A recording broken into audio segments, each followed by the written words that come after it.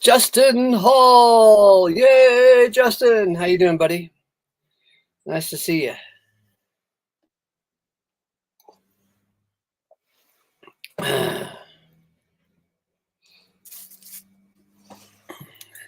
Eight people already. Okay, give me a sound check, but I'm going to ask for a sound check again as soon as I get these headsets on.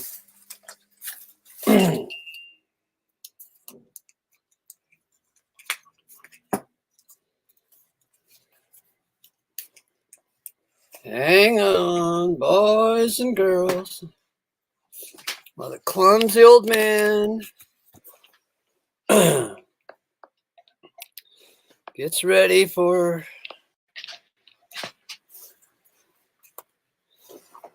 the experience of having a cup of coffee with you. How about that? For you like them apples?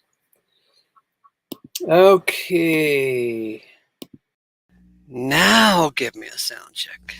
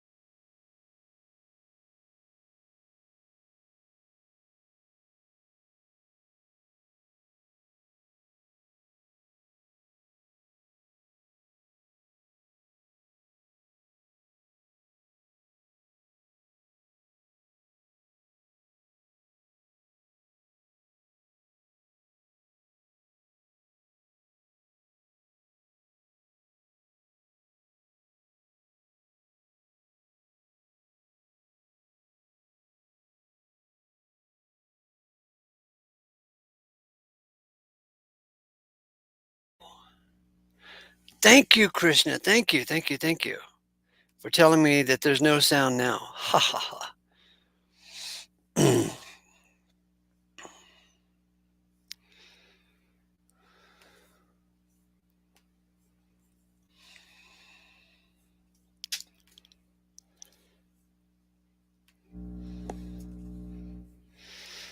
Okay, thank you for telling me that. I muted myself so I could cough, and then I forgot to turn it back on. You want to come in now?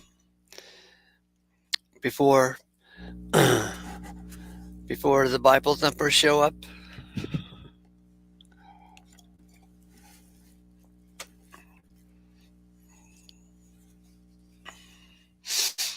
You're welcome, he says. You're welcome.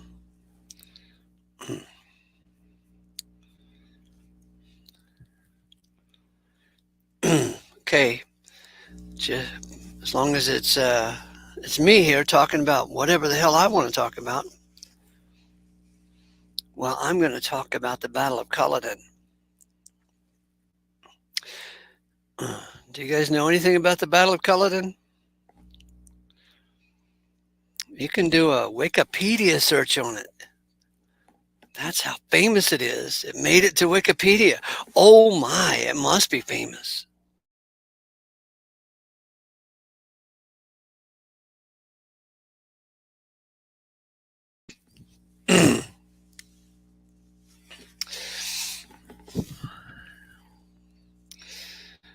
All right, I woke up to snow this morning.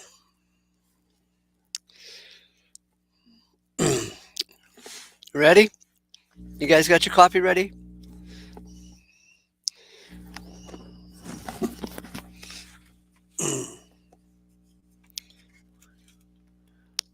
See this little guy?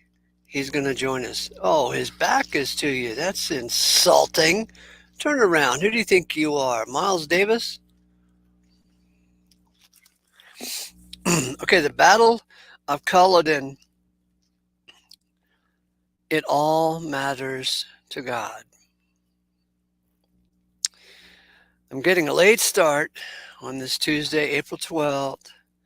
Dear Saint of God, but better late than never. 7:22, that's when I started writing this crap out, okay?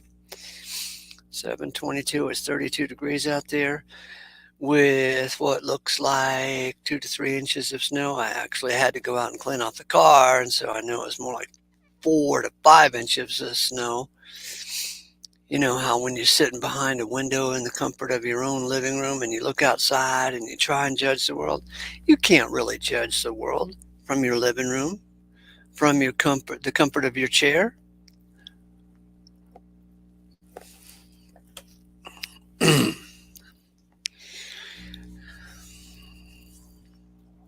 Yesterday, or was it the day before? I was going on a bit about Outlander, some Netflix show I stumbled on, and how much I was enjoying it. Well, there is this key pivotal scene I can't stop thinking about. And that's the reason for the title of this episode of Ace Theo, the Battle of Culloden. That's what I entitled it this morning when I was doing this typing session. That's the reason for the title of this episode of Ace Theo. Let's go. The scene is repeated twice appropriately during the telling of the story. I think it's like the opening scene, and then way later it's repeated. You see, the show is a time travel story about a woman, Claire, who in 1945 travels back in time to ancient Scotland, 1645, and lives among those folks for a few years. And she is involved with the Scottish clan, marries, and is involved in their battles against the British brigands.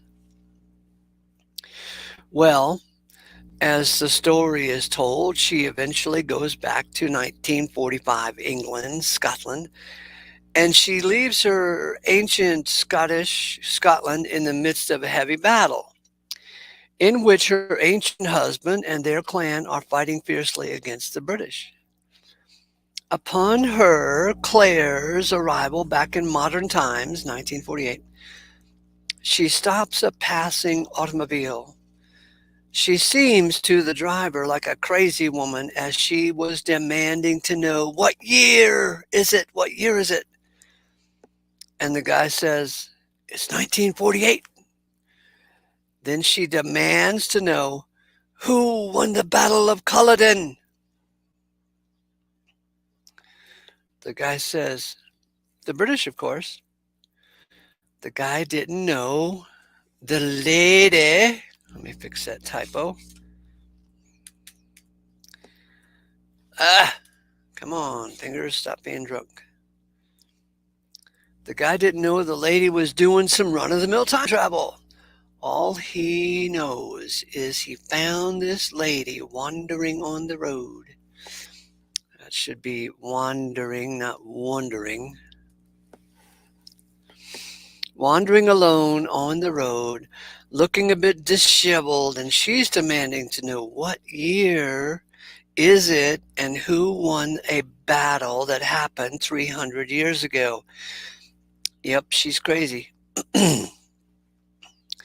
But what happened 300 years ago was important because she was there. Her life was there. Her husband was there.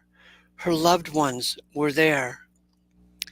And I couldn't help but think that this is perhaps the most important scene of the whole series, as it gives us a picture of God's love for all his creation throughout time, as he was there. His life was there. His input was there. So many loved ones God left behind in the sands of time. But he's not about to forget them altogether. This is why I bring you guys back to the biblical doctrine of the eons on a regular basis. You see, God made the eons. Hebrews 1 verse 2. God made the eons. God made the eons. And God was there through the eons of time in every battle, in every birth, in every death. God was there. Claire desperately wanted to know who won the Battle of Culloden. Her life was all tied up in it.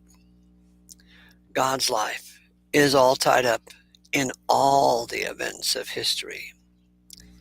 And he too is concerned with the outcome of all things. As one day, death will be abolished. 1 Corinthians 15:25. And everyone who died on every battlefield and every soul he ever made will come back to life, and God will be all in all. 1 Corinthians 15:28. So I ask you, who won the Battle of Culloden? And likely you don't know and don't care, but some things are bigger than you and I, you know. And God cares. Grace to you. And here we are live reading over this morning's episode. And here's Hebrews 1, chapter 1, verses 1 and 2. Oh my God, this is so great. Let me make it a little bit bigger.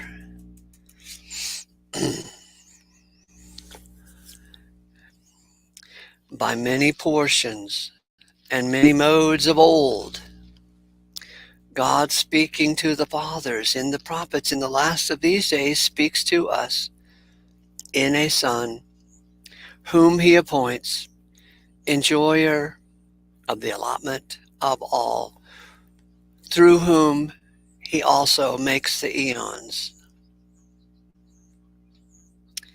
So my own personal note is God made the eons, huh? Is God the ultimate time traveler?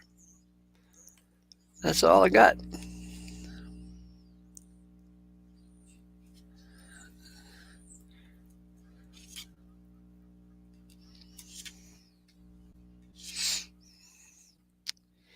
Is God the ultimate time traveler? Yeah. No way. Yeah. Who won the Battle of Culloden? That's the operative question of the day. That's the password. If you want to come in, there's your link. And in order to be a proper member of the Talking Head section today, the password is who won the Battle of Culloden.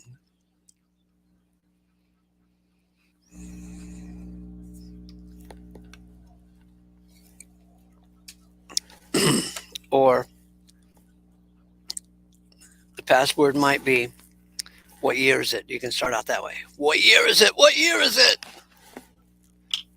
Why, it's 1948. What the hell? Why do you want to know? Who won the Battle of Culloden? What? Who won the Battle of Culloden? Girl, that happened 300 years ago, and you're all bent out of shape about it now?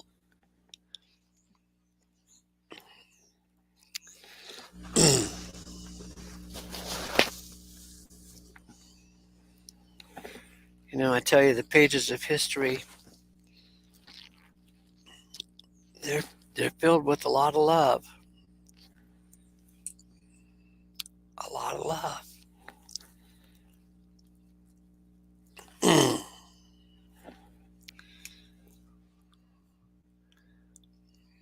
The Battle of Culloden involved some real people who had some real relationships, real experiences, real pain, real hopes and desires. The Battle of Culloden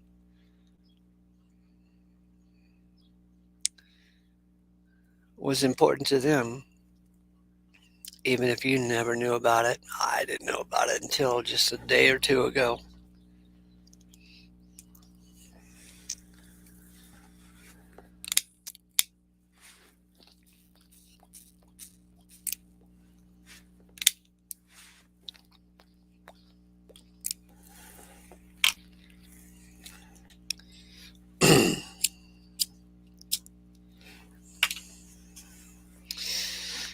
Who won the Battle of Culloden? God, what a spiritual question, really.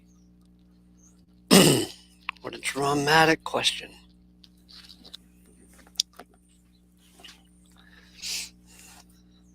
There's nothing we can do about it now.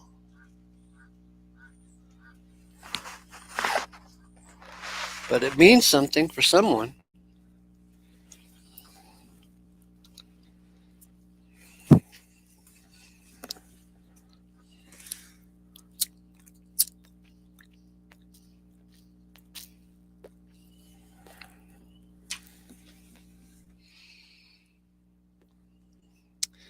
It means something for the author of time itself. You know, the what you're seeing right here on the screen is Hebrews from the Hebrews 1:1 and 1:2 from the Concordant Literal New Testament. And there's a whole lot of translations out there that really screw this verse up so you don't get to see what God actually says. Some versions say, see where I got it in yellow, it says, through whom he also makes the eons. Well, some translations say, through whom he makes the worlds. And some translations say, through whom he makes the universe. Well, both of those words, world and universe, are not the right word. The right word in this passage is aions, the ancient Greek word, aeons. And the reason it's important that we translate it consistently is because this is supposedly the Word of God. And why would we want to abuse the hell out of the Bible by translating the Greek word aeon by so many variations that the reader can't make heads or tails of what God's aeonian purpose is? Hebrews 1 verse 2, that God made the eons, I think that we could say without much argument that this verse actually is the ultimate verse as far as universal reconciliation, as far as our ability to trust God as God. Because if God made the eons of time, why, of course, he made all of the things in the eons of time. He made all of the things that make the eons a matter of time. This is a great revelation of God, and not just a revelation of God, it's a revelation of God. So it's not just a revelation that comes to us from God, it is a revelation of God himself. That he makes the eons through his Son. So the eons are not an accidental thing. And one reason that the words worlds and the universe are just not right, when all those popular versions like the King James and the New American Standard and the NIV, whatever the hell is out there, creating trouble for us. One of the reasons it's a problem is because if God made the universe, well, then we don't see that the word plural is in universe, because that would be ridiculous to say God made the universes. And if God made the world, does it even say plural? Does it say God made the worlds? Well, that would be like God made the planets on which the events of the eons take place. But this corrected translation here, the Concordant Literal, and listen, the Concordant Literal is not the only one to correct this boo-boo. You've got at least a half dozen, maybe 10 other versions that make it right. That God made the eons. Now we're talking. Now we can explore. Now we can think through this thing. God made the eons and all the events that make the eons, because the eons are a measure of time, and being a, time being a measure of change. So we're measuring all the changes that go through, and we call that time. And we call this the eons. So when Claire, in this movie, in this TV show called The Outlander, when she grabs that driver of the car and says, "What year is it?" Well, she's talking about an event in the eons. Oh, it's the driver says it's 1948. Who won the Battle of Culloden, or whatever the hell it is? Yeah, who won the Battle of Culloden? And again, she's talking about an event that happens during time. So I'm looking at this Hebrews passage that God makes the eons, and I'm seeing a great satisfactory answer that tells me I can trust God, because the eons are not an accident. They're made through the Son. Check it out. In the last of these days, he speaks to us in a Son, through whom he appoints enjoyer of the allotment of all, Wow. including the Battle of Culloden, and through whom he makes the eons. Man, my There you goodness. go. What you got? Well, this is great. I love this. I love thinking about myself never hearing about this before and being in church, and then coming home after the fried chicken dinner or the lunch, with all the other goodies, the good doers. And then those times you're sitting there reading scripture and Mm-hmm. you stumble across these little things like this. Or if you heard someone say something like this about these eons, what the heck? But the craziest thing is if you really believe God, if you're new to ever hearing this before, and once you figure out these are really the words that were used, and these people back then that were speaking Arabic and they were speaking Greek and all of this stuff, they really believed that these words meant exactly what you're going to discover that they mean, which is like an age, like Ace is pointing out. But here's the kicker: if God did that for real, if He did, and it must be. Wait, can you back up? You broke up a little bit.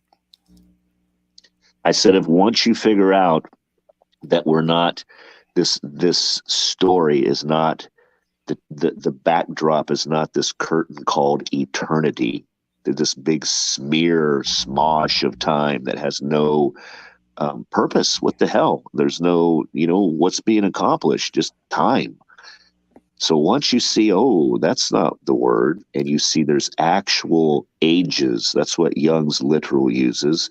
I like the eon because it's a one-to-one, it's a transliteration. And that's big, but we don't use that English word a lot, so it sounds weird. Eon. I mean, when's the last time you used that friggin' word? But it's really in your English dictionary, and it means a period of time. It could be a long time, a short time, but it's a definite beginning and an end. There's a purpose to the beginning, and there's a real conclusive freaking end that marks at the end of this age. So I'm saying, if that's true, then your whole life must be scripted. So must everyone else's in this age. It cannot start and stop and come to an end unless it is. It's a it's a big, beautiful thought, and nobody wants to think a new thought. Well, there's no purpose without an end. What's the purpose? Without a conclusion, what did we get to? Right, right. So to have a purpose, there must be a time that that purpose is accomplished. Doesn't God say that? Yes. I mean, he's all about here. This is when it's going to happen, and I Did you place just this. did you hear the beginning of this show, or did you just come in? Are you there? Yeah, Did you hear the beginning of the show, my reading of the morning's notes? super early. I saw a little bit of the typing. All right. I think it's really cool, so I got to read it to you Yeah. and get your feedback. So the show is called The Battle of Culloden. It all matters to God. Ready? Ready. I'm getting a late start this Tuesday, April 12th, dear saint of God, but better late than never. 32 degrees out there, 2 to 3 inches of snow yesterday, or was it the day before? I was going on a bit about Outlander, some Netflix show I stumbled on, and how much I was enjoying it. Well, there is this key pivotal scene I can't stop thinking about. And listen, the reason I'm writing about this, just as an interlude, a side note, is because I'm sure that this scene I'm going to describe to you will go straight over most people's heads and they won't think anything deep about it, or, they'll just get right on with the storyline and drinking beer and eating pizza. But I can't stop thinking about this one scene. Here it is. Wait a second. Were you just reading what you had written, or were you just talking I was out just loud? talking. Okay. I'm It's looking hard to for it. tell. Okay. I was going on a bit about Outlander, some Netflix show I stumbled on, and how much I was enjoying it. Well, there is this key pivotal scene I can't stop thinking about, and that's the reason for the title of this episode of Ace Theo. Let's go. The scene is repeated twice, appropriately, during the telling of the story. I think it's like the opening scene, and then way later it's repeated. You see, the show is a time travel story about a woman, Claire, who in 1945 travels back in time to ancient Scotland through 1645 and lives among those folks for a few years. She is involved with the Scottish clan. She marries and is involved in their battles against the British brigands. Do you know what a brigand is, Jeremy? Is it like a troop? Yeah, it's a troop of plunderers and looters and thieves. Now, Okay. normally you wouldn't call the British soldiers brigands, but I'm calling them brigands because they are. Because, in Yeah. my view, all soldiers throughout history are nothing but thieves, a band of plunderers. Whether you're on the good side or the bad side, you're still there to Yeah. plunder The spoils of war. or to keep from being plundered or something. Anyway, so she marries and is involved in their battles against the British brigands. Well, as the story is told, got a piece of coffee ground. Wait a second. She goes back in time and she gets to ride the CC, get married and all that stuff in this Hmm. thing. Really? Well, she doesn't. It's a forced wedding. It's an arranged wedding Oh man, even better. I mean, there's no accountability there. That's a great fantasy they got going on. because if she doesn't get married within 24 hours, the British are going to kill her for being a Scottish spy. Oh yeah, this is So, great. I got to watch this actually. Sounds really good. as the story is told, she eventually goes back to 1945, England, Scotland, and She leaves ancient Scotland in the midst of a heavy battle in which her ancient husband and their clan are fighting fiercely against the British. Upon her arrival back in modern times, 1948, she stops a passing automobile. She seems to be to the driver like a crazy woman, as she was demanding to know, "What year is it?" The guy says it's 1948. Then she demands to know, "Who won the Battle of Culloden?" The guy says, "The British, of course." The guy didn't know this lady was doing some run of the mill time travel, like we all do on Wednesdays. He didn't know she was doing some run-of-the-mill time travel. All he knows is he found this lady wandering all along on the road, looking a bit disheveled, and she's demanding to know what year it is and who won a battle that happened 300 years ago. Yep, she's crazy. But what happened 300 years ago was important because she was there. Her life was there. Her husband was there. Her loved ones were there. And I couldn't help but think that this was perhaps the most important scene in the whole series, as it gives us a picture of God's love for all his creation throughout time as he was there. His life was there. His input was there.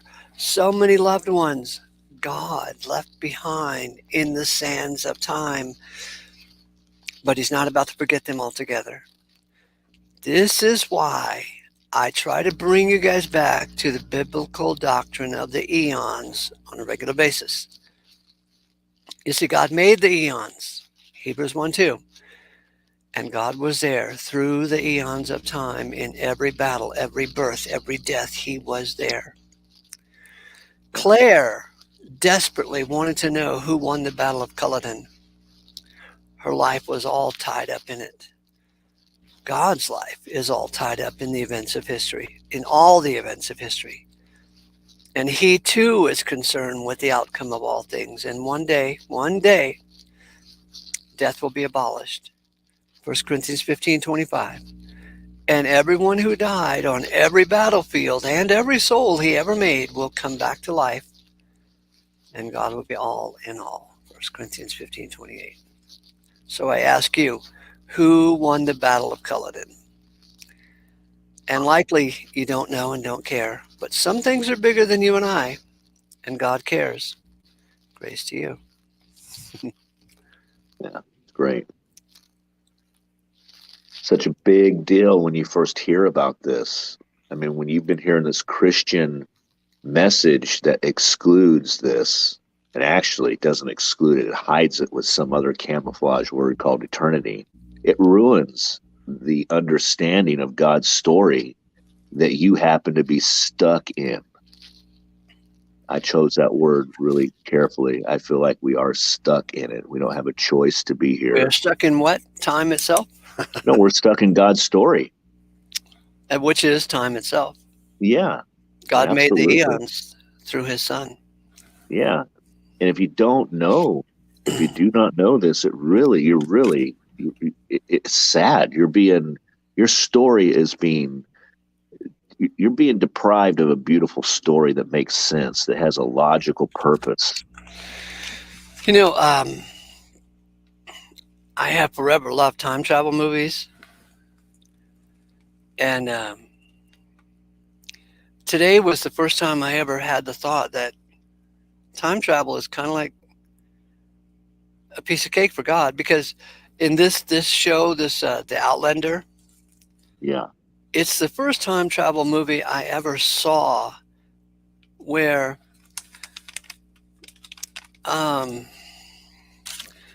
they weren't trying to change the events of history, but yet actually they were. They knew, Claire knew a little bit of the history, and she knew that in history the Scots got the shit kicked out of them by the British. So she was trying to change some events in history, like all time travel movies.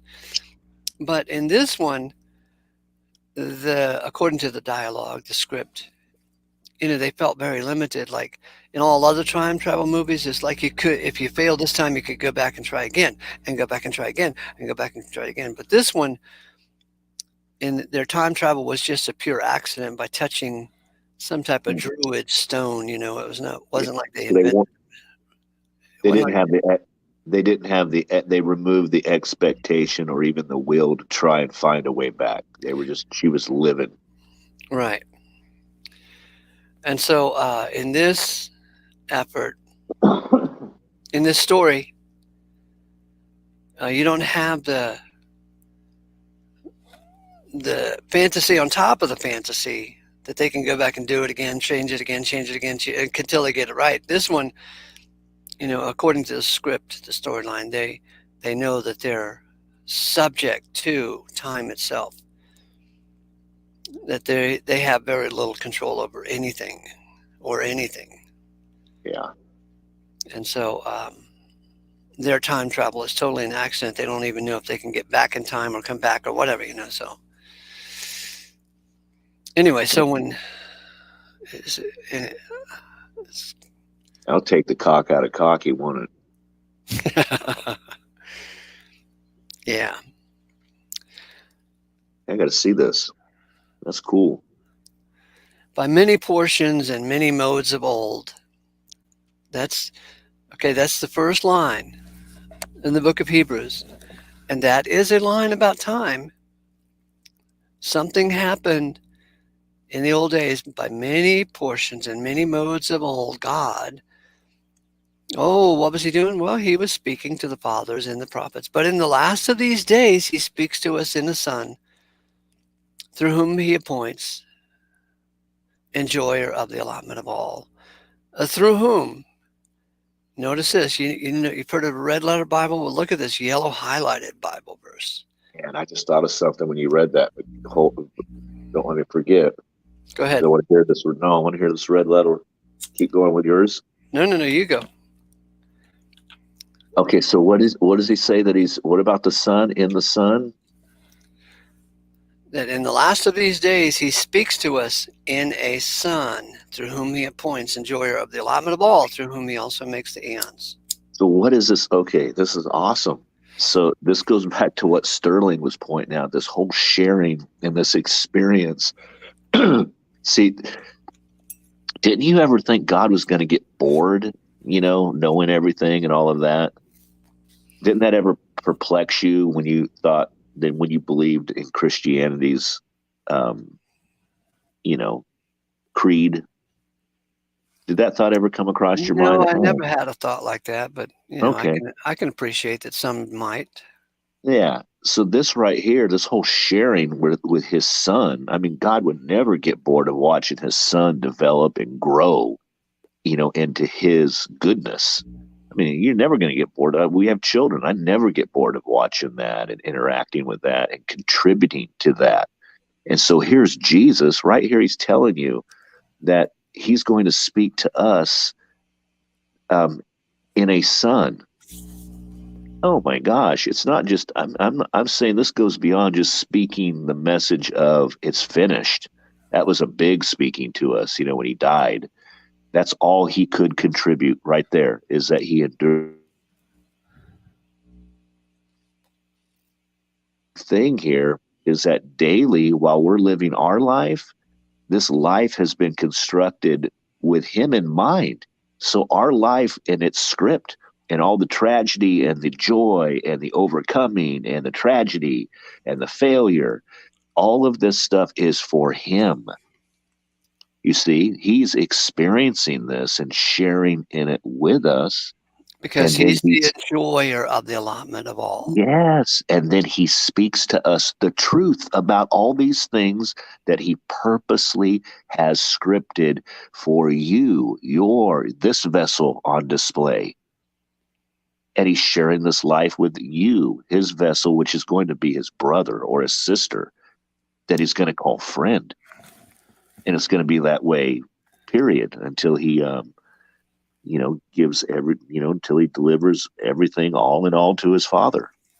It's amazing. Wow. Our lives are very designed and specific for him. These are these things that his dad wants him to experience, these depths of love and these tragedies and what can be overcome by love, by not being selfish, by giving when it's unfair. This is big stuff. Your life is a big thing to God. Right. For his son. But not only your life, according to my rambling today, it's the lives of those who died at the Battle of Culloden. Yes. He cares about every damn thing that happens in his universe.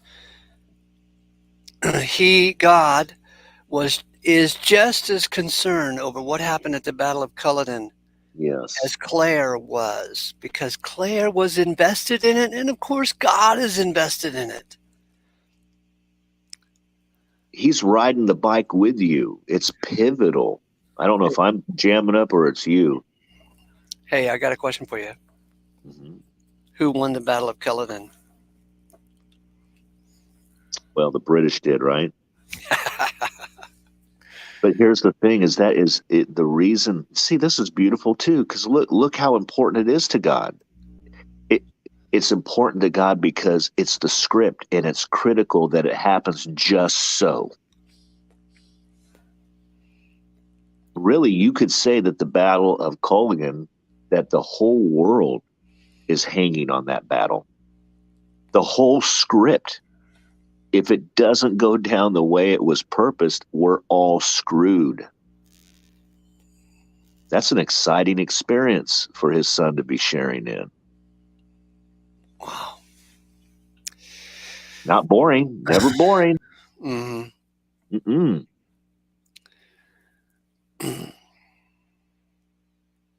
He's Well, the one out there mimicking what he sees his father doing all the time. He's having a blast even now. so Dale is here to spank us. He said Jesus Christ won the Battle of Culloden. Right. You are right, Dale. How could I be so immature, short sighted? I think we could say that Jesus Christ won the right to have the Battle of Culloden, just as he wants it. Culloden. Call it in. Culloden. Right. Call it in. All right. So, just for your edification here, and I am making a big deal that the Concordant Literal New Testament says, through whom he makes the eons, through whom he also makes the eons, because it's the Greek word aions, it's plural. The English word, the English transliteration is eon, and we have eons in the plural. So look at this. He makes the eons in his son. And please note, he did not make the eons through Christ, because Christ is a title that he gets later. But at the time of the beginning, he is just the Son. And so through his Son, he makes the eons, all right? Now, I'm just going to scroll through quickly and show you what all the other translations have to say about this verse. The New International Version says, he made the universe. Well, that's not plural, and that's not what it says. Of course, he made the universe, but did he make the eons of time? That's what I want to know, because that's exactly what it says. The New Living Bible says he created the universe. The English Standard Version says he created the world. Ooh, it's the word world according to English Standard. It's not even plural. The Berean translation says he made the universe. The Berean literal Bible says he made the ages. Oh, now we're getting close. So at least it's plural. King James says he made the worlds. New King James, the worlds. New American Standard says the world. Um, NASB, whatever that is, says the New world. American Standard, isn't it? Oh, yeah, okay. So they keep sticking to world. How about the Amplified? The Amplified says he created the universe that is the universe as time, space, matter, continuum. They're not going to get busted here. They're going to give you any word they can Time, matter, continuum. Well, if that doesn't give you warm and fuzzies to go to bed on, hit. what a peaceful thought. Yeah, yeah, that makes it all better. I'm going to go to sleep now in this universe that's a space time matter continuum. Everything makes sense now. Christian Standard Bible says universe. Holman Christian says universe. American Standard says worlds. English Plain says universe. Keep in mind that if it should be plural, universes. And by him. But man, they are getting this by and through him. And it's like an afterthought. I love that. And by the way, everything is made by him. Mm-hmm. And everything is made through him. Mm-hmm. Mm-hmm.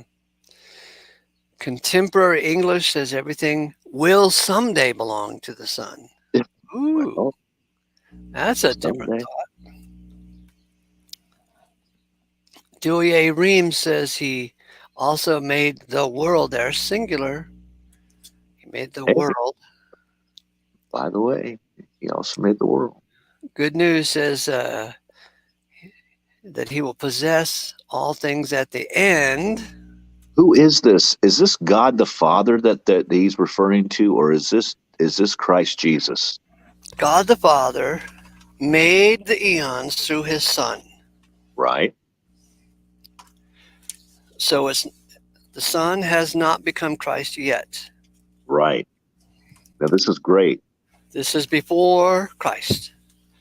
Right. Now over in Ephesians 3:11, it says he made Bookmarks. the purpose of the eons through Christ. So I'm thinking there's something different between the eons and the purpose of the eons. Just kind of a scope, a view of what's going on. He made the purpose of the eons through Christ, but he made the eons through his Son. And let's see, the International Standard Version says universe. Literal Standard Version says ages. Ooh, getting close there, baby. Another universe. NET, whatever that is, says world. I think New International. Oh, net. New Revised says worlds. New Heart says ages. The Weymouth says ages. I think the Weymouth is a literal translation. The World English says worlds. And finally, we get down to Young's literal, and he says ages. So just to be clear, are you saying that God made the ages first before with Christ in mind and then created Jesus? Or are you saying that he created Christ sometime first and then let Christ create the ages? Christ is a title. So God created the Son, and then later on in the grand story, the Son becomes Christ. He gets a title. Gotcha. Okay. That's better. And we see the purpose of the aeons through Christ because the aeons were made through the Son, but the purpose of the aeons were revealed through Christ. In fact, let me go and capture that and put it in this section here.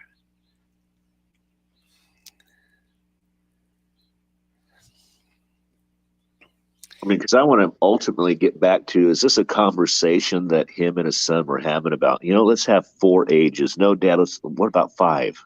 5 acts are better. Are we talking about something like this? I don't know.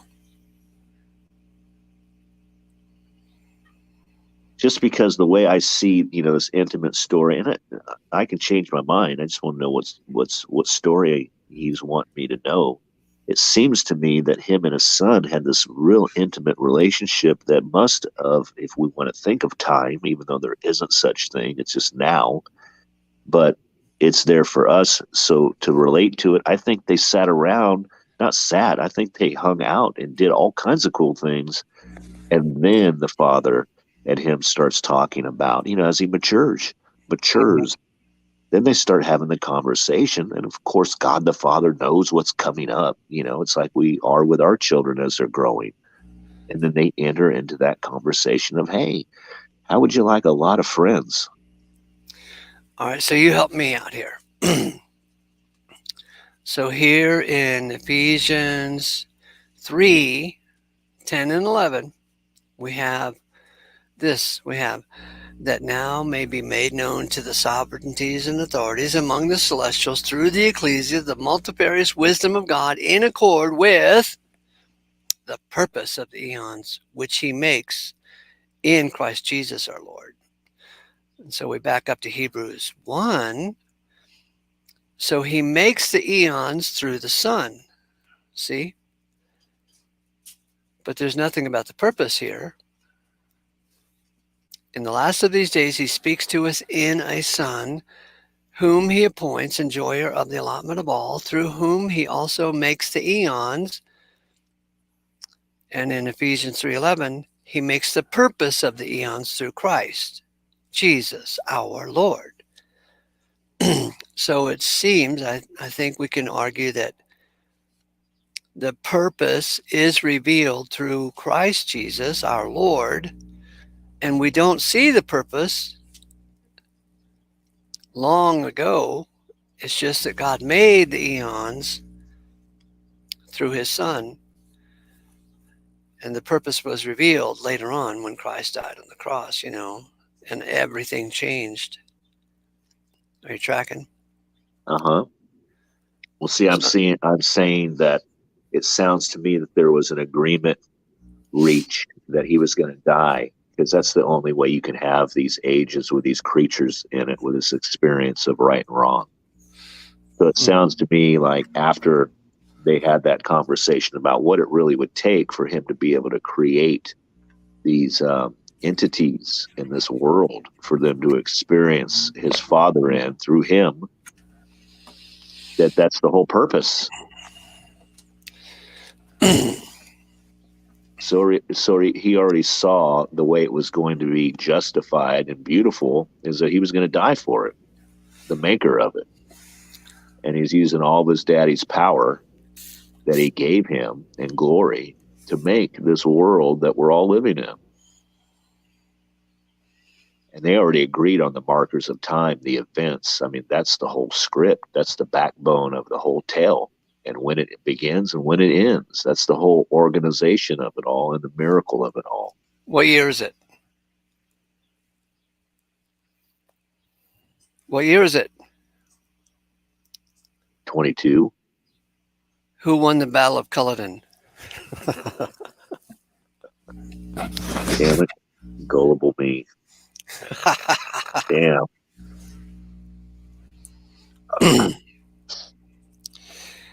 Yeah, one reason that this scene from Outlander struck me, and that I'm sure it will go over most people's heads, is because I have in the past cared a lot about history and studied history, this time period or that time period, and if you study it enough, you get involved in the lives of those people. You get to see them, you get to love them, you get to hate them, you get to feel a bit of what they were feeling. And when I was studying Civil War history, and I was watching every episode of the Ken Burns PBS special in the Civil War, I grew up in the South, and so of course I would have Southern sympathies, and of course I would see the Yankees as invaders, brigands, a band of looters and plunderers, right? Paper pushers. Yeah. And so when they finally won the war, when the Yankees won the war, the scene was at this small little house in Appomattox, Virginia. The almighty General Grant is having a meeting to accept a surrender from General Robert E. Lee. Well, the South had gotten their ass kicked so much that General Lee shows up and his uniform is dirty and tattered. General Grant's uniform is pretty clean, pressed. He looks good. And so there's that. And Grant gives Robert E. Lee some amount of honor. You know, he respects him. They've been on the battlefield. They've met on the battlefield many times, right? And so he honors him with various things, and he allows Lee, as I recall, to keep his sword. He allows all the Confederate soldiers to keep their guns because when they get home, they're going to have to hunt for squirrels to feed their family and so forth and so on. Right. But anyway, after that surrender, then the politicians in Washington, D.C. go absolutely fucking nuts. And for the next 15 or 20 years, they totally loot the South because the South has been destroyed, right? And not only do they loot the South generally, but they take Robert E. Lee's entire plantation farm, which is up close to Washington, D.C., and they turn it into a graveyard, the Arlington Cemetery, in which to bury many of the dead from the Civil War. Oh my God, Jeremy, when I heard this aspect of the story, I was really crying. I literally was crying because it wasn't just an event in history that we cursorily get to know. I knew the characters. I loved Robert E. Lee. Yeah. I saw him as a man of honor and integrity and fighting a bunch of invaders. And he lost the war. And then at the end of the war, they took his whole farm and they turned it into a grave, a cemetery, as if to insult him and blame him for the war. Wow. I was crying over that, at how abusive those goddamn politicians were. You know, anyway, so with that backdrop in my mind, and I see Claire in this Netflix show called Outlander, when I see her come back in time to 1948, and she's very much interested. What year is it? Who won the Battle of Culloden? I could feel it because I was right there in my Civil War studies. You know, I had emotions all tied up in the damn Civil War. Yeah. Wow. And so she had emotions tied up in a war that happened, a battle that happened 300 years earlier, and this driver in the automobile who he thought she was crazy. Why in the hell would she be only interested in what year is it and who won the Battle of Culloden? Yeah.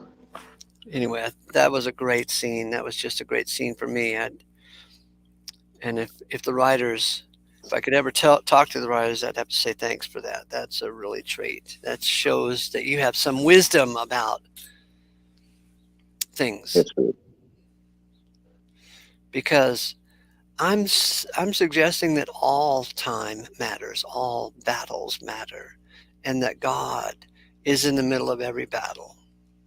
Whether the battle is the Civil War battles, the Battle of Culloden, World War II, Nazi invasion, Attila, God is involved in our lives, every aspect of our lives. Now, see, no one will argue with you there. I mean, I believe you, but I mean, I want to make sure. Are you saying it's that he's involved with you in? Say it again because you broke up a second. I said, what you say, I think every Christian, you know, not every atheist, but every Christian would agree that God's involved with you and, you know, right here with you. But I want to make sure you're saying what I'm thinking, that not only is he involved with you, but he has pre-scripted that moment to be involved with you. Well, The Father. I want to go beyond saying God is involved with you. I want to take you back to the Battle of Culloden and say, can't you see God was involved in every battle, in everyone's battle, whether the battle is with the child support courts or the British brigands. God is involved in every battle. And it's not just about you, but it's all about you and God. Nobody gets out of here without God being absolutely, minutely involved in every detail of their life. Right. But see, a lot of these rascals, Ace, are thinking that they're going along with you, and they're still a Christian. They're still going along with your thought and agreeing because they can go along with the randomness, because these things that God is involved with you is because of you and your actions.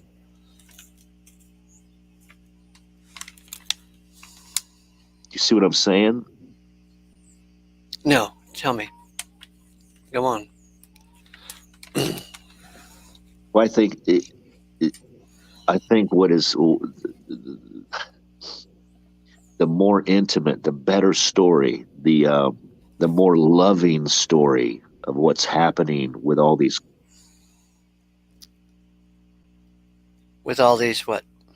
It's not that we're causing them or making good choices to have good moments and then making bad choices to have bad moments, and then God's here with us no matter what.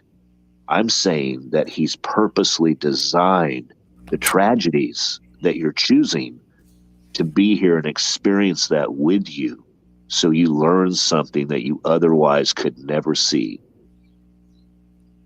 Yeah. So His body can function correctly for His Son, and so His Son can be happy with a functioning body. He can't have a toe deciding every third step. No. I mean, that'll just mess up the guy's swagger. So, Jeremy, who won the Battle of Culloden? God did. Wow. I don't know how to answer that answer.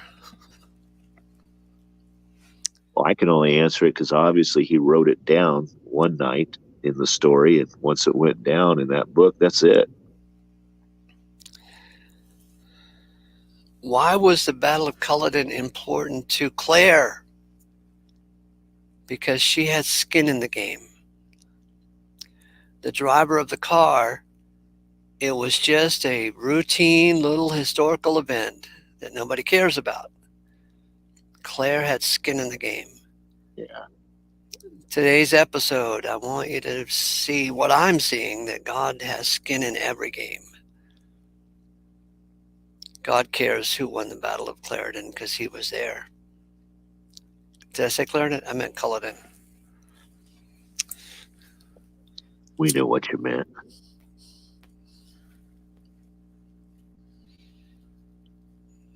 I dare challenge anyone to say that word.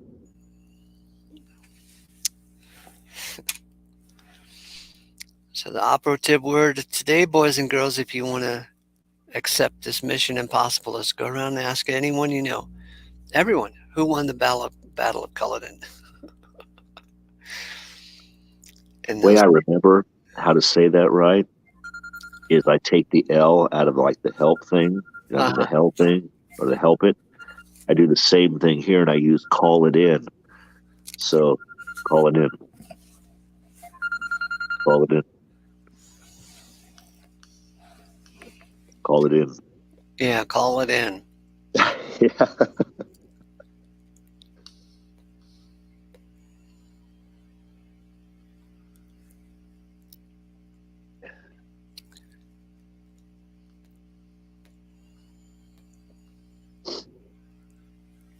Well, Ace, it's 9:30. Really? You got things to do? Yeah, I've got a 10 o'clock. Okay. I gotta go get ready. Well, I'm glad. glad. Listen, though. I'm glad Who's you. in the chat? Who's in the chat? Wild Hearts PP, EMC, Rhett, Um, Dale, St. oh my God. Tommy, and Krishna, and Braddock. No, I just now looked at this. I can't see the Just, comments unless I Justin purposely click. Hall. Yeah, Yeah. Oh yeah. I'm Justin watching. Hall. Hey, hi to you too. Sorry, I just now saw this. Oh wow.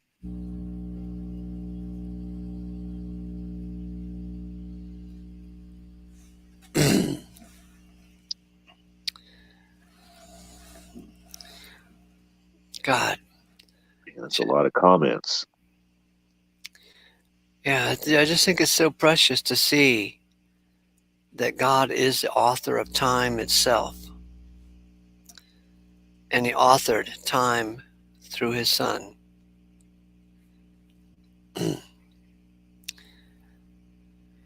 And therefore, what else can we but conclude except that God is concerned with every aspect of the time that we're living in, and the times we know about, and the times of the future. He wrote them. In the last of these days, He speaks to us in a Son. Wow, isn't that beautiful? Yeah. I think that we could actually stop reading the Bible after reading verse 2 of Hebrews 1, and we can trust that we can trust God Yeah. and believe God and not even have to know the rest of the story, because the story is that He creates the Son, whom He appoints enjoyer of the allotment of all, through whom He also makes the eons. There you have it, man. What else do you need to know? Well, I want a verse that shows any one person that ever comes out of the lake of fire. Then I'll believe in universal salvation. What? Have you lost your mind? God speaks to us in a Son through whom He appoints the enjoyer of the allotment of all. Well, what about those in the lake of fire? He appoints him as the enjoyer of the allotment of all, through whom He makes the eons. Also, well, show me one time when someone gets pulled out of the lake of fire. I'm sorry, but I can show you that He makes the eons through His Son. That should answer your question. Time is irrelevant. Time is limited. Time is within the scope of creativity. Time is within the scope of Him enjoying the allotment of all. This is a big picture. Stop focusing on your wounded toenail. I just got to say, everyone knows everyone's life is different lengths. I mean, come on. If one guy lives 40 years only, that's the average lifespan in that era, and the other guy lives to 80, that's the average lifespan. How fair is it for someone to discover Jesus? It's not fair. One guy gets 40 more years to have it dawn on him to make a good choice that his whole eternity hinges on. This is why people laugh at this. It's unfair. It's wrong. It's ungodly. Period. And with that said, man, I'm going to go get ready for the day.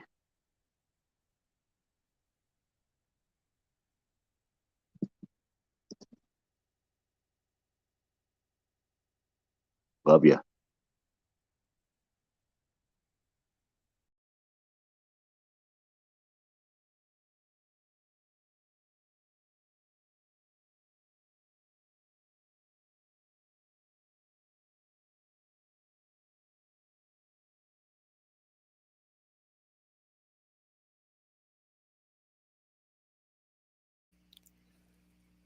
Okay, let's invite somebody else in to have coffee and donuts and an Eonian perspective.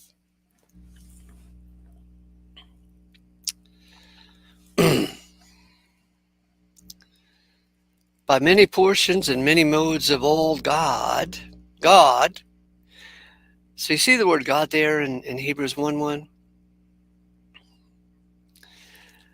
One of the things I keep seeing. Hey, are you ready to get your thinking straightened out? Feel free to just start kicking and punching me. Okay. Good morning, Ace. Well, How are you? good morning. How you enjoying I'm the show fine. so far? I always enjoy your show. What do you think about Claire and her asking that dude, "What year is it? Who won the Battle of Culloden?" It sounds like a typical pub story. Is that story written in the Bible by chance? No, no, this is just a Netflix TV special. I see. Right. It's a bit of a time travel movie. Yeah, I always loved time travel myself. I've seen anything that had any association with time travel as growing up as a youngster. I saw every one of them, and I loved almost all of them. Time Bandits. Yeah, yeah, everything.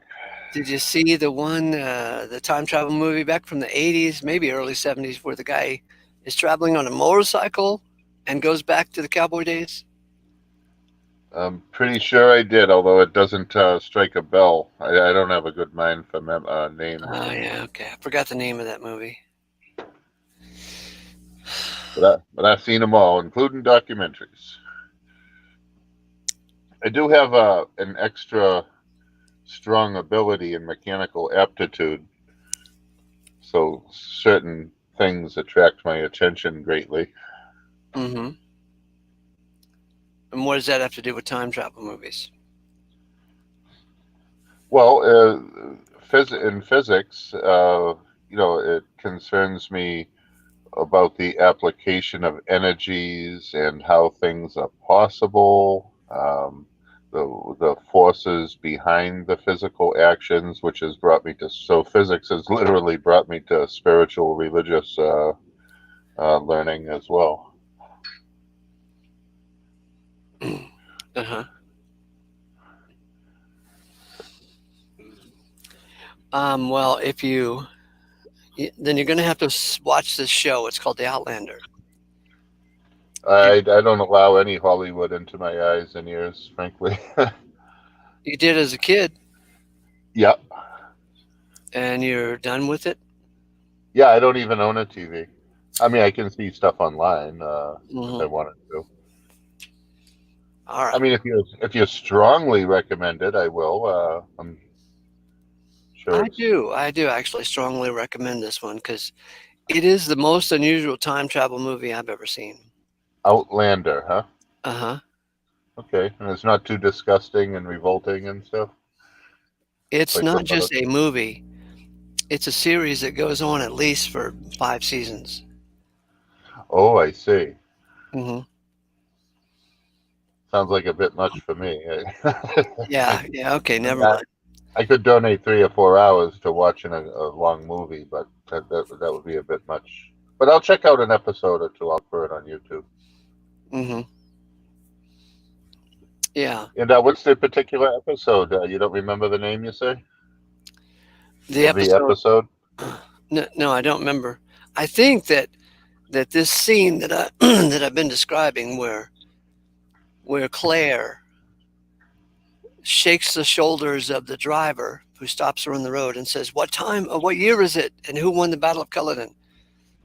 I think that it opens up basically in the first scene of the first season, and then they bring it back this very same scene 2 or 3 seasons later because it fits with the storytelling, right? I see. But to me, it's the most important scene of the whole series because in essence, she's trying to come to grips with her own epic journey. Over And several lifetimes or time travel, I guess, in this right, case. right. Yeah, it's understandable. I think I would want to know stuff that happened back then too. Hmm.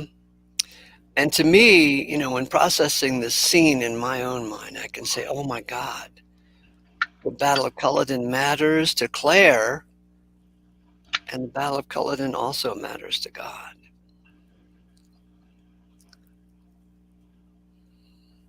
Because he is the author of time itself and all that happens within time. Just out of curiosity, does it matter to devil? What? Does it matter to devil? To devil. Satan, devil, evil, unless you don't acknowledge the existence of such a character. I do acknowledge his existence, but I sure don't give him as much credit as the Christians do. Gotcha. He's not all powerful, or even, he doesn't even come close to being deity. Of course, yeah. As I study the scriptures, I fancy that I'm a Bible student. It seems to me that the devil, Satan's main purpose is to harass Israel. And I don't think he's much involved in our little lives all the way over here in Utah and Boston. He's not all powerful. He's not everywhere. Right, yeah. What influences us more than anything is our own mortality. Yeah, so I wouldn't even address that kind of question. I wouldn't even think to ask. Yeah, I typically wouldn't be even bringing something like that up, although I was just curious. I like to hear the more divine things rolling off the lips than about the ugly things. Right. So who because what we say glorifies what we're talking about. So why glorify the shit when we could glorify the fruit? Right. However, I would say that shitty devil satanic part of our lives, which could be considered the fertilizer for the fruit of our lives. Metaphysically spiritual, are you? Hey, put the knife down, sir.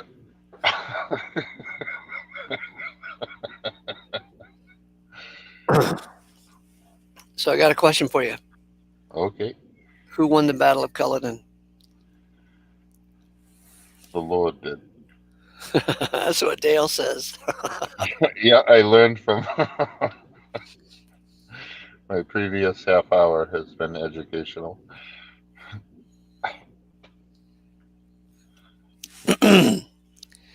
I never even heard about the Battle of Culloden before this past week.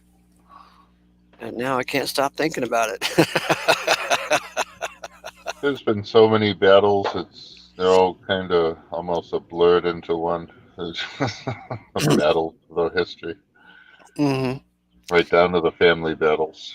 And being from an Italian family, I have seen a few.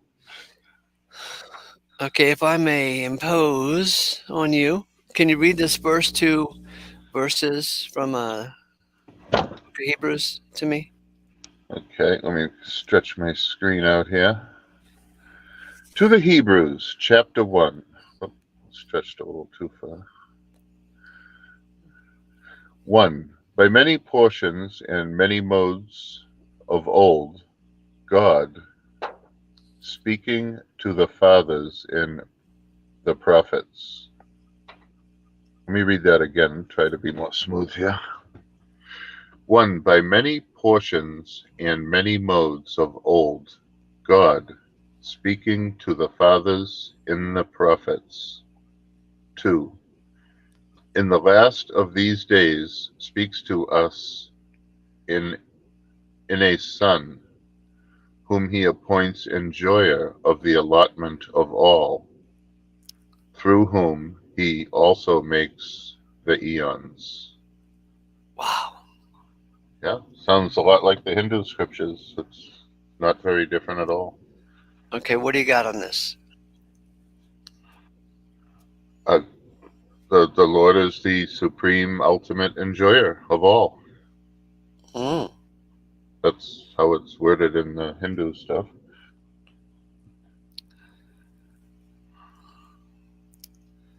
What do you got on many portions and many modes of old?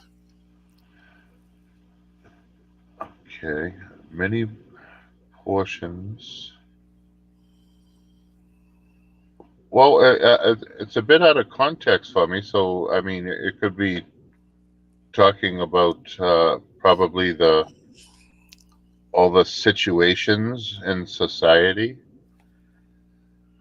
Uh, if I don't know what came before it, so this is chapter one, though. That's This right. is Nothing the comes before beginning. it. This is chapter 1. By many portions, so many servings, many amounts, and many modes, meaning many different modes. I mean, we know what modes are. I don't know what to make of it. Is That's great. Now we're talking. okay. So I don't know exactly, how deep to plummet, but knowing a bit of literature and storytelling, I can see a parallel. Like was it Tolstoy or Dostoevsky who wrote, "It was the best of times. It was the worst of times." Remember that line? I have heard that line a few times in my life, although I don't know anything about it. Well, it's the opening line of Tolstoy's book or Dostoevsky's book. I can't remember. It's the opening line of A Tale of Two Cities. It was the best of times. It was the worst of times. And I only bring it up because all the great literature that, it would seem all the great literature has an opening line that is just really kick ass. Like in Atlas Shrugged, the author Ayn Rand, she opens it up by saying, "Who is John Galt?" And so the opening line quite often is the perfect foreshadowing of what the whole damn story is going to be. So in Ayn Rand's novel, Atlas Shrugged, John Galt is the key figure.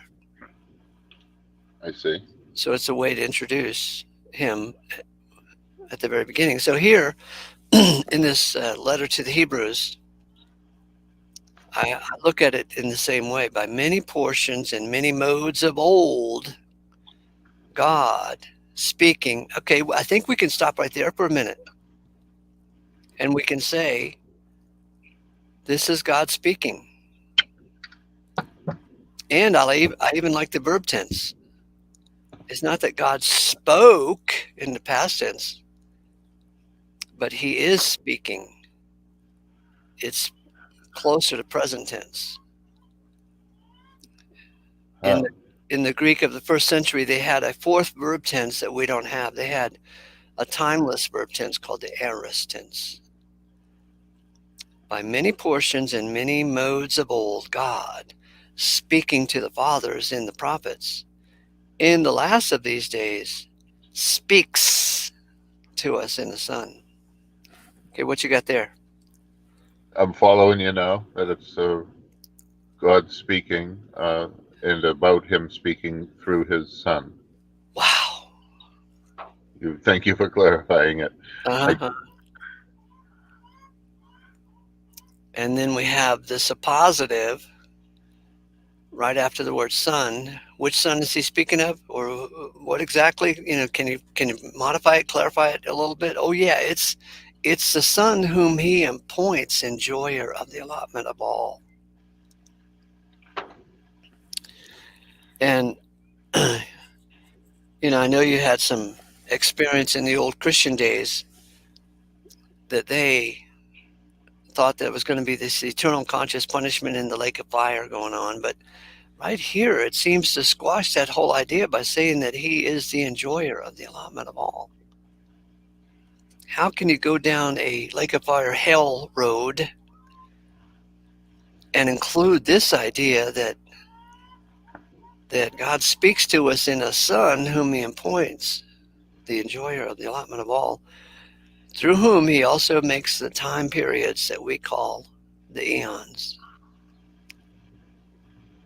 Isn't that cool? Yes, it's beautiful. Yeah, I think the Dante Inferno types that seems to be more for the people who are not deeply interested in delving deep and sincerely with a clean heart into the scriptures. They're kind of stuck with that like that wrong surface impression. And as we delve deeper and deeper into scriptures, we gain new understandings and grow. Mm-hmm. Hopefully, anyway. Some seem to default. I guess that's part of it too.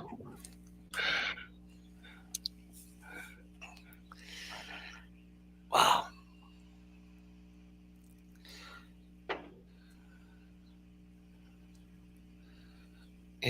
This is the pregnant pause. I'm staring at this verse. I'm going, oh my. It goes right over my head, right under my head, right through my head. Oh my God. By many portions and many modes of old, God speaking. One of the things I've noticed over the years in which I've been arguing with fundamentalists about God being the savior of all and their belief that God is going to torture the vast majority in hell is every time I bring up my side of the argument, if I can, before they kick me out, I'm talking about this one word here, right there. Can you see it? Bolded, underlined. What's that word? Bold and underlined is God. Oh my God, I'm speaking of God. And those Christians on the other side of the room, they're always speaking of the sinner. Yeah, and not themselves as the sinner either. The other people, Right. which is even a triple. Well, I won't swear, but it's triple something. Triple fucked. That'll work. A triple mojo bad thing, bad mojo. Yeah. Yeah, so I keep arguing, hey, God is the savior of all. And they keep saying, the sinner must repent. So they keep looking at the creature, and I want to see the creator.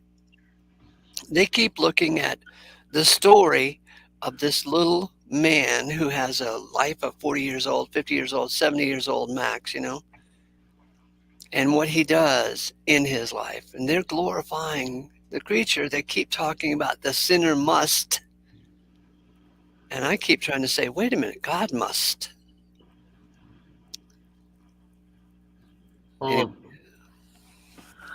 Well, in my view, I agree with both. I think it's two perspectives of the same thing. I mean, it's undeniable that we should practice things that clean our heart, purify our minds, and make us uh, less apt to be sinful and suffer the consequences, like having sex and having unwanted children and living your whole life to pay child support for children that you didn't even want.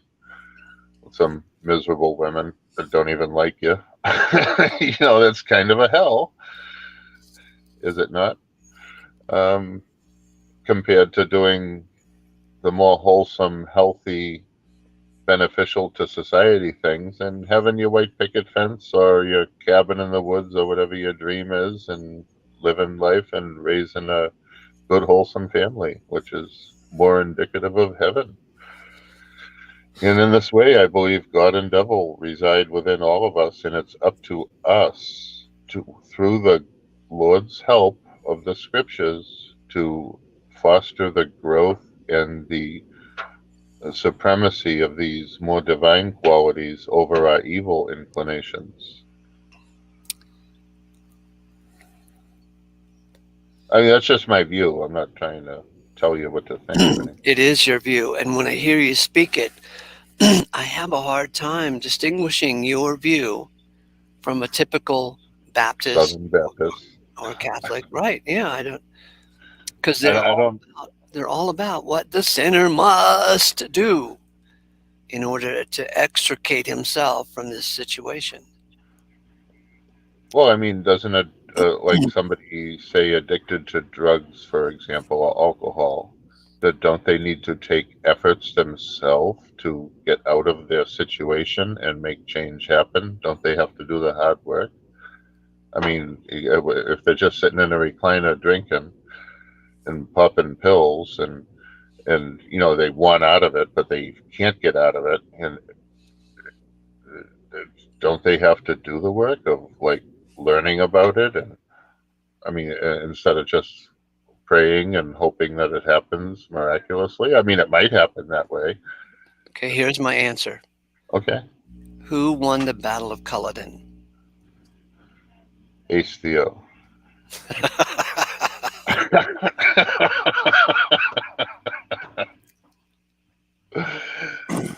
You're focused on a tiny sliver of time in a tiny sliver of a man's life. And in my argument, I want to know the eons and the purpose of God in the eons and who won the Battle of Culloden. And it's important. It was important to Claire, and I'm seeing that as a metaphor that who won the Battle of Culloden is also important to God. Every soldier that lay dead on that battlefield was important to God and is important to God. And no matter what their life consisted of, we are seeing the story of the eons created in the Son of God. It's a bigger thing. I want to see God. I don't much care anymore who's fucking who and who's smoking what.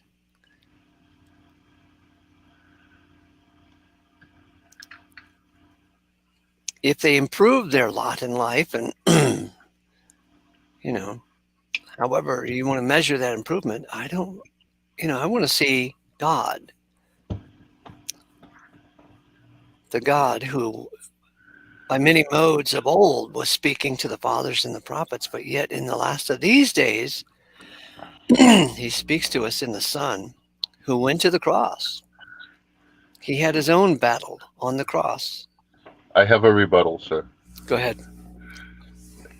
I say that we can see the face of God and or devil when we come home from work and we start slapping our wife around in front of the children in their eyes. In the same way we can see God's face in their eyes when we come home and we're uplifting and edifying to the family, because God is within everyone. I believe you agree with that. So where's the face of God in each and living thing that we encounter? The face of God is in a Son through whom he appoints the enjoyer of the allotment of all.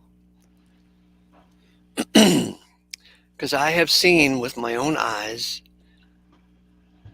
a kid grow up in a loving family, and he sees the father loving the wife, and they still turn out to be a bank robber, a mobster, a Yes, piece of shit. it happens both ways. Some really pious families have a really evil child, and the opposite happens. It's just that's part of the wondrous mysteries of the Lord, and the strange way the Lord works. Exactly. I mean, so my point is not the behavior of the sinner. It's the magnificent design of God, and we were all flawed by design. So I'm thinking it's a mistake to keep looking at the sinner and expecting to understand this craziness. By many portions and many modes of old, God was speaking to the fathers in the prophets. And how did they treat the prophets? A lot of them were killed. But in the last of these days, God speaks to us in the Son. How did we treat the Son? The Son was killed. But the change now is that he raised the Son from the dead 3 days later, through whom he appoints the enjoyer of the allotment of all, through whom he also makes the eons. Who won the Battle of Culloden? I did. Yes, you did. Because you weren't there, therefore you won. Yeah, yeah, we win in any battle we're not in. Well, I think that the Christ arises within us by the very process of that purification and cleaning up of old emotional wounds that I was just describing.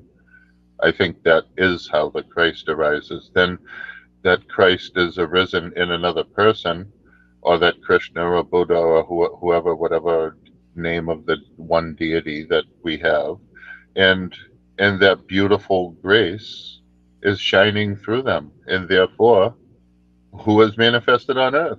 These divine characters. I know your favorite here is Lord Jesus Christ, and that's cool. He's one of them. And when he's radiating through us, then he's manifested on earth. When we're angry and pissed off and cruel and selfish and ignorant, I think, are expressing the devil through us. I think it's that simple. I appreciate that you have a different view, but I'm just sharing mine. That's all.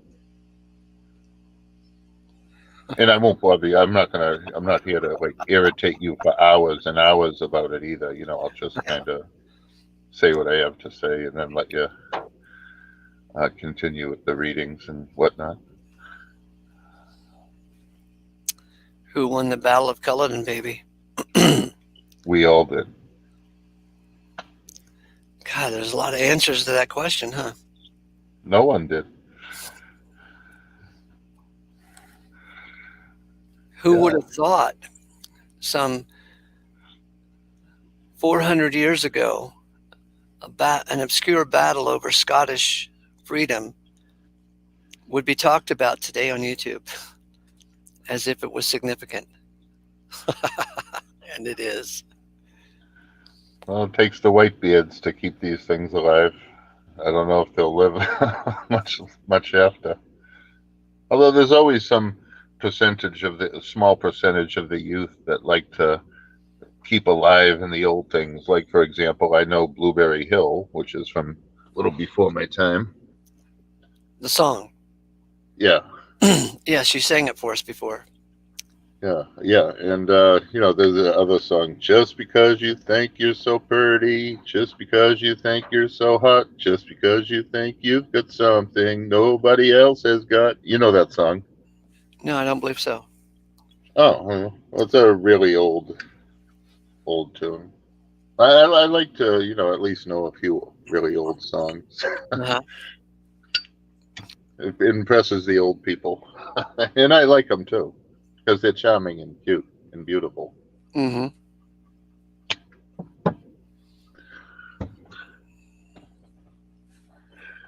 So you're really at odds with my understanding about this stuff, huh? You are looking at the sinner Uh-oh. turned saint. Whoop. I'm looking at God. You want to turn sinners into saints, and I think that's God's work.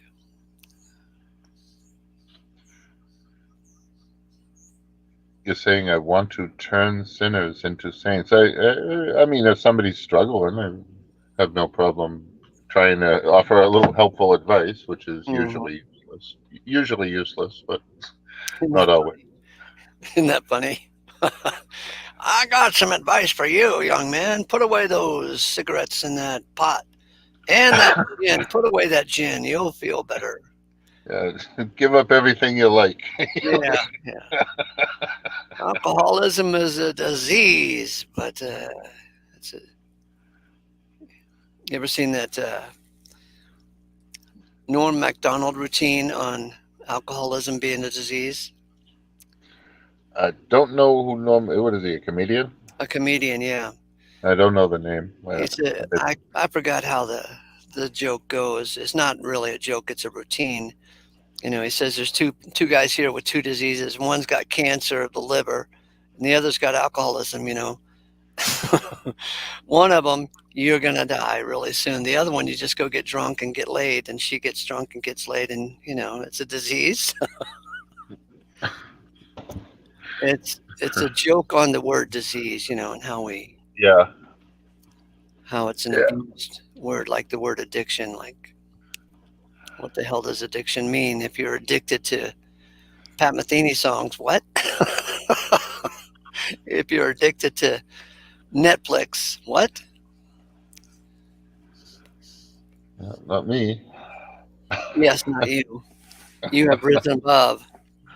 You're Well, no, I just choose what I want to see and what I don't want to allow into my eyes and ears. And I don't have a very high opinion of Hollywood, so I absorb pretty much almost nothing from it. I mean, if I'm visiting my mother and she has the TV on, I don't make her turn her TV off, for God's sakes, Just leave the woman in peace.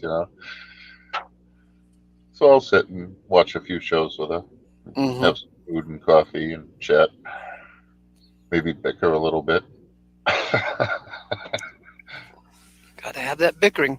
A little minor bickering, I think, is healthy, as long as it doesn't linger around too long. So tell me these other fellows besides Jesus that you equate with Jesus. Yep.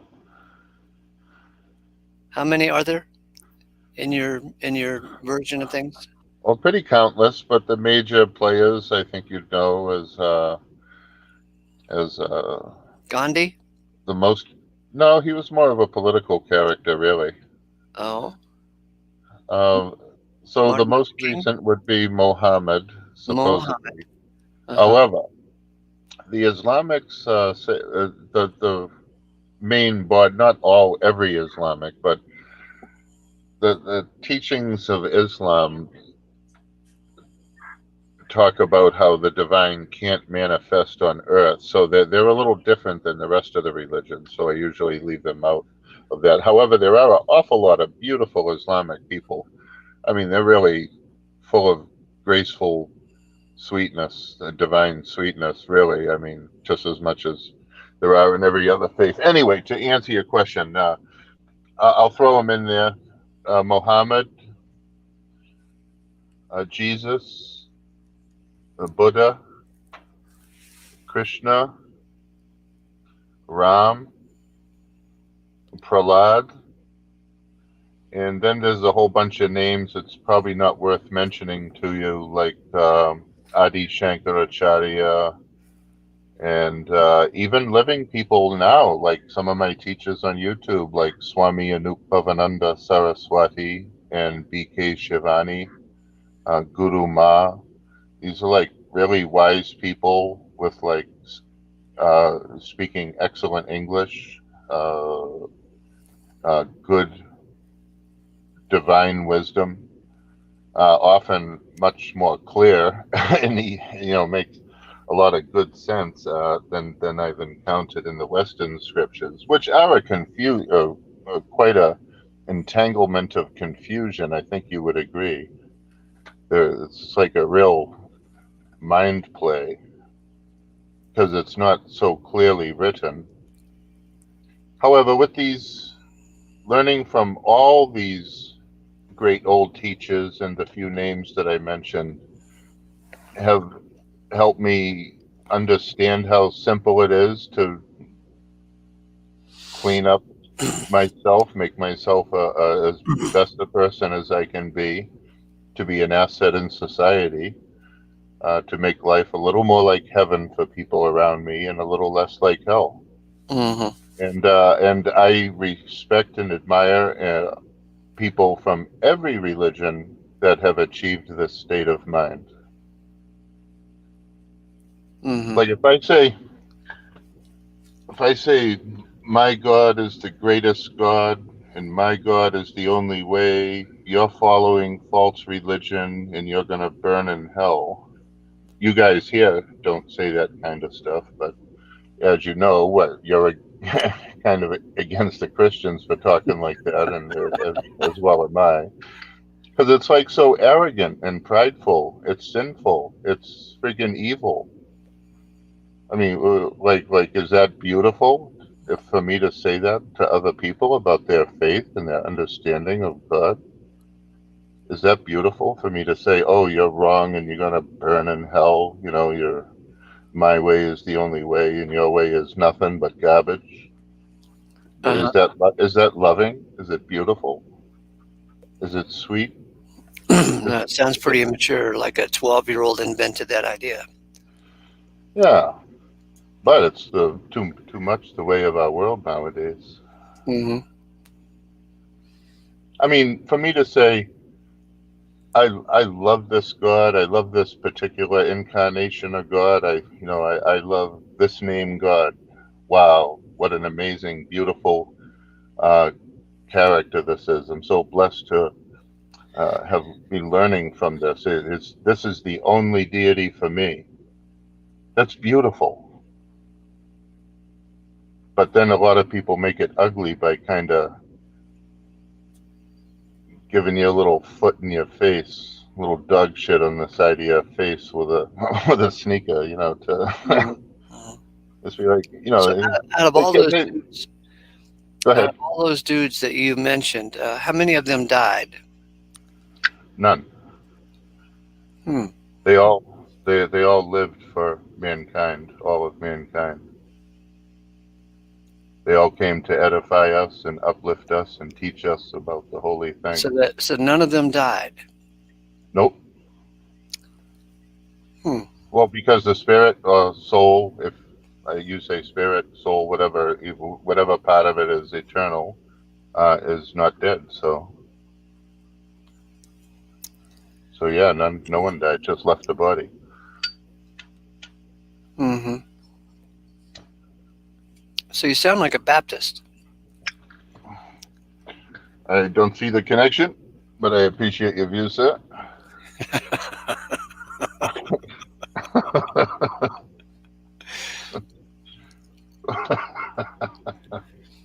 So go ahead and ask me that question. Ask me how many of them died. How many of them died? All of them. Now, how many of them came back from the dead? All of them. Really? So they all had a resurrection from the dead. Yes, Hmm. that's reincarnation. Oh, you're cheating with vocabulary because you're embracing this idea of the immortal soul.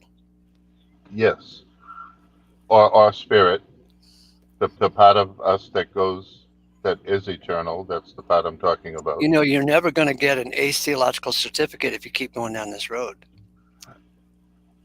I'm willing to go to heaven or hell with you, sir, wherever you send me.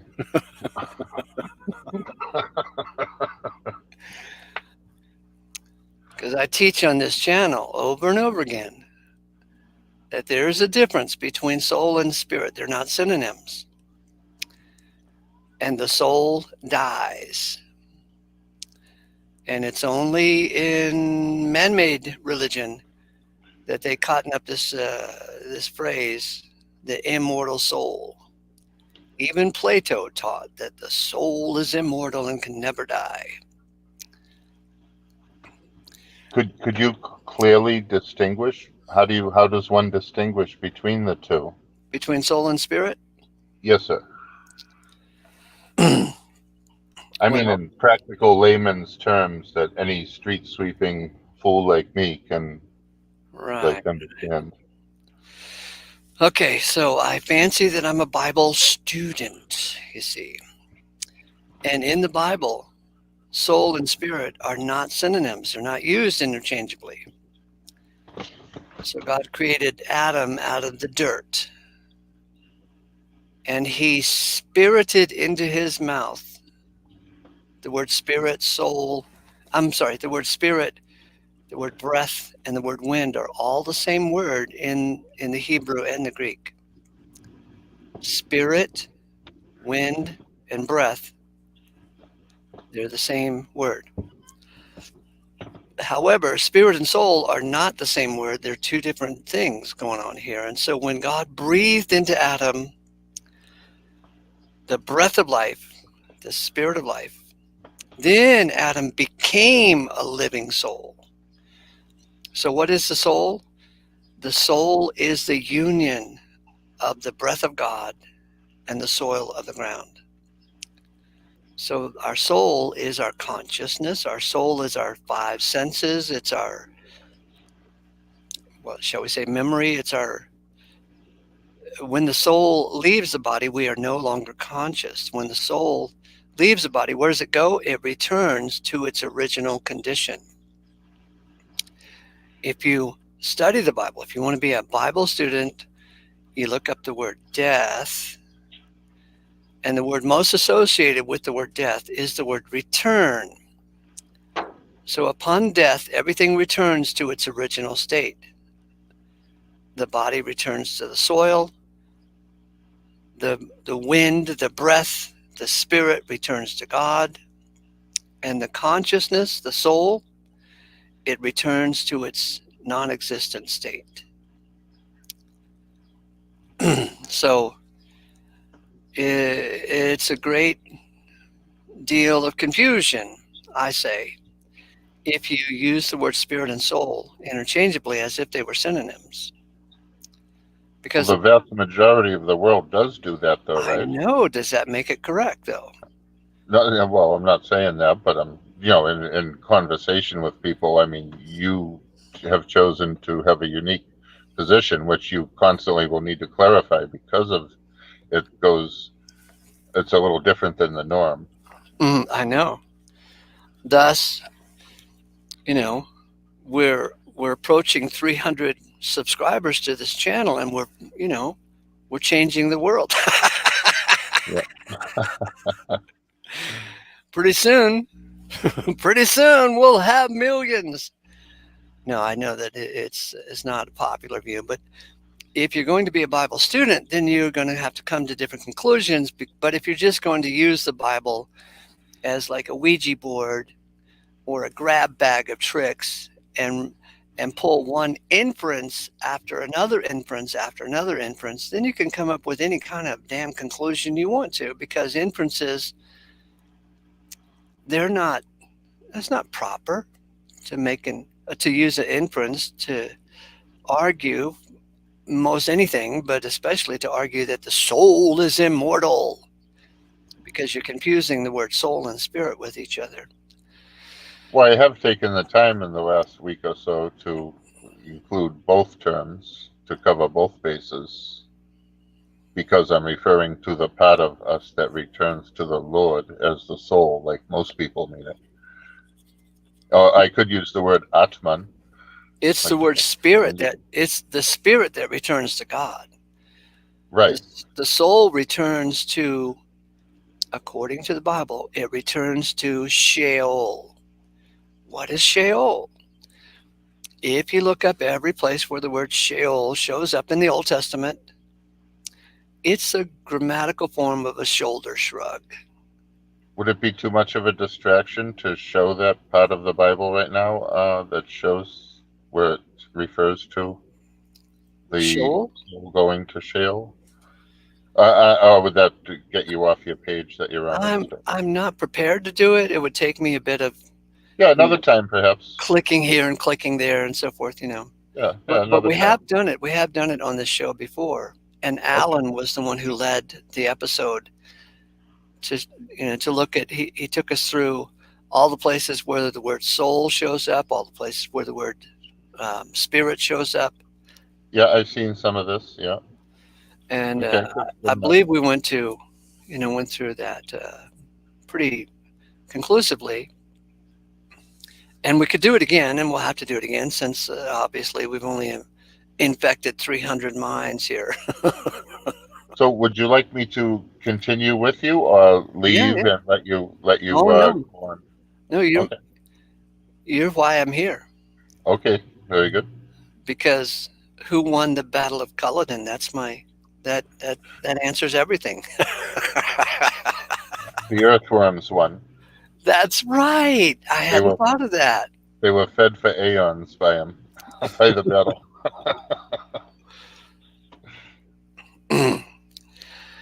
And so I argue that only one so far has come back from the dead, and that's Christ.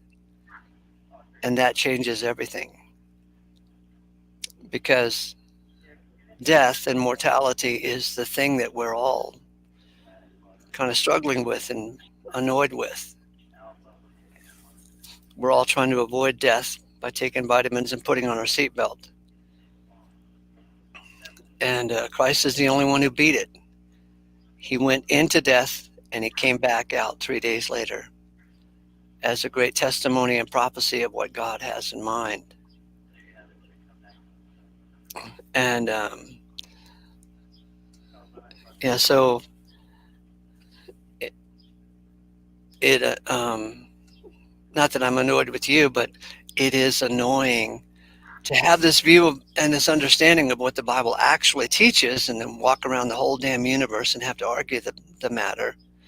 Even when Paul went to Athens and was talking to those philosophers, those Stoic Epicureans, they didn't mind that he said that God gives life and breath and all to all. They didn't mind that. And they didn't mind when he said that in him we live and move and have our being. They didn't mind that at all.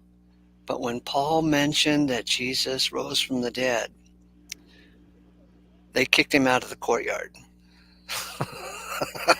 They weren't going to cotton to that idea. Yeah. That's ridiculous. Get him out of here. Out! Witchcraft. Right. But even the Greeks at that time, they also believed in the immortal soul. Plato was teaching it.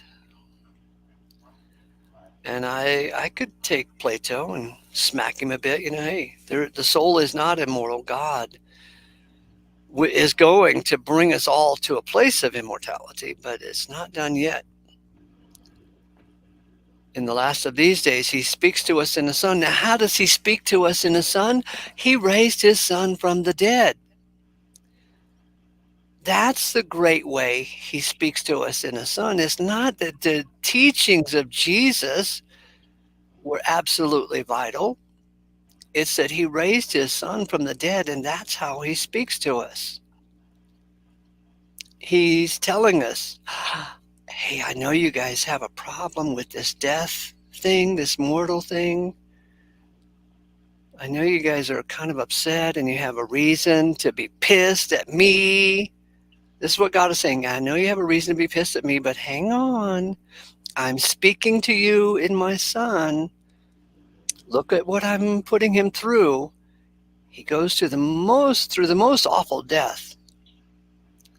He's tortured and crucified, and it's a god-awful scene. And he dies, and 3 days later, I raise him from the dead. Do you get it? I have a plan. Well, the Hindu scriptures are loaded with lives being restored by God. And I'm sure other religions too. That's the same thing. Yeah, and you call it reincarnation. Well, no, I mean, even in the stories, there's, like Ganesh, the boy got his head cut off and it was replaced with an elephant head. And there were other more normal, people were restored to life, in their normal form. Well, that's a hell of a fable. All the same kind of miracles that we see in the biblical stuff. I'm just saying they're not so different. It's just there's a lot of similarities. So Does your understanding of things include God's Aeonian purpose? You know, Was that a yes? well, I'm thinking on the question, Okay. Eonian purpose. Hmm. So the purpose, the purpose of the big picture, not the little picture, right? Right. Would- Right. Even more specifically, God's Aeonian purpose. Why did God make the eons? How long are Well, the eons? And will the eons come to an end? well, as the Bhagavad Gita and the Bible both say, the Lord is the supreme enjoyer of all. So I would think it would be for enjoyment, entertainment.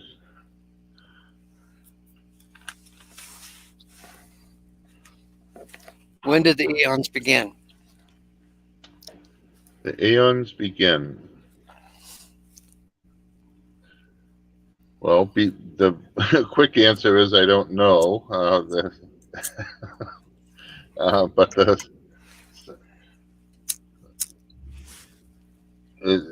it's either infinite, I don't know, or I'd have to rely on the scientist's information. See when the eons begin, isn't it something an answer that would edify me or help be edifying to anyone? So I don't see like much value in spending like months and months and years like trying to meditate on that and study about that. Who won the Battle of Culloden? Bacteria. When did the eons begin? I don't know. The eon 0.001. Well, it's right there on the screen. Oh, let's see. I have to stretch the screen out. It's too small to see otherwise. Through whom he makes the eons. Many portions and many modes of old. God, speaking to us, to the fathers in the prophets, in the last days, in the last of these days, speaks to us in a Son, whom he appoints enjoyer of the allotment of all, through whom he also makes the eons.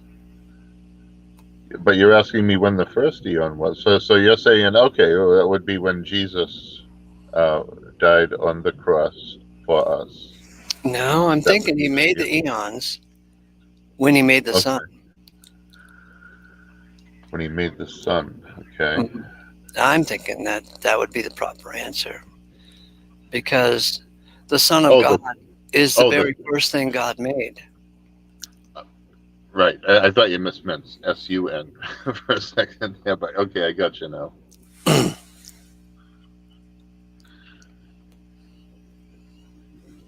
So in the scriptures it says that Christ, the Son of God, is God's creative original. And King James says he is the beginning of the creation of God.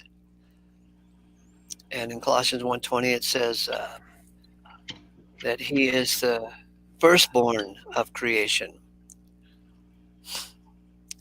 And so if we tie it back to this verse too, when if I understand the word eon, it's a measure of time. And so before time began, there was no change. No. Time is a measure of change. Time is a measure of change. And so before time, there was no change. And so the very first change that came about in the universe is God made the sun, and thus the eons began. Because the eons are the largest measure of time we have. It's larger than a day, a week, a year, a month. You know. Oh yes, the same word is used in the Hindu scriptures quite frequently. So when did God make the eons? Well, he made the eons when he made the sun. The Son of God, not the SUN.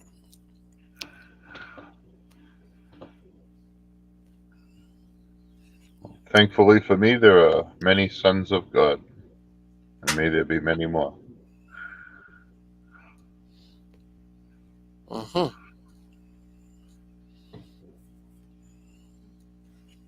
Okay, so what's the difference between the resurrection of Christ and your take on reincarnation? Well, I wouldn't really equate the two. I would say the resurrection of the Christ, Krishna, Buddha, whatever deity one chooses to name, happens to us through the scriptures. The, that deity arises within us, like when we study with a pure heart. Mm. We express that deity through us, whether it's devil, Krishna, Jesus, Allah, Buddha, Ram, Prahlad, these great, all these times God came to earth to teach mankind, and people wrote these amazing stories to teach us and help edify us by the wisdom of the goings on in the life of these characters. Helps the Lord to arise within us who study with a pure heart, with sincerity, hungrily. And what about those who don't study with a pure heart?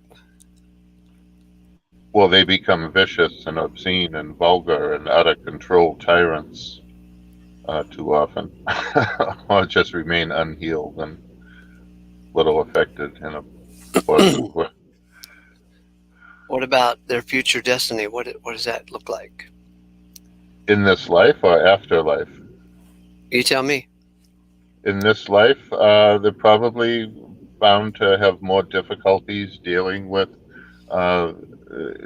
tough situations in life, where a person who's rooted in the Lord, of any religion, I might add, who's rooted in the Lord sincerely and in a pure way, will be able to deal with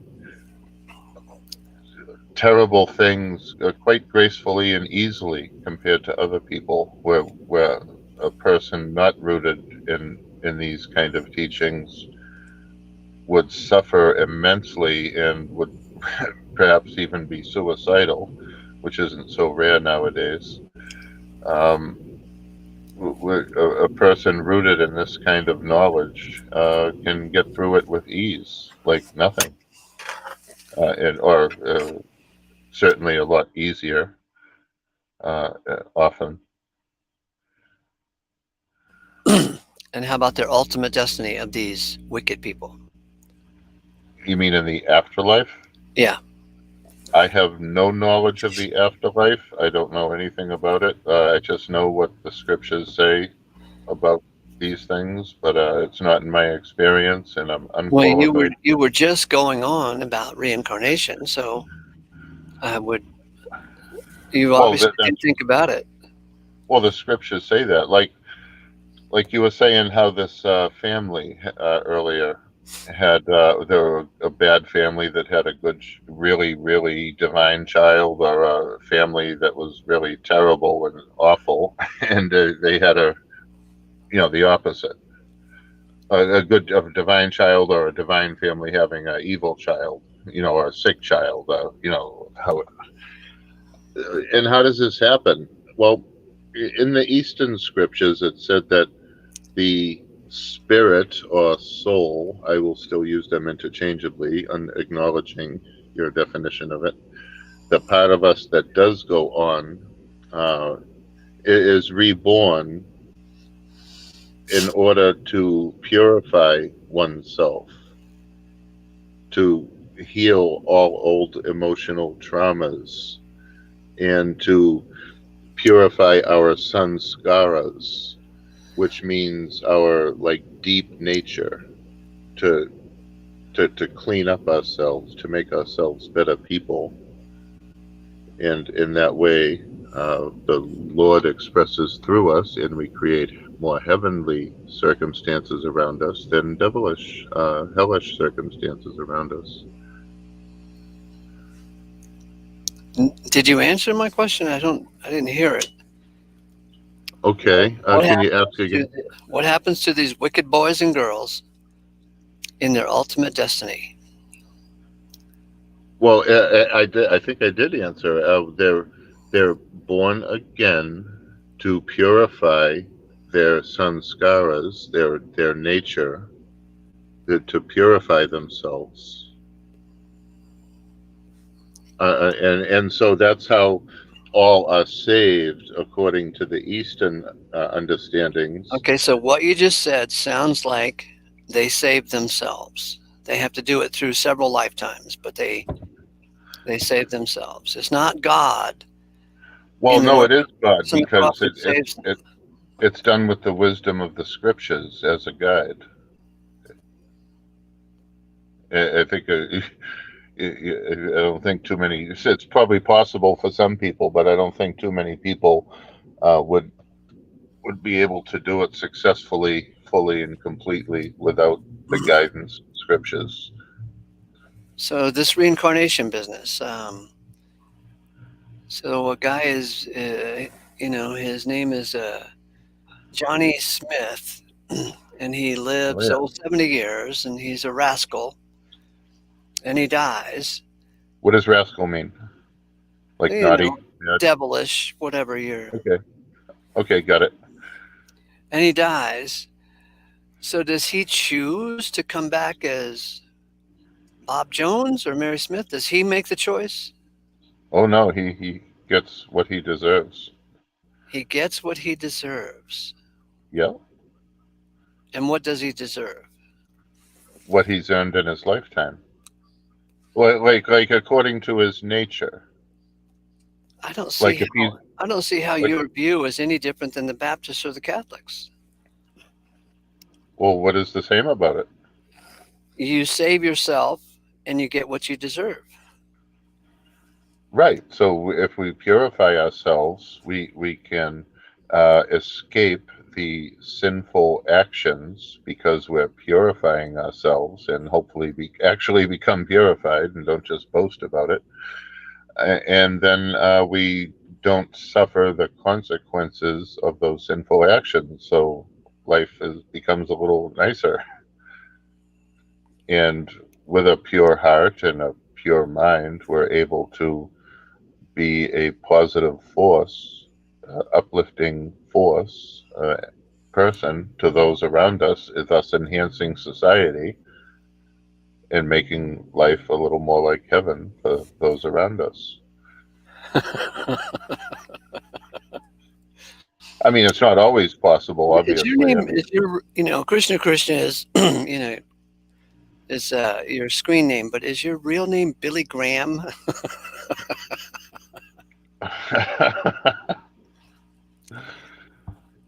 well, you're entitled to the view, sir. It It's okay. sounds like the same old works religion that we get out of Baptists and Catholics and Pentecostals. I definitely feel that it's vital that we do works, if you want to call them that, or self-improvement is what I would call it. Hmm. It just seems like common sense to me. I mean, maybe I'm missing something, but that's just how it seems to me. Uh, I'm all ears though if there's something I'm missing.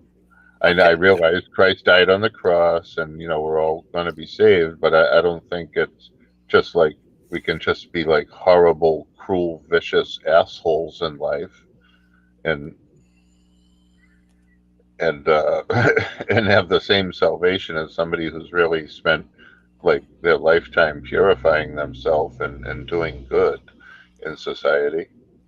so you would agree then with Bill and Eric and Bruce and Billy Graham and John MacArthur. I mean, I there's only know who Billy Graham is, but I'm hearing you. okay. So what? How about this? Let's work over into instead of the works of man, what is the work of God?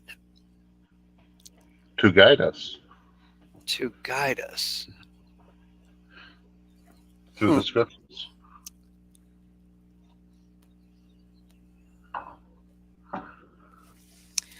So what if you come back as a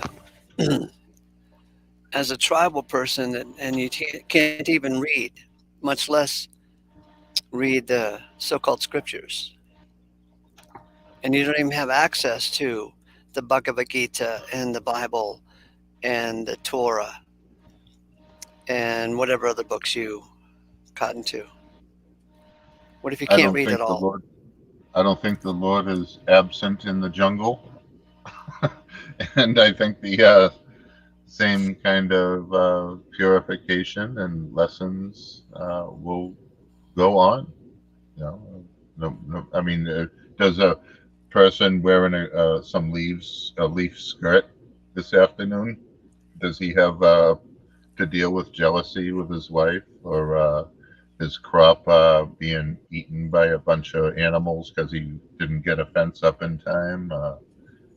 No fish, or some white men come and poisoned his water, and now it's like you can't even get fish anymore, and they got to move or something. I mean, there's spiritual things happening. Doesn't matter if you live in Stone Age or Jetson Age, through the aeons. It's the Lord is right there teaching lessons. I think it's horribly ignorant to think that God only came to Earth once. Frankly, Hmm.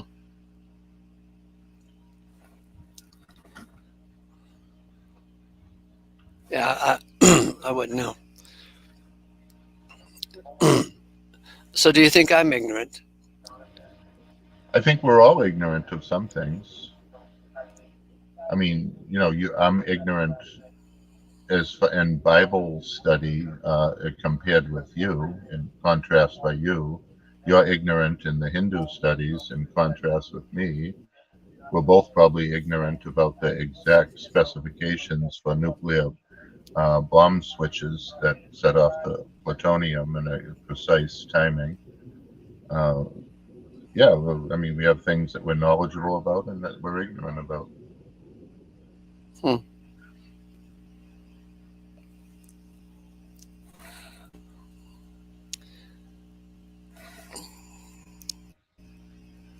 Okay, go on.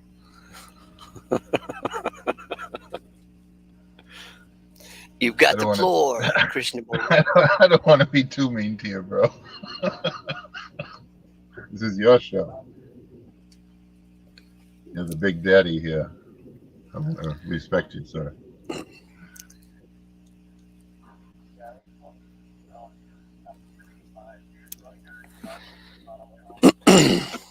Well,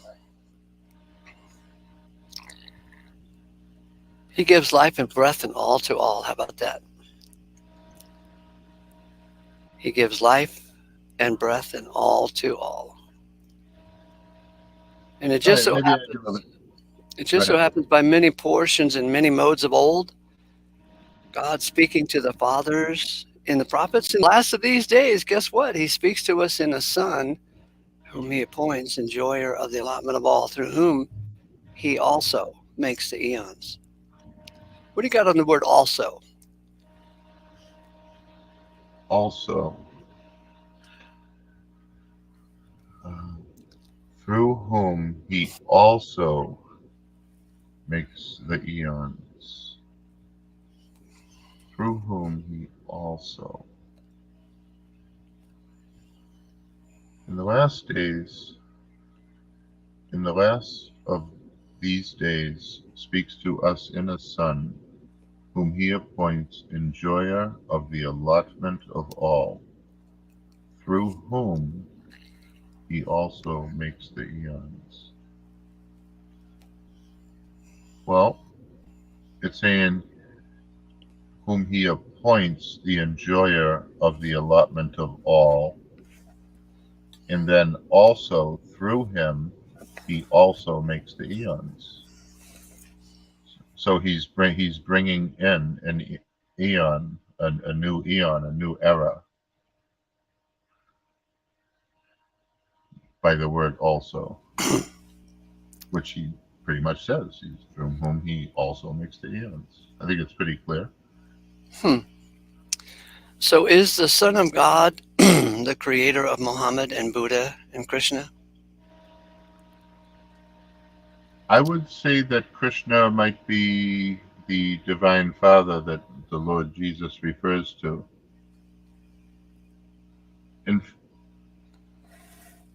in fact, what I honestly think is this is the oldest religion and writings on the planet were uh, copied and revised by people and rewritten in the name of in the case of the like when Muhammad was on the Silk Road, you know, he had an occasion to hear all these religious stories in the night, and it would be an excellent opportunity to uh, create their own scripture. And I think that the Bible writers also are basically retelling of ancient Hindu stories, but with different names of places and people changed to kind of like take ownership of the scriptures. And including Buddhism, the Buddha also, he was born to a Hindu family, and that's all right. I think I think Hinduism is the mother of all the religions. It's really the mother source, the original uh, origin of all the world scriptures, or mostly all of them. I'm not saying that Jesus wasn't a real man, but the stories in all religions are so similar that I can only imagine that they had to have some connection with the oldest version of the similar stories.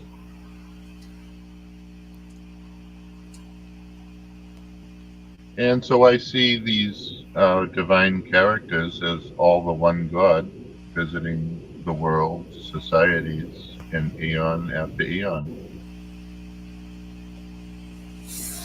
So Krishna and Ram, basically Jesus Christ in other lifetimes. The God, the God coming back in eon after eon in other many forms that we're not aware of as well.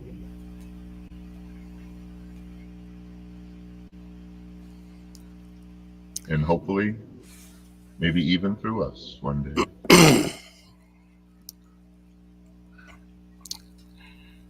Hmm.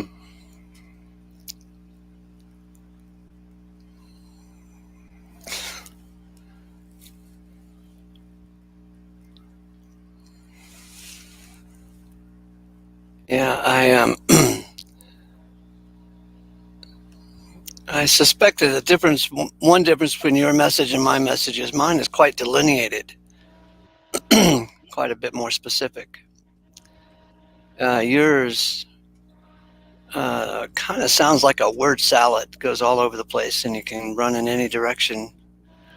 Yeah, I never claimed to be any kind of professional teacher. I'm certainly not an author or my vocabulary isn't really high. I just kind of keep it simple, and I like to reduce things to its like basic simplicity because complexity has really, I think, done a lot of damage to religions by making things so confounding and confusing that it's insane. And that's why I sought to learn from all of them as best I was able to, and I'm glad I did because some are much more clear than others. But I'm not a professional speaker. I'm not. I'm just like a cheap labor guy living in a van, man. I'm nothing special.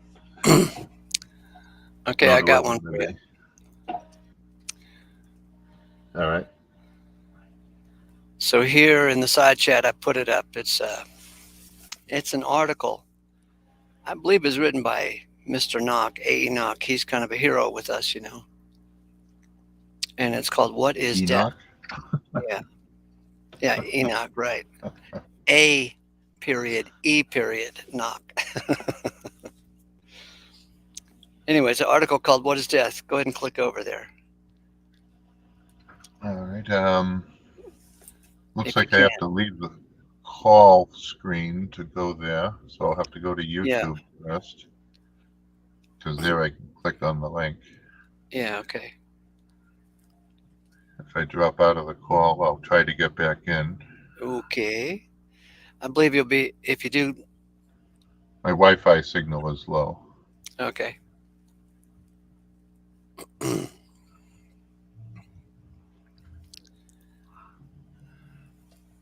Okay, it's slowly opening. Hopefully I don't over-text Wi-Fi.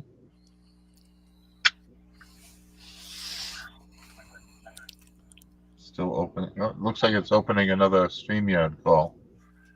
Let me close this. Okay, what's going on here? No, it opened up StreamYard. Oh, yeah? How odd. Let me see. Yeah, that's a StreamYard link. Oh, I think the text stopped quite a while ago. There we go. All right. Now I'm at the link. The text froze when I came into the room. So the All last right. link I saw was the StreamYard. What is death? Right. Okay. Go ahead and start reading it. Let's talk about this. All right, let me get a different pair of glasses on because I've accidentally crushed Yeah, I my remember usual. you said that the other day. You laid on them. Well, yeah, they were underneath my sleeping platform. They kind of got in between two pieces of wood, and I weigh 280 pounds, so they didn't Lord bear have very mercy. well. Do you need to lose a little weight? No, I'm not too fat. It's just I'm No, okay. 6'6". 6'6". Yeah. Do you need to lose a little height? Nope. That's my destiny. Okay. Remarkable as it may seem to some, death is a return. Man is soil and returns to the soil. Genesis 3:19. The spirit returns to God who gave it.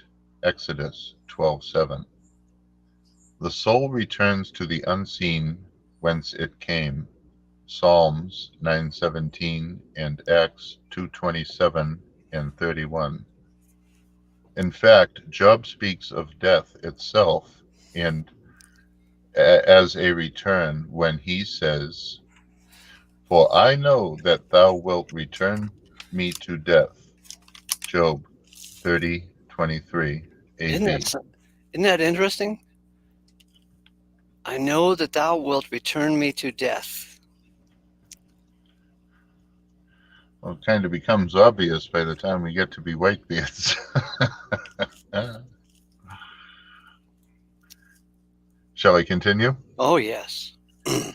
Neither man as a whole, nor any part of him enters a new, unknown conditions at death, but all returns to the state from which it emerged when life was imparted.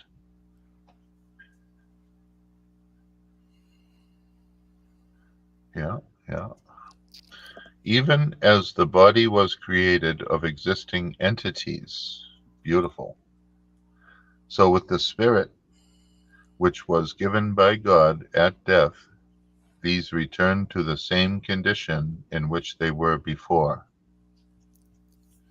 This truth has been obscured by inconsistency in rendering the Hebrew word shub. It's a Hindi word too. This word is represented in the English Authorized Version by 142 variations in rendering. On the other hand, 5 Hebrew words are translated return. Our only recourse is a fresh, concordant study of the term. The main question to be decided is whether this Hebrew word simply means to turn, or if it includes the thought of a previous condition, hence a return. The following passages from the Authorized Version are in point.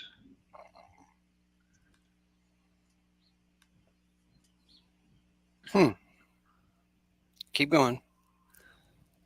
Genesis 3:19, till thou return unto the ground. Genesis 3:19, unto dust shalt thou return.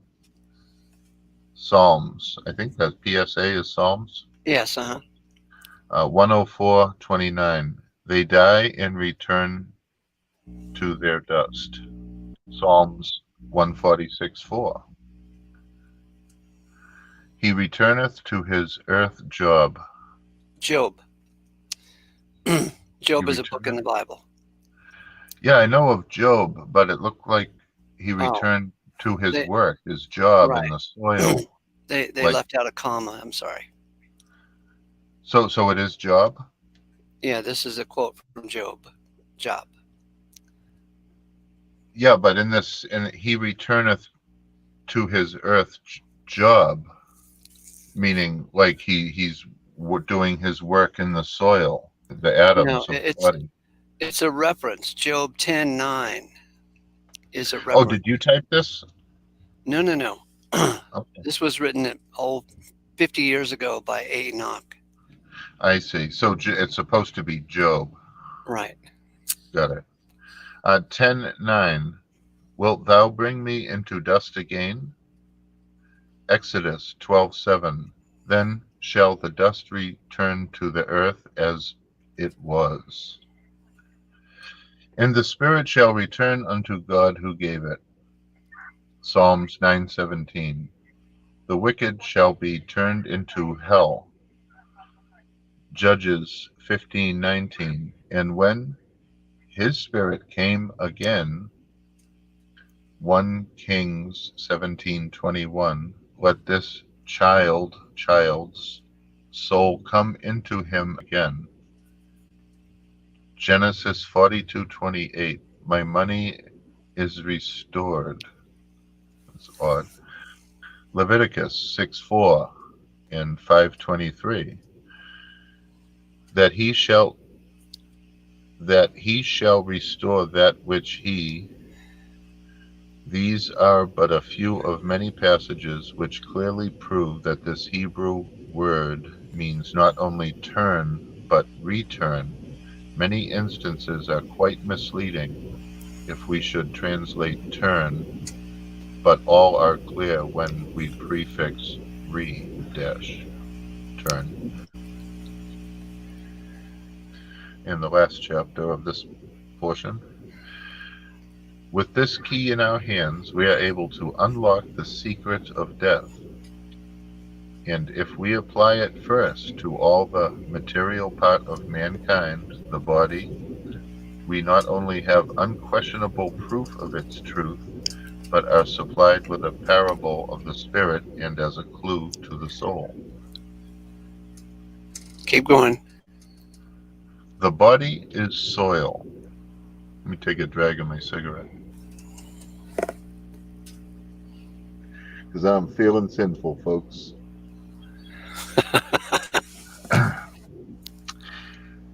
The body is soil. Actually, I'm going to take a drink of water too.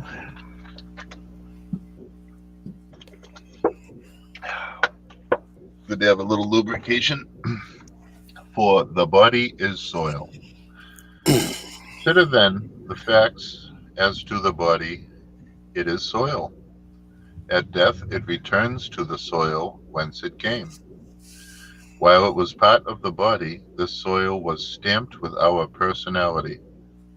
We speak of it as our body, though the elements which compose it are constantly changing and are entirely decomposed in death. As a matter of fact, each 7 years or so, the body has undergone an entire change, except for the nervous system, by the way. so far as its material components are concerned. Yet it is the same body as far as we are aware. Perhaps it would not be too much to say that our bodies die every 7 years and are renewed as often. This, of course, is a gradual process, nevertheless a real one. It should help us to realize what the death of a body involves. Could we compress this process of dying into a brief period and check the repair processes? Then we have death itself. This daily dying is a continual reminder and a constant imitation of mortality. Death is written large in our daily experience, for it is perpetually operating in our bodies to return them to the soil from whence they came. And it is to this that Scripture points us if we would realize what death means. It should teach us that the body is not identified with any arbitrary, unchangeable portion of the soil, but remains the identical body where the material elements which compose it have been replaced by an entirely different substance. These elements which return to the soil have no more consciousness or identity than they had before we partook them in the form of food. Wow. Keep going. Yeah, I fully agree with that, by the way. I think I brought it up recently, how reincarnation, we're reusing the same atoms that dinosaurs and cavemen were made of. Yes, you did say that. Death for Life, title of the next portion. Another law akin to this is that the higher organization must live by the death of the lower. Plants can draw their sustenance directly from the soil, but animals, living souls that move, cannot extract their food from the earth directly. They must live by the death of the herb, and the grain, and the fruit. Thus we are constantly being reminded of the great lesson that God can not only bring life from death, but that our death is but a stepping stone to the higher honor given to us through his beloved Christ Jesus. No fact in all of the universe is so amply and consistently evidenced as truth that death is the only means of life. The death of Christ as the harbinger of life as to a dying race is the most illustrious example. But it is far from being a solitary one. It is but the apex of a pyramid of facts which have been piled up by the ages, which are still recurring, and which may be felt by everyone everywhere. The food we eat is eloquent on this point. Not merely the flesh, food, through this its highest expression, but vegetables and grains as well. To begin with, it is only by dying that the grain can grow. It is only through death that the seed we sow can sprout. And this imparted life is lost again when the grain is used as food, either of animal or mankind. Death, death, death. Nothing lives but by death. This is the universal law of life, from which nothing can escape. I'll go right through this next one, it's short. Death is not life. Men have been betrayed into the most absurd inconsistencies in their efforts to accept the dictum of the serpent, ye shall not surely die. They frantically flee from death. They add precaution to avoid it. They brand a man a murderer who kills another, and call him a suicide if he kills himself. Yet they persist in painting death in most pleasing colors. If it is such a blessed gift, why not embrace it? Yeah. Isn't that a funny question? Oh yeah, Sadhguru talks about all these things at length, as well as the other teachers too. But the Word of God clears away such myths by associating life with good and death with evil. Deuteronomy 30:15-19. God has no pleasure in the death of those who die. Ezekiel 18:32. Nor has anyone else. Death in God's words is compassed with sorrows. Psalms 18:4, 116:3. And terrors. Psalms 55:4. You can take over the next one. That's a pretty long one. Death is essential to resurrection. The greatest havoc wrought by a false view of death is the virtual denial of the resurrection. In my earlier endeavors to grasp the mind of God as to the true gospel, which he would have preached, the most striking and notable departure from the preaching of the apostles I found to be in their constant stress on the resurrection of Christ, while present day evangelical preachers hardly ever deem it worth mentioning in a gospel address. Oh, that's good. I got to read that again. In my earlier endeavors to grasp the mind of God as to the true gospel, which he would have preached, the most striking and notable departure from the preaching of the apostles I found to be in their constant stress on the resurrection of Christ, while present day evangelical preachers hardly ever deem it worth mentioning in a gospel address.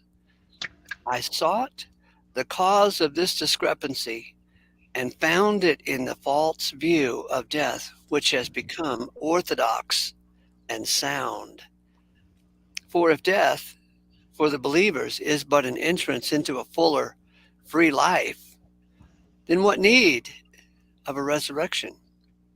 Why drag down the spirit from its ecstatic secession in the divine presence to a burdensome body again?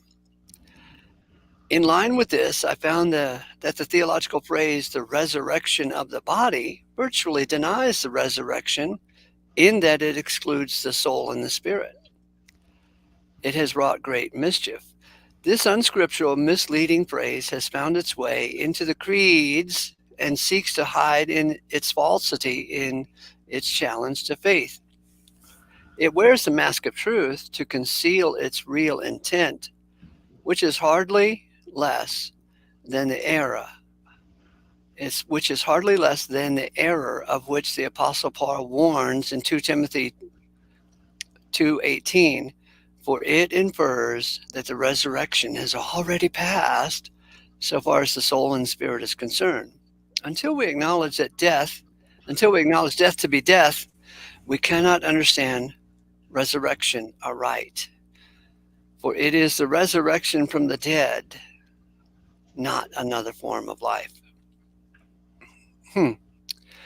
Another remarkable phenomena is worthy of noting in this connection. It is the tendency for those who deal with the original Greek to become heretics on this question. Another remarkable phenomena is worth noting in this connection. It is the tendency for those who deal much with the original Greek to become heretics on this question. The church has corrupted the truth so that a vital contact with the early manuscripts is sure to lead to heresy. In truth, such a study of the original has become almost necessary in order to recover the truth. Thus it was with Martin Luther soon after his escape from the thraldom of Rome. In his defense, he says, I permit the Pope to make articles of faith for himself and his faithful, such as that the soul is the substantial form of the human body, that the soul is immortal, with all those monstrous opinions to be found in the Roman dunghill of decretals. But even before that day, our martyr William Tyndale, whose life and death were devoted to the truth, writes to Sir Thomas More, In putting departed souls in heaven, hell, and purgatory, you destroy the arguments wherewith Christ and Paul prove the resurrection. What God doth with them, that shall we know when we come to them. The true faith putteth the resurrection, which we be warned to look for every hour. The heathen philosophers, denying that, did put that souls did ever live. And the Pope joineth the spiritual doctrine of Christ and the fleshly doctrine of philosophers together so contrary that they cannot agree. And because the fleshly minded Pope consenteth unto the heathen doctrine, therefore he corrupteth the scriptures to establish it. If the souls be in heaven, tell me why they be not in good case as the angels be, and then what the cause of the resurrection. Not only the faithful Tyndale, but others since his day who have dealt directly with the text of the early Greek and Hebrew have become convinced of his heresy. As a young inquirer, I was warned against Wilson's emphatic diaglot on this ground. Rotherham, whose quaint version has been the delight and help of many, has been impeached of this error. Dr. Bullinger, whose critical lexicon evinces a close study of the original, suffered much for maintaining this truth. So that we must warn all who wish to remain orthodox not to brush aside the veil of the authorized version or look upon the face of the ancient text, or you will surely be tainted with the heresy of God's truth. Still there? Yes, sir, I am. How do you like it so far?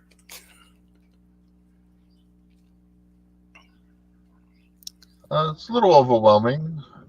A lot of information at once. But I'm trying just to hang in here with you. All right.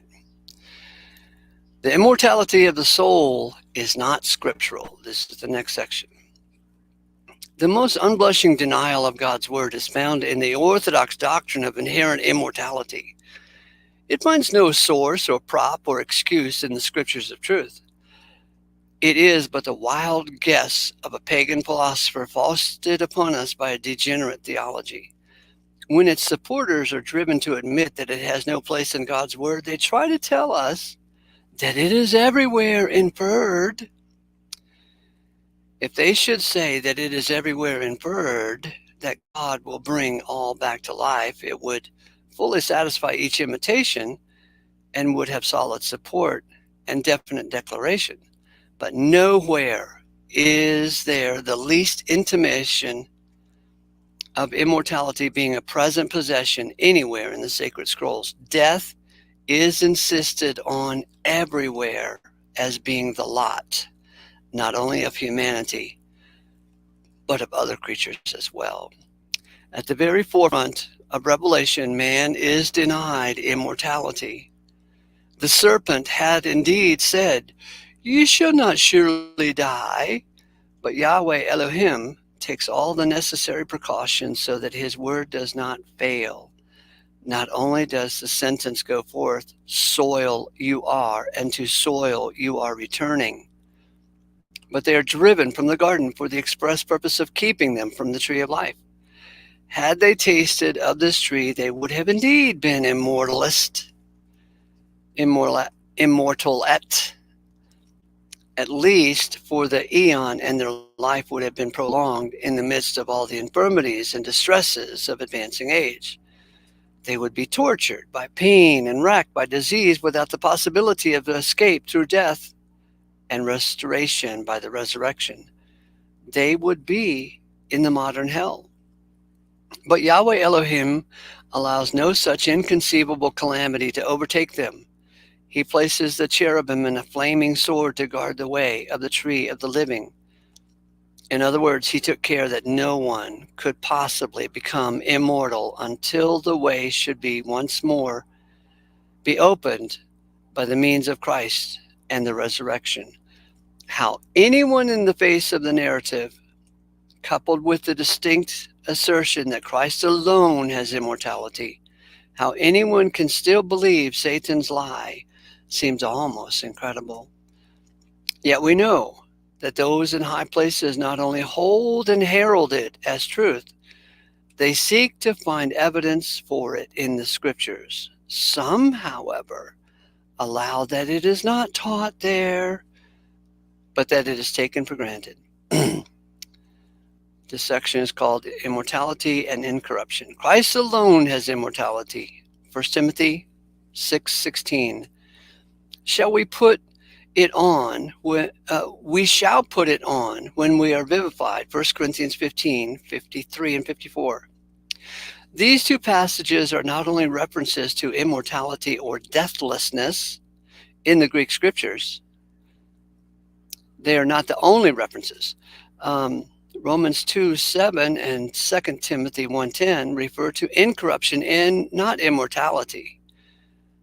This is clear from 1 Corinthians 15:42, 50, 53, and 54, Ephesians 6:24, and Titus 2:7, which comprise all the occurrences of the word for incorruption.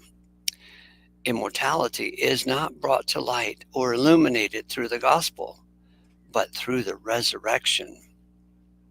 Wow, that seems to go against what you were saying.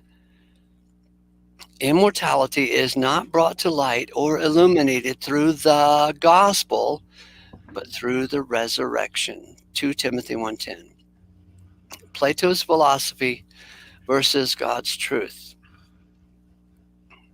Okay, we're coming up on the third hour. I might get the notification that my Firefox is weak in memory, so I'll have to exit and come back if I get that notification, okay?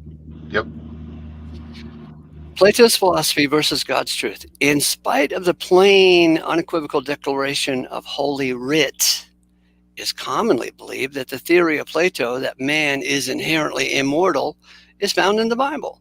Let no one who believes this take up his Bible. Let anyone who believes this take up his Bible and concordance and search to see if he can find a single passage to support this assertion. Usually, this is acknowledged, though some passages, such as Mark 12:27, he is not the God of the dead, but of the living, are cited, which clearly refers to a resurrection, or the facts that the dead are not roused, not to deathlessness.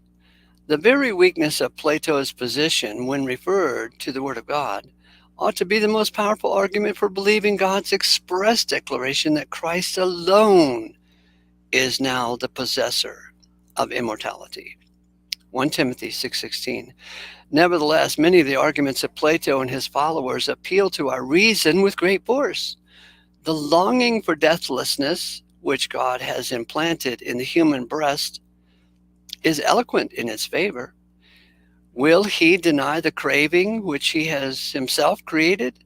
Shall death defeat the designs which have cost him infinite pains and unlimited labor?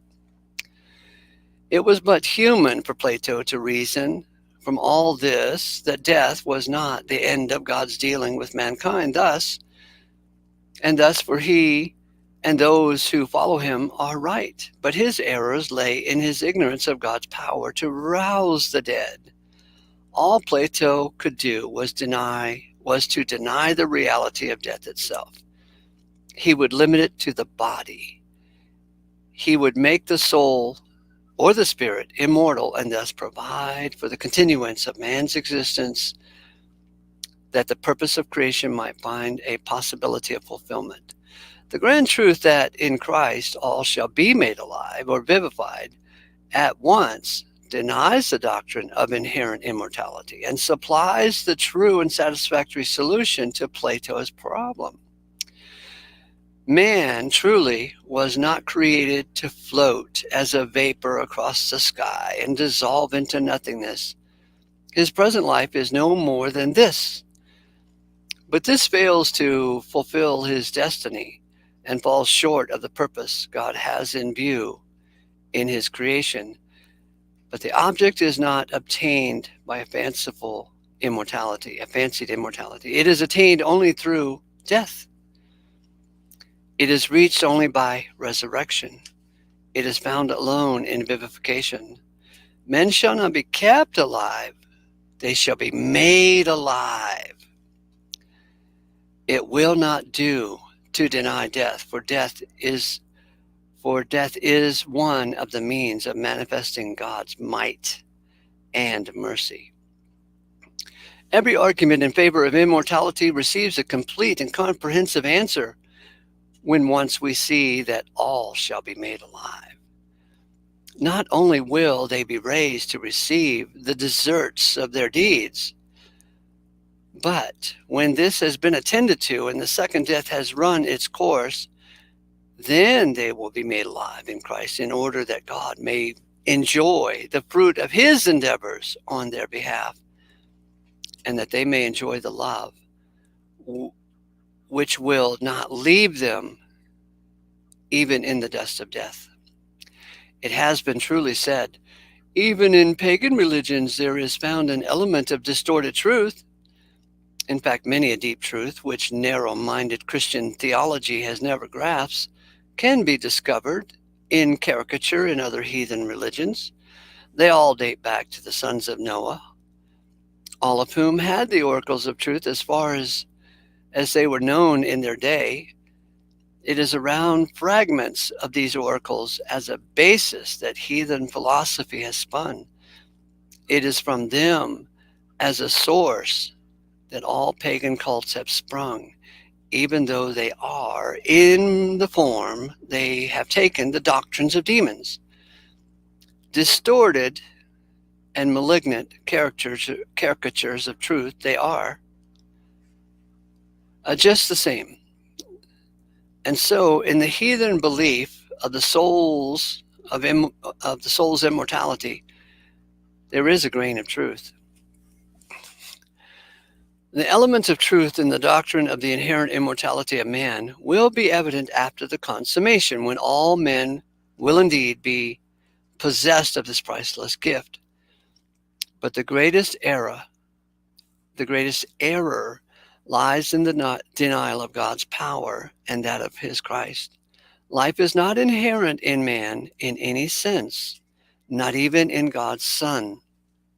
The Father has life himself inherent, and he makes the Father has life in himself, inherent life, and he makes this gift to his Son. John 5:26. Apart from Christ, the Son of the living God, there is no life. And the continuity of life after death, in some modified, fragmented way, is entirely unknown in the Scripture. The spirit does not continue to live. The soul does not continue to live. The man is dead.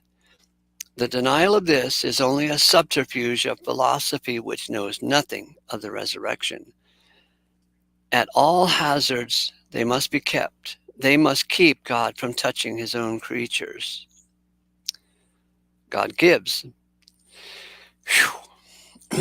But God will not have it thus. The cold comfort which inherent immortality affords is replaced by the grand consolation that death, like all else, is for God, a means for the discovery of his heart, so that when all men indeed possess immortality, it will be a gift from God himself, and the realization of their utter unworthiness for this priceless boon, as well as their absolute helplessness to gain it. These are the offices and functions of sin and death and judgment. God will sell nothing to mankind, but nothing will be able to keep him from giving himself a lavish hand with what each may most esteem and least deserve. Inherent immortality is a doctrine of the demons, the substructure of Spiritism, a destructive delusion. It is the offspring of the ignorance which prevails as to God's ultimate vivification of all. Christ alone has immortality now. In order to die When on the cross, it was necessary for our Lord to give up his spirit, for his Father had given him, for his Father had given him to have life in himself. John 5:16. The power God gave back to him at the resurrection. Thus it is through him, the firstborn from among the dead, his death, God is able to promise to all the gift which they vainly seek to arrogate themselves apart from God's grace. Two false views of death. Resurrection is denied by both the extreme views of the death state. One theory is that the dead are conscious, though disembodied, that they really are alive. The opposite view holds that they are annihilated. From both of these standpoints, resurrection is impossible. The dead are alive. If the dead are consciously alive, then they are not dead at all. And both the need and the possibility of the resurrection is unthinkable. Being an unscriptural doctrine, the advocates of a conscious immediate state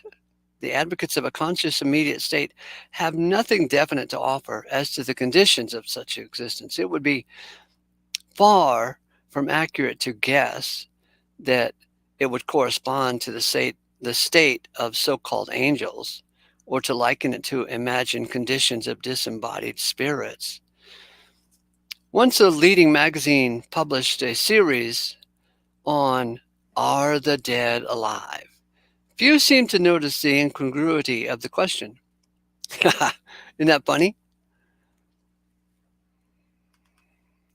Are the dead alive, indeed? Few seem to notice the incongruity of the question, for if it should be established that the dead are alive, this would also prove that they are not dead. This leads to the bold denial of death. Did you fall asleep yet? There is no death. What seems so is transition. Ooh. And this reminds us of Eden's garden, where the mother of all the living is told, "You shall not surely die." Orthodoxy is nothing less than the propagation of the adversary's lie. In seeking to deny death, however, it also denies the possibility of the resurrection. To make alive that which already has life, should not call forth much effort. Yet, resurrection is set forth as the mightiest exhibition of God's great power. And everywhere it is insisted that it is the resurrection from the dead. Likewise, if the dead are as though they had not been, they are beyond the reach of resurrection. Let us allow that God says as to the let us allow that God says as to the reality of the death state. Let us never think of it as life in any sense. Let every element return whence it came. Yet it is no more possible to annihilate the history of man's life than to annihilate his individuality, or that which is spoken of in Scripture by means of the pronoun. Our Lord said that all that are in the tombs shall hear his voice and shall come forth. If they had been annihilated, what they would, let me get this right. If they had been annihilated, what would there be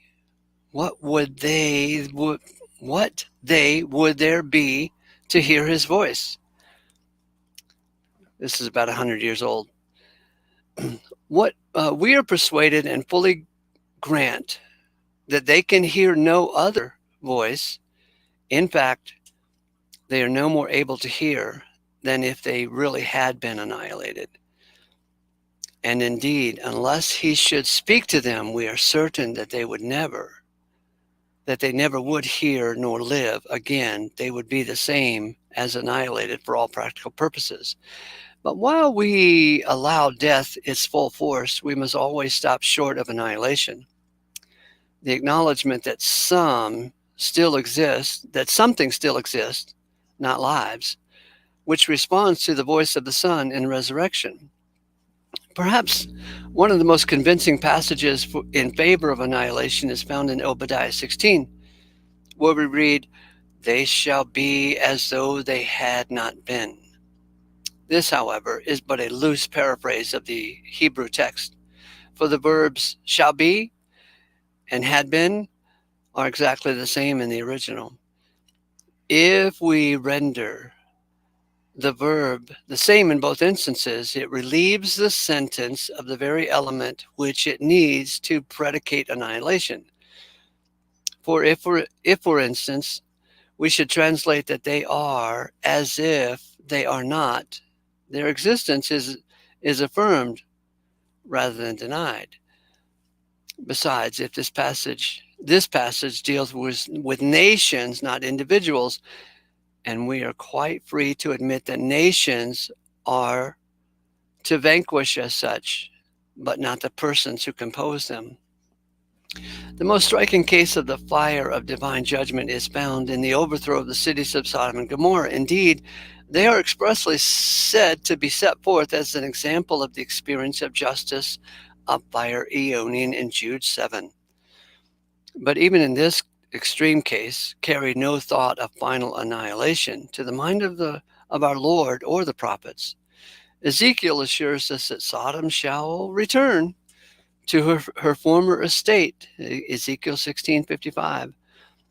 The Lord warns those cities which were refusing his message that it would be more tolerable for Sodom and Gomorrah in the day of judging than for them.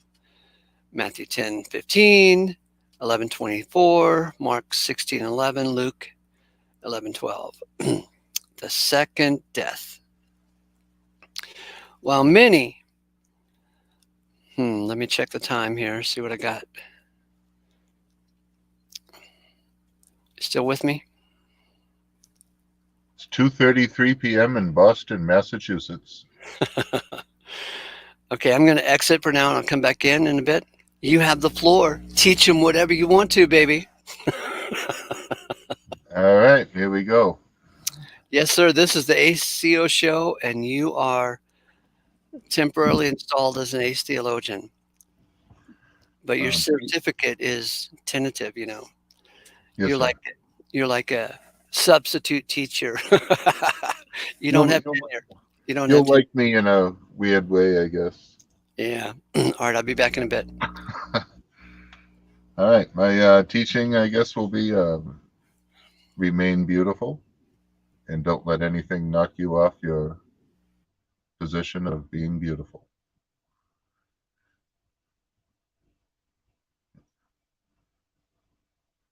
Do wise things to make it more likely.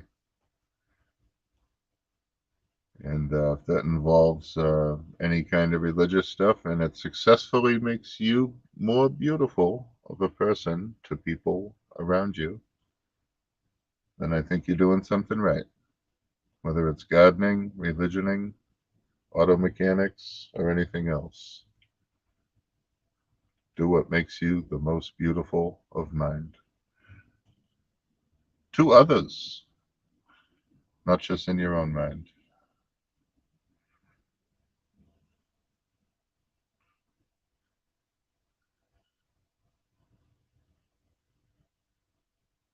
And I hope I didn't overwhelm you with information there.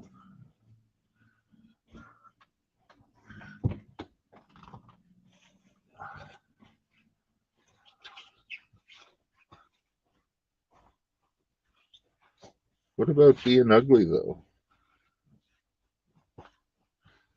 Being ugly. Do I have the right to be ugly to someone else?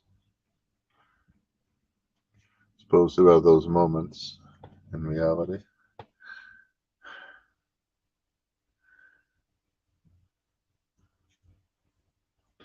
I am able to see the comments if anyone wishes to interact.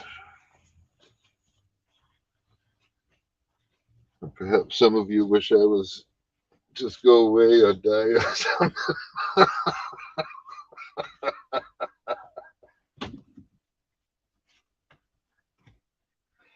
Don't worry, be patient. Everyone will get what they want.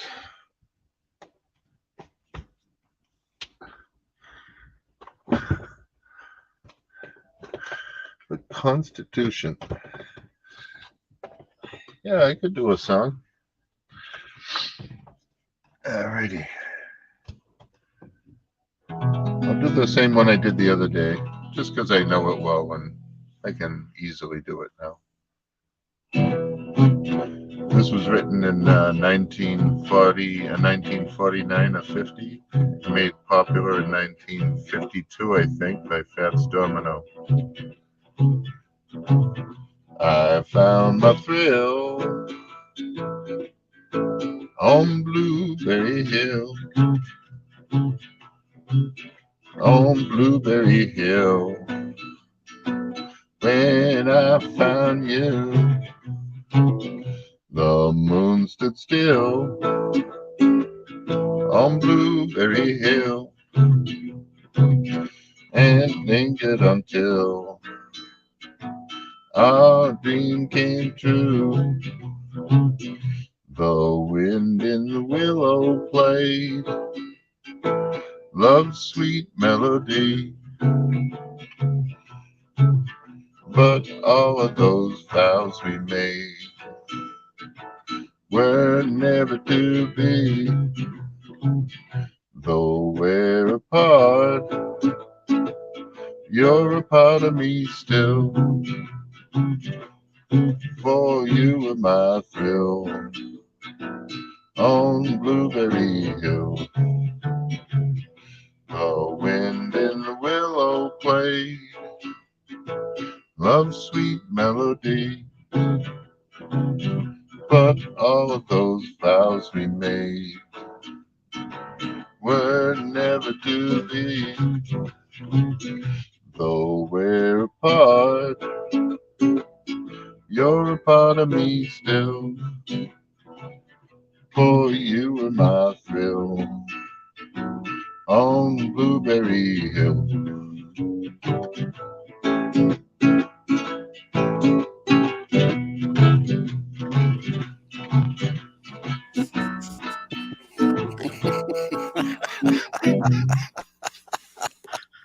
Howdy.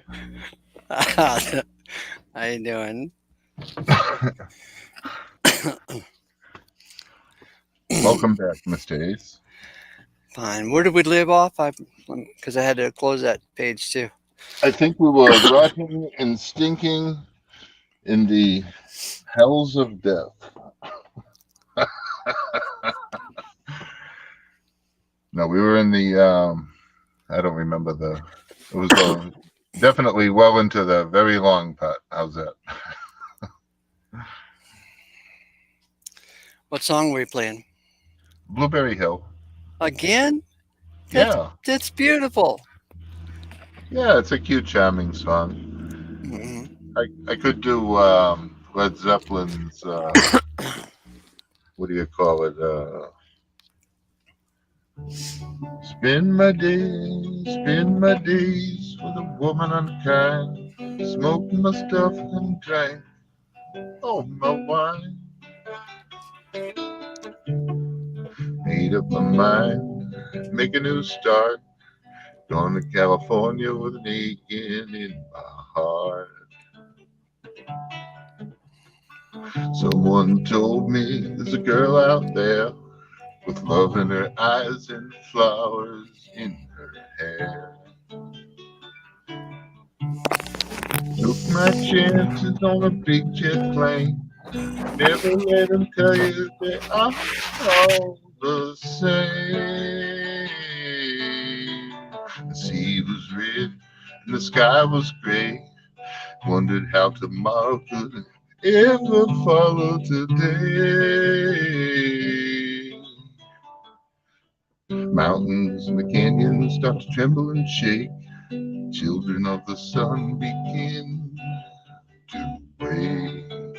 Now watch out. Seems like the wrath of the gods got a punch on the nose and it's starting to flow. I think I might be sinking. Throw me a line if I reach it in time. I'll meet you up there where the path runs straight and high. High. Find a, find a queen without a king. They say she plays guitar and cries and sings. Ride a white mare through the footsteps of dawn, trying to find a woman who's never ever been born.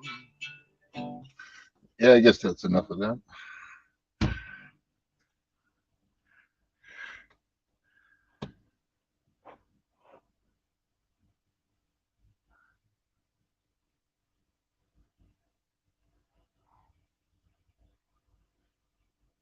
It seems like you're muted, Ace. I don't know if you're speaking. I'm back. I was muted for a second. Yep. Mr. Plastic is here. Hey. Ace, you're sounding all like scratchy, like your microphone's rubbing against a nylon jacket or something. How's that? Is that better? Yes, sir. Okay. Hi, Plastic. Howdy, Hey, afternoon, Plastic. gentlemen. How you guys doing? Oh, just enjoying the afternoon, chatting. Right on. How's your day going, Plastic Jesus, brother? Oh, not too bad. Just pretty much just chilling. Usual. Good. Did you just show up in the show, or have you been following all along? Oh, I listened in a couple minutes here and there. I was a little busy around the house. I had to take the dog out and straighten up a little bit. Contact my mother. The mother of all living. Yeah, see how she's doing. Make sure her other grandchildren and other kids haven't taken everything she has yet. Isn't that funny that the kids get that way? Go ahead and die so we can get your inheritance. Hurry Right. up. They will start scheming over before before they die. They just start thinking about what they're going to get. Mm-hmm. Yeah. And then the greed hits in. And for example, my wife's grandmother passed away and left everything to her son. And everybody thought that he was going to, excuse me, distribute things out throughout the family. Well, no siree, Bob. He went ahead and sold the house and bought a different one. And pretty much everybody in his family hates him for that. Now, there's an example of free will choices. Yeah. So, Krishna, can you give Plastic a rundown of what we've read so far about what is death? Yeah, I think I might have even had a chat with him previously about a similar topic.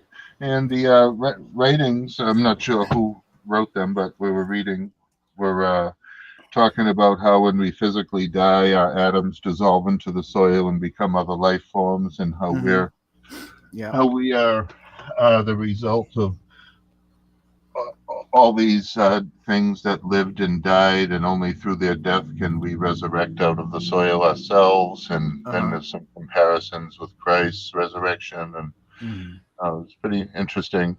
A little overwhelmingly a huge amount of information, which is common in religious discussions. And I kind of heard here and there, but I see what you're saying. You guys are talking about the resurrection versus reincarnation and things like that.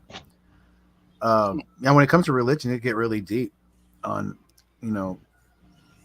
who's allowed to be either resurrected, but let alone not only represent, but walk alongside of a god or the god. That's a big holier than thou type person, right? Well, a person who's purified themselves and kind of has gained knowledge and cleaned up their emotional self, I think, is like that. Who's gained a certain level of maturity, wisdom. And was that like just an acceptance rather than a worship? Because in a weird way, a total acceptance of something as what it is just about as close to total worship as you can get, right? Well, the dictionary definition of worship is to respect with reverence. But usually So, towards a certain deity or person or God or something. Like, well, like our parents, we're expected to like respect them with reverence. Yeah, I mean, you come from a fucking brutal background, so maybe but you're exempt. but we see a lot of that. Even if the lifestyle as a child is not so brutal, you'll still see kids rebelling, and a certain one or two will do the drugs and do the things the parents don't want them to do. Usually the like the Bible calls them the prodigal son. They'll come back, and the parents will have to accept them because that's their baby. Um, it's it's a lot about accepting and letting go. Excuse me. Like a good example would be, I think it was Gio and Ronan asked me, what would it take for me to throw my daughter into a fire and watch her die? I heard that conversation. Were you in there? You said you heard that? Yeah. I And was they were listening. they were in disbelief that I would actually even throw my daughter in a fire and watch her die. For the betterment of all mankind, I would do so. You would have to, right? If that's the only way to do it, which is the only option they gave me. And a lot of people do that. A lot of people will keep secrets, and religion is good at that also. And not only teaching secrets, but teaching how to keep them too. I wish folks would use more realistic examples instead of these. If you were on a Tweed planet and it was over 8 billion light years from Earth, and these 7 amazing weird things happened, what would you do? Yeah. It's like, how about real life examples? Like if you're jealous of your wife and you're feeling like an asshole devil, what would you do? I mean, it's like a little more realistic, Right. Yeah. I mean, a lot of people just fly off the handle and start accusing their spouses of something that's probably not even there, rather than, hashing out and discussing it truthfully and honestly. They'll just jump to conclusions, or they'll figure somebody's doing something, so they'll do it too. And they start stabbing each other in the backs, and friends start telling friends, and you have the wrong kind of friends. It's just, it could become a mess when it comes to relationships. And that's what religion is about helping to guide us through these things more gracefully. Yeah, I could see that. Definitely. I agree with that certain people need to be shown what it should be, to control their animal tendencies and natures, to try to bring them to a civility of some sort, where at least they're not killing each other and stealing, and that what the commandments say, just the basic tenements of what humanity, I think, natural human laws are. Okay, Plastic, can you see the screen okay? Yeah, I can say, hey, Wild Heart. I do. Oh my God, how great is our Wild Heart? Wild Heart is the son of God. We are truly blessed. Yeah, who isn't? Even the most horrible prick is the son of God. Everyone's the son of God. Everybody has a message to convey, right? Okay, so Plastic, can you take up reading this section here? Oh, I'll give it a shot. Okay. Let me see here. I got a squiggy eye. Well, many will acknowledge that death is not annihilation. They insist that this is not true of the second death. The lake of fire, we are told that death without resurrection is virtual annihilation. And such it is. But let us not be too positive that there is no scripture which teaches, that there, I haven't read before, that there is a resurrection from the second death. That many never discover such a passage is quite true. But it is not what we have not seen which should form our doctrine, but what we have seen. Ooh, There is man, such a that's pass- good. Read that one again. Okay. Read that one again. So I can find it here. Got a bad eye. Okay. That many have never discovered such a passage is, okay, here we go. But it is not what we have not seen which should form our doctrine, but what we have seen. There is such a passage as we shall show in due time.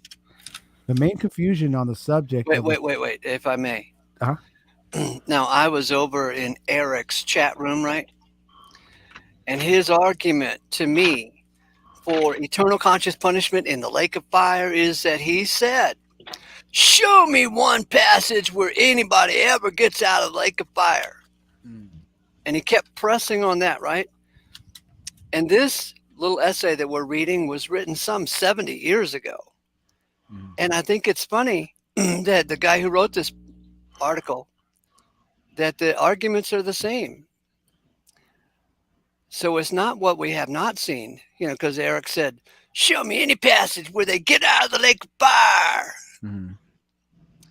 But what we have seen, so this sounds exactly like this author went through the same argument that I got from Eric. All right, go ahead. Okay. Oh, there it is. There is such a passage, and we shall show in due time. The main confusion on the subject of the second death has been brought about by the refusal to believe that it is a death at all. It is put in its entirely distinct category simply because it is called the second death. But we must remember that this phrase, the second death, is not to be explained. Yeah, it's a typo here. Explained. Yeah, explained. Okay. To be explained is itself the divine explanation of what it is to be understood by the lake of fire. Let us never seek to explain God's explanations. Hey, isn't that clever? It's clever to hide things. Let us never seek to explain God's explanations, but Yeah, God gives an explanation for things. I will be wary of anyone who said So, that. to not seek any. Okay, I'll just keep reading. I'll be right back. I have to move my truck a couple 100 feet, so just be right back. Cool. Did you want me to continue? Yes, please. Okay. We read of many things which are said to be second. What not the healing of the nobleman's what was not the healing of the nobleman's son, John 4:46-54, a sign just as much as when the water blushed at Christ's presence in Cana of Galilee, John 2:11. Was the second ward or jail not a ward because it was second, Acts 12:10, and the second man, is he not a man just as certainly as the first man, Adam? Do you know who the second man is? The second man, the only thing I could think of off the top of my head, the second man other than Adam will be his firstborn son, which I'm not sure if that was actually in this case, or 1 Corinthians 15:47, Christ is the second man. And I stop you just to bring this up because it's a very important teaching from the Bible. Adam was the first man. Christ was the second man. In the same passage, 1 Corinthians 15, in that 48 passage, Christ is also said to be the last Adam. So I like to point out that Christ is the last Adam, which means Adam gave us trouble. Christ ends all that trouble. And when it calls Christ the second man, well, Adam was the first man, but Christ is the beginning of a whole new thing. He's the second man, so that speaks to the future. He's the last Adam. That speaks to the end of Adam's miscreant behavior. My only thing would be, wouldn't the Adam taking the bite of the apple just be a great fall as Jesus questioning his own father when he asked why he has forsaken him? That's an interesting thought. It's a very interesting thought. I don't know what to say about it, but, I'm not going to bluster in contradiction. That sounds like something to ponder, okay? Okay, cool. Deep thoughts with Victor. And you can't say deep thoughts. You must say deep thoughts. Balls deep thoughts. Get the shaft. Okay, start over. For some reason, while that's PP wants me to read the back of a cornflakes packet, I'll do that on my channel, maybe. Sorry, go ahead. Okay, we're talking about the second death. Go ahead. Oh yeah, where was I? I'm sorry. Okay, I'm going to start right there. Was the second ward or jail not a ward because it was second? And the second man, is he not a man just as certainly as the first man, Adam? And is he not the second covenant, a covenant at all? And the second veil or curtain, was it not a veil? Peter's second epistle, the second animal, the second seal, the second foundation. All of these are precisely what they are said to be, in spite of the fact that they are not the first of their kind. Why then should the second death be anything other than than death? Wow. Mm. Well, it may not mean much to you guys, but there's a bunch of Christians out there that infer that the second death is eternal conscious punishment Yeah. instead of death. Mm-hmm. So the author of this passage, this article, is arguing that death is death. And if some experience the second death, it's still death. It's not conscious punishment. Would it be a form of eternal consciousness with which you have to live with at your death itself? This whole article is arguing that death is the opposite of life, and that our only hope is the resurrection from the dead. Uh-huh. Whereas in man-made religion, they say the dead are still alive. You go on to another form. Oh, I see what you're saying. Rather than everybody's dead in the ground until Jesus Christ comes back to judge them, people think their grandma's in heaven right now making donuts and waiting for him, when really she's just dead in the ground waiting to see everybody else would be. Yeah, right. I see that. Yeah. So the Pentecostals and the Baptists and so forth, they have this idea that the second death is not the same as the first death. It's eternal conscious punishment in the lake of fire. Mm-hmm. But the author is saying it's their second experience with death, and the dead are dead. Yeah, total annihilation. Non-existence whatsoever. Right. Mm-hmm. Okay, go ahead. Okay. This is the divine definition of the lake of fire. The fearful travesty which makes the dead alive, tortured before they are even brought before God's bar of justice, and raised from the dead merely to be hurled back into a fiercer torment. With such travesty, the scriptures have nothing to do, nor do we appreciate the mighty effort God's put forth to to rest them from the sleep of death. It is only to consign them once again to oblivion by the awful horror of the lake of fire. To those who know the God and Father of our Lord Jesus Christ, the judgment of the great white throne will always present an insuperable difficulty apart from the grand truth of universal reconciliation. Why disturb the slumber of the wicked if no one else is to be benefited thereby? Why wake them to life again if it only brands his name as vengeance and wreaks unspeakable pain on them?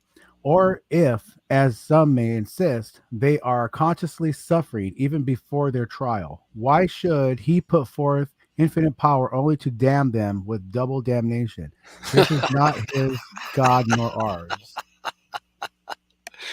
Oh my God, I love this guy. Keep going. Adam dying to die. A notable passage which indeed contains the first mention of death in the word of Godus. God. God. Okay, so there's no space there. Godus. Who's Godus? Where did they come from? It's just a typo. A glorious typo. Word of God is the penalty imposed on Adam in case of his disobedience. In the day that thou eatest thereof, thou shalt surely die. Genesis 2:17. And that's the King James Version. Okay. In the day that thou eat of us, thou shalt surely die. And it's wrong. Okay, keep going. Okay. How are we to understand the statement that Adam lived on for 900 years is beyond dispute? Genesis 5:5. The most plausible explanation, spiritual death becomes more impossible the closer it is considered. Spiritual death is figurative. It depends on the knowledge of literal death for its understanding. Now it is unbreakable. Now it is an unbreakable law of figure such as this, that the literal must come first, then the figurative. but death was unknown to Adam. Before this, literal death would be difficult for him to apprehend, much less spiritual. Another consideration confirms this conclusion. In all the references to death in the Hebrew scriptures, not once is spiritual death referred to. It is thought beyond the range of those who receive this installment of God's revelation. So they're arguing Old Testament, New Testament scriptures, right? Yeah. Okay. So the point here of this paragraph is that the phrase spiritual death is not found in the Bible at all. Mhm. Death is always a literal thing. The dead are dead. Yeah. Okay. Besides, death was not confined to Adam's spirit. The pronoun you cannot be so interpreted. Sorry, I'm blind in one eye. The pronoun you cannot be so interpreted, for we are never told that Adam was spirit, but often that he was soil.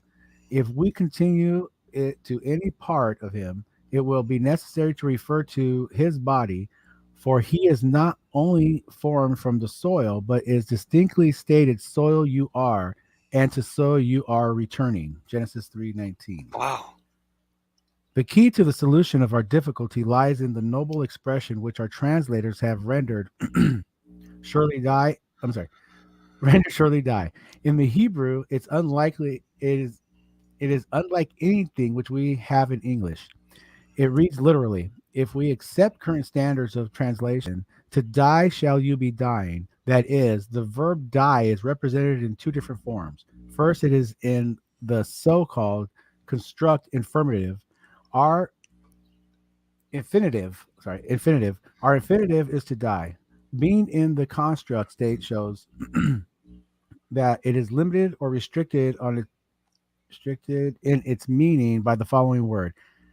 In the phrase "the word of the Lord," for instance, the word is the construct state because not everyone's word is intended, but only the Lord's. So here, the thought of dying is restricted by the following. Wait, messed it up. Restricted by the following verb: "You shall be dying." From this, we gather that it is only in a restricted sense that Adam would die that day. To die shall you be dying brings before us a process of death, culminating indeed in actual death, but my eyes are jumbling on me, indefinite duration of its operation. A tongue twister there. Okay, so it's just separating what it means dying and the word death and the process of dying itself. Yeah, so in the King James Version, it says, in the day you eat of it, you shall die. Mm-hmm. But in the original Hebrew text, it says, in the day that you eat of it, to die shall you be dying. Mm-hmm. So the word die shows up twice there. So So dying you start itself, dying on that day. You dying just start itself, dying. dying Sorry. itself is a process of death, and death. In other words, dying could be used as in the day that suffering. you eat of it, to die shall you be dying. So the process of dying begins. So suffering. Right. Adam So you did not die in the day he ate of it, but he began to die. Right, because he was meant to suffer and toil in the soil and experience what it was like to gut an animal and do all the things you have to do to survive. Uh-huh. So you're actually, in a way, slowly dying just by trying to live. Keep yourself alive, and then you will die. Keep yourself alive. Oh, baby, keep yourself alive. Staying alive. Wild Heart, take over. My eyes is all jumbling. I only got one left, and it's not too good. Yeah. The same phrase is used in a similar sense in Genesis 29:7, 1 Samuel 14:44, 22:16, 1 Kings 2:37, 42, 2 Kings 1:4-16, Jeremiah 26:8, Ezekiel 3:18, 33:8-14. The most interesting of these occurrences is 1 Kings 2:37, where we have the identical statement made to Shimei by Solomon in case he should dare to leave the confines of Jerusalem. In the day to die shall you be dying gives us a perfect parallel case, and like Adam, Shimei transgressed, and like him he did not die on the day he crossed the brook Kidron, but went to Gath after his servants and returned. This would not be so notable if Solomon had offered some excuse for not keeping his word and sending after him to fulfill his threat. Indeed, Solomon reiterates his previous words, not omitting the phrase "in the day," and proposes to carry it into execution several days afterward. It is evident that his understanding of this phrase was quite different from the impression conveyed by our usual English translation. Such evidence as this is valuable, far more valuable than the laboured efforts of Hebrew scholarship. Learning is ever lame, but here is evidence of Solomon's interpretation of this phrase, and how many would dispute his knowledge of Hebrew. But we have still stronger evidence from him, who is greater than Solomon. Keep going.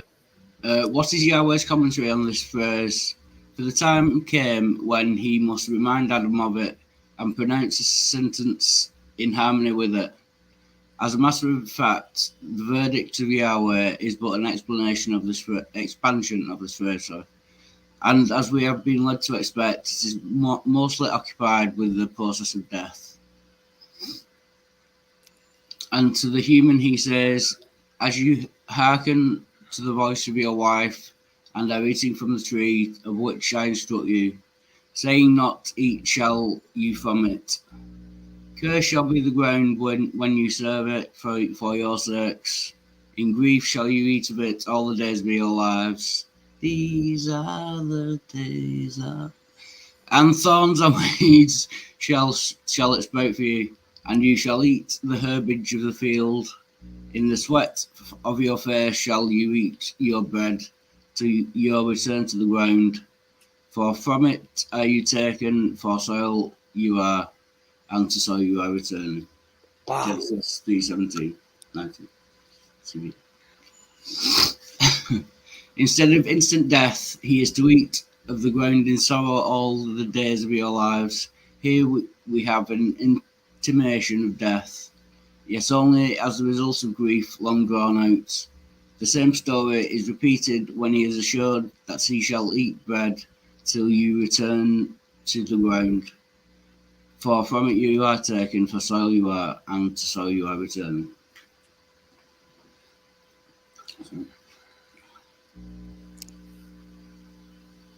You got it, baby. Keep going. The silly story of an apple need not concern us, but whatever the fruit may have been, it seems certain that it was poisonous, as we would say, slow poison, eventually causing death. Its effects were felt the very day on which it was tasted. Let us not suppose that this is the introduction of evil into the universe. It was merely the channel through which it came into the world system. GK, Cosmos, Romans 5:12. The adversary had spoken of evil as something well known to the gods, Heb, Elohim, and Yahweh Elohim himself says, behold, the human becomes as one of us, knowing good and evil. And now lest he stretch forth his hand, moreover, and take of the tree of the living and eat, and live for the eon. Genesis 3:22. Therefore, Yahweh Elohim sent Adam forth from the Garden of Eden to till the ground from which he had been taken. So he drove out the man, and he stationed at the east of the Garden of Eden the cherubim and the flaming sword turning itself to keep the way of the tree of the living.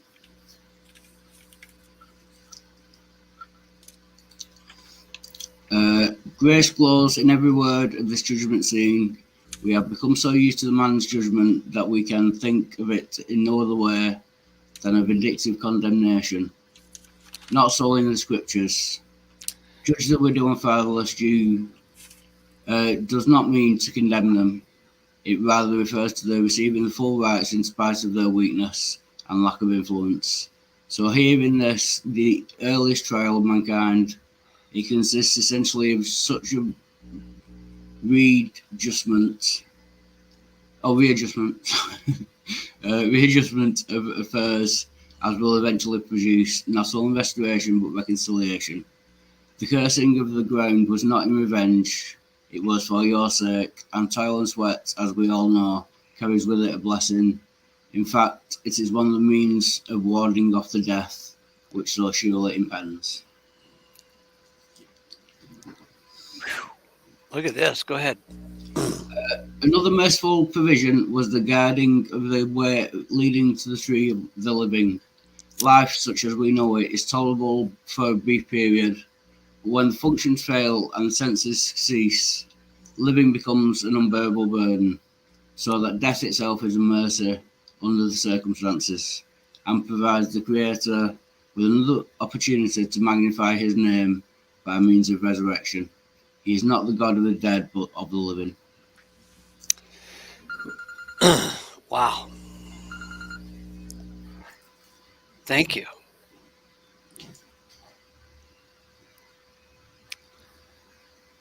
He is not the God of the dead, but of the living.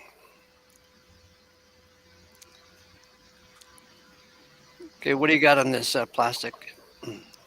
No, just that, there's no mention of really any hell, so there's no annihilation would make a lot more sense because there's no living after that. The God of the living is to separate that, then the ones that are able to live after their death, there it is. That's the God of the chosen living. And the resurrection is the key part of our story. The dead are dead, and beyond the resurrection, we have no hope.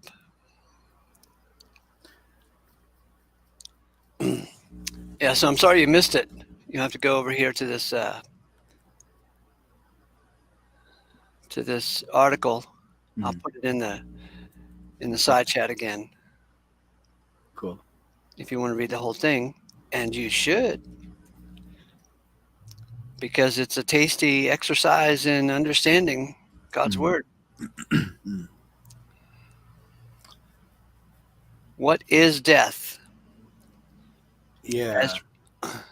Go ahead and let's read the first paragraph again. You plastic. All right, let me see here. Remarkable as it may seem to come, death is a return. Man Remarkable is as it may seem to some. Oh, I missed something? Some. Yeah, I'm blind in one eye. And You're doing good. I got a blind spot in my good eye, so you're gonna have to read ahead a little bit or look ahead. Okay. Remarkable as it may seem to some, death is a return. Man is soil and returns to the soil. The spirit returns to God who gave it. The soul returns to the unseen whence it came. In fact, you guys were talking about this earlier about the soul being separated from the spirit. Right. I remember you and Krishna were talking about that. That's a tricky thing too, because some consider the soul as a spirit and vice versa are both the same. That's a mistake. Or the spirit is an emotion, jubilation of reverence of something rather than the actual construct of your essence itself being the soul. That's, I think, more of the way I kind of see it.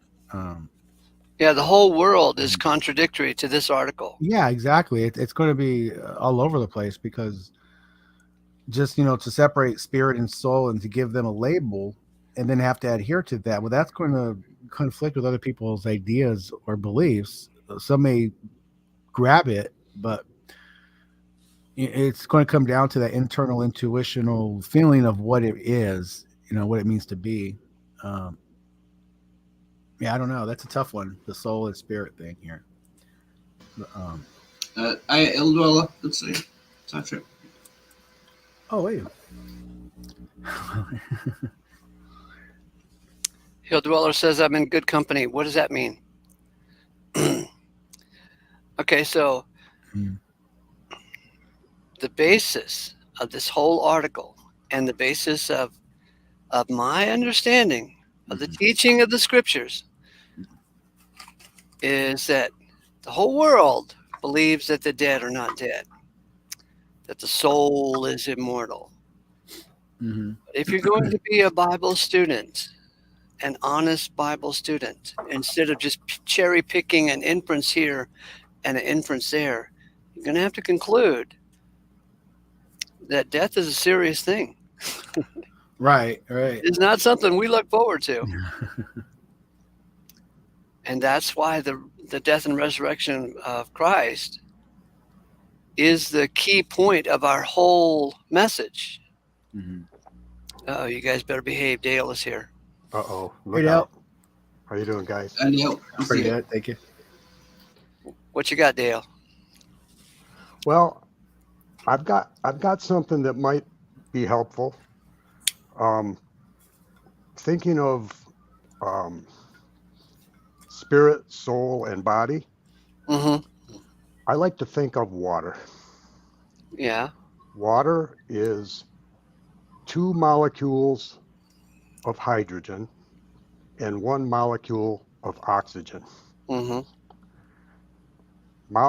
Hydrogen and oxygen exist independently. Okay, Uh-huh. they don't have to be combined. They exist on their own. But I like to think of hydrogen as a body. So you take 2 parts hydrogen, which is in our illustration here is the body, and 1 part oxygen, which fits because breath, air, wind, and you combine them and you have water. I liken water to the soul in this example. Mm-hmm. Now, say you've got a cup of water and somehow you're able to separate the hydrogen from that oxygen. Now you've got hydrogen here and oxygen here. Where'd the water go? It went back to the unseen, right? Mm-hmm. In your example about when the spirit is taken from the body, the soul goes back to the unseen. Mm-hmm. So I just think water is a good illustration of that process. Hydrogen and oxygen exist independently, just like a body exists, though it may be dead, it still exists, and spirit still exists. But Mm-hmm. when you combine the two, you get a soul, or Mm-hmm. hydrogen and oxygen. You combine the two, you get water. Does that make sense? Oh, it's perfect. Yeah. We're always looking for the best metaphor, and you've got it today. Well, it works for me anyway. I don't know. So my argument, plastic, is that it's a mistake to think that soul and spirit are synonyms. Mhm. Just like oxygen and water are synonyms. Mhm. They aren't, is what I mean.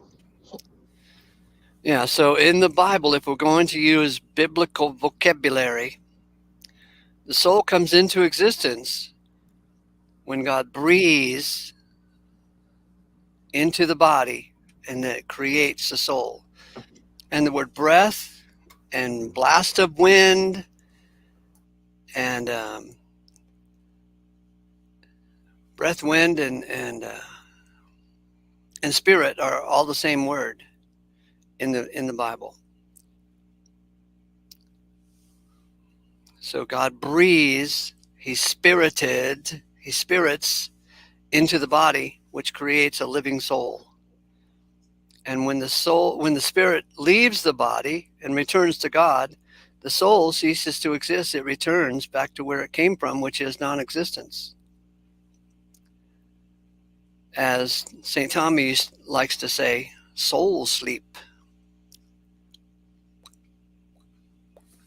I just have to nip to my mum's. I'll be 5 minutes. I'll be right back. Okay, we'll hold a prayer session for you.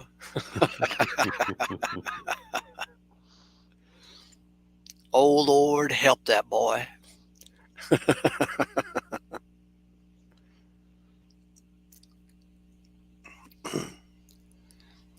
Wow. So how'd you like the reading of this, Dale?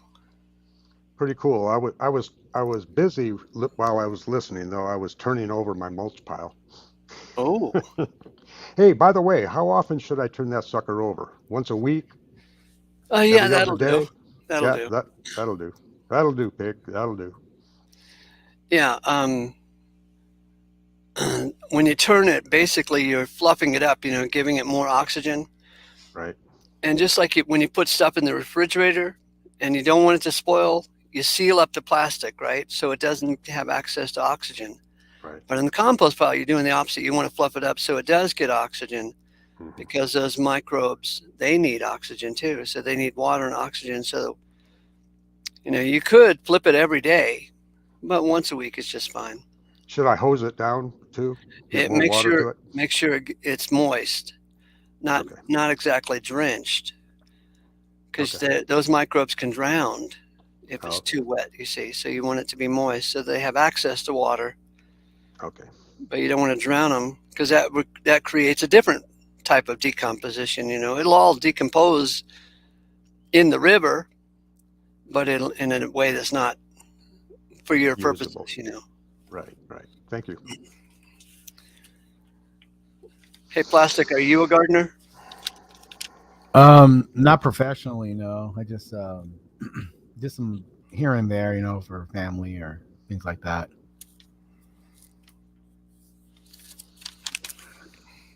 Did a little gardening out here with my father-in-law and mother-in-law. What would he grow? He grew they grew pumpkins and some melon, cucumbers, things like that. Mm-hmm. Yeah, but nothing really. They didn't get into it too much. A simple compost heap, where they put the egg shells, fish scales. Anything you could do that could break down, dead leaves, and Mm-hmm. we threw that on there a couple times. But I was mainly in charge of watering it once a while and then setting it on fire when it was all done. Mm-hmm. Yeah.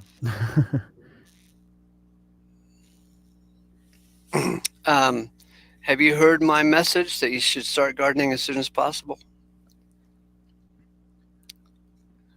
I can't disagree with that. I mean, I have a couple of apple trees out here. I'm not like, growing crops or anything like that, but I got a couple of things out there. My wife is growing, she's into that stuff. Well, there's a prophetic phrase that I like, and I'd spread around from time to time. It is that current events form future trends. Current events form future trends. And if you go over to Walmart and the grocery store and Home Depot, you're seeing empty shelves. And these are current events. Or like a mass panic or something like that. Yeah. So look out. So the shelves are probably going to get emptier and emptier, because there's a lot of crap going on in our world, geopolitically, weather-wise. Anyway, and so I think it would just behoove us to start learning gardening and farming methods as best we can.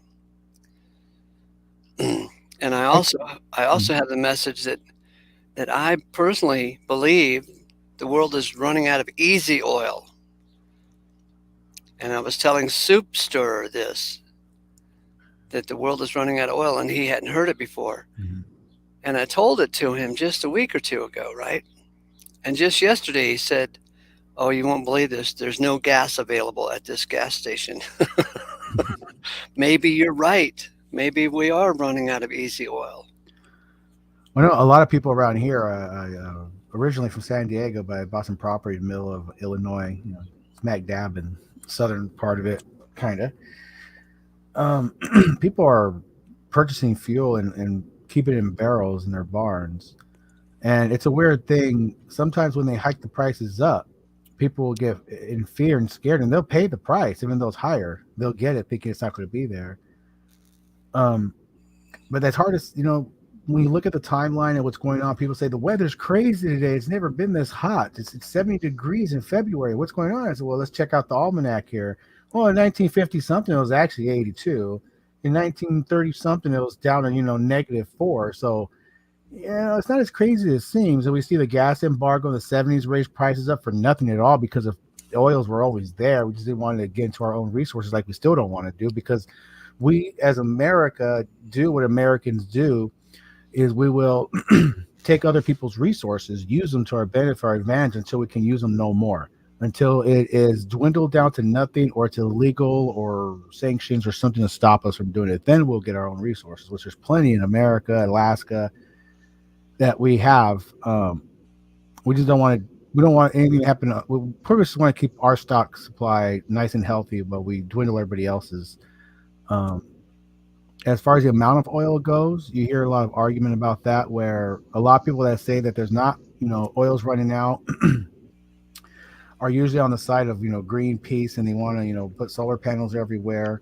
Where the people that say, hey, there's plenty of oil there, are the people that are, doing the oil in. Maybe it's for profit. Are they hiding that because they want to make a profit, or is there actually a lot of oil there? What can we do as pawns in the game but watch, wait, and adhere to the aftermath of it all, and just kind of just go along and deal with it. Bow our tip our hats to the new revolution. I think there's a song about it that says that. Mm-hmm.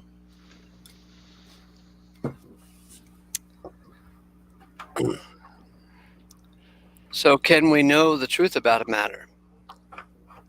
Are we running out of easy oil? I don't say we're running out of oil altogether, just easy oil. And my evidence for that is that 110 years ago or so,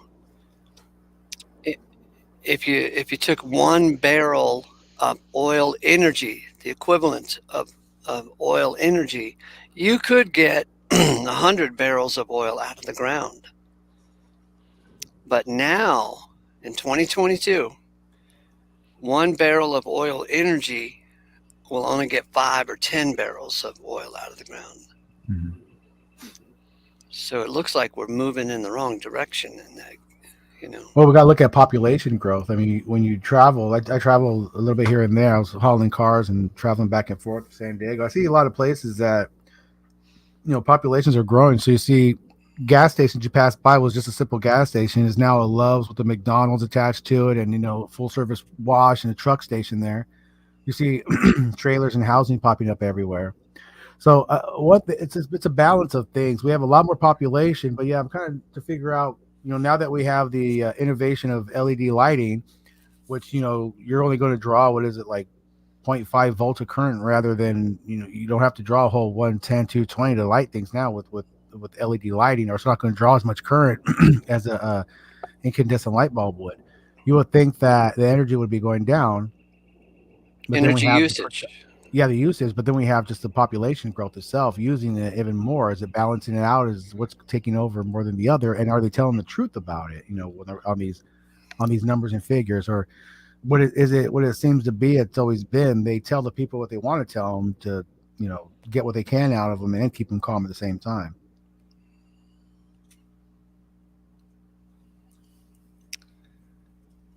So, are you ready to start thinking Amish? No, not really. Well, I don't know Amish people personally. I ran into a couple Mennonites, and yeah, they're okay people. They're not as dedicated and as it used to be. I would say, they used to have barn raisings and all this. Now they just have some guy come out and put up a pre-built shed and put some rocks around it. Say, oh, it's a good job there, Joseph. Let's go inside. It's a little different now. Their kids are running off and hanging out in the streets over here with the regular kids, and probably another dying religion, just because of the fun and entertainment that they shun so much. And in a weird way, they're kind of right. This technology, they say technology is the future, but it just allows for deviancy and just, it's just almost corrupts people. Technology does. Go ahead, Dale. I just got back in the house.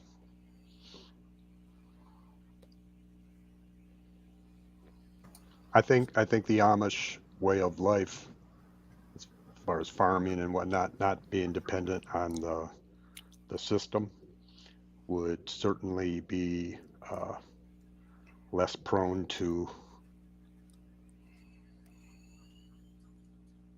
the corruption, the issues that come up from corruption in the system and whatnot. But Not that they're immune to it, but at least not as susceptible to it. Growing your own food. You don't have to worry about the grocery store's shelves being empty. You grow your own. Mm-hmm.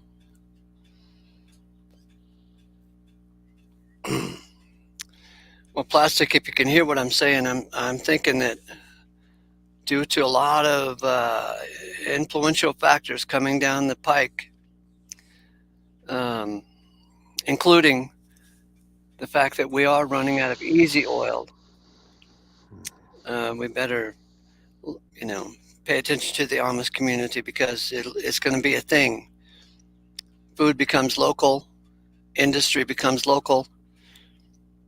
We won't be getting, go to Trader Joe's and find a bunch of produce from Brazil Right. Yeah.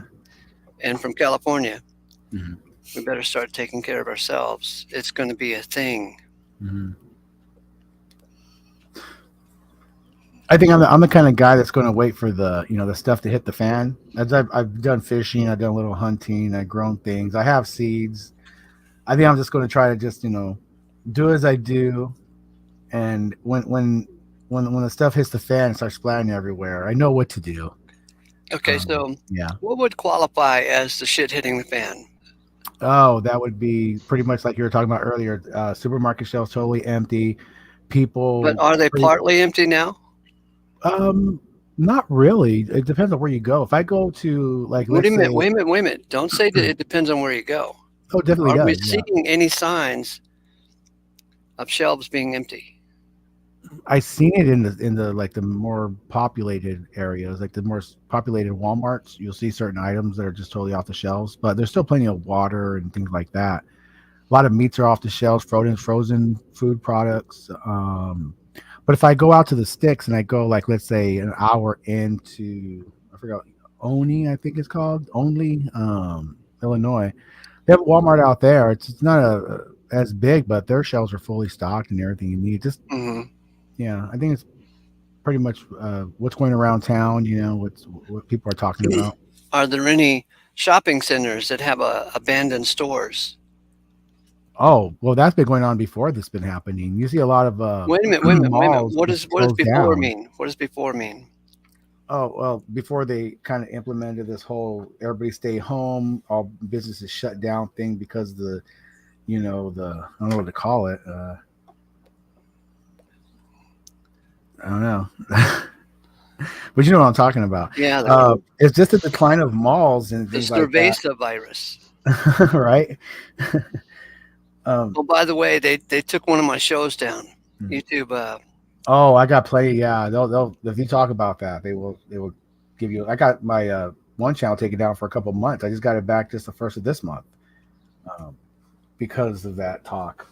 But I noticed that from internet, like when you're able to buy things on the internet now, you've seen a lot of malls closed down across the especially small little small town malls. They had the Sears built into them. Those are gone. Because of, I think, online shopping made everything so much convenient. You want a specialty item. How about restaurants? Are you seeing any closed up restaurants? No, not really. No. Are the restaurants crowded?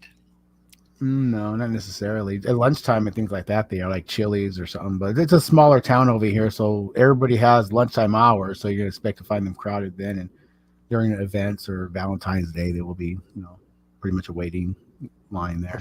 I think a lot of the mom and pop stuff is closed down. That's true. Yeah, that is very true. But that's also with like the advance of technology. I worked in a place called Adventure Printing in San Diego for about 4 years, and I was a graphics guy. But what they mainly did was, printing business cards, T-shirts, banners, anything you want. Printed this, that, pens, license plate frames. But when the internet hit and then Vistaprint hit, people would rather go get some cheap $12 business cards than pay $56 and $70 for, we had decent quality cards, but they would rather go for the cheap end, which pretty much destroyed his business. They got, everything they could get. It's like the malls. You don't have to go get something engraved on an urn down at the mall and walk through all that traffic now. You can just go online and order it, and boom, there you go. It closed down a lot of businesses, a lot of specialty shops, especially with things like graphics and things like that. Since everything's so convenient online now to get done.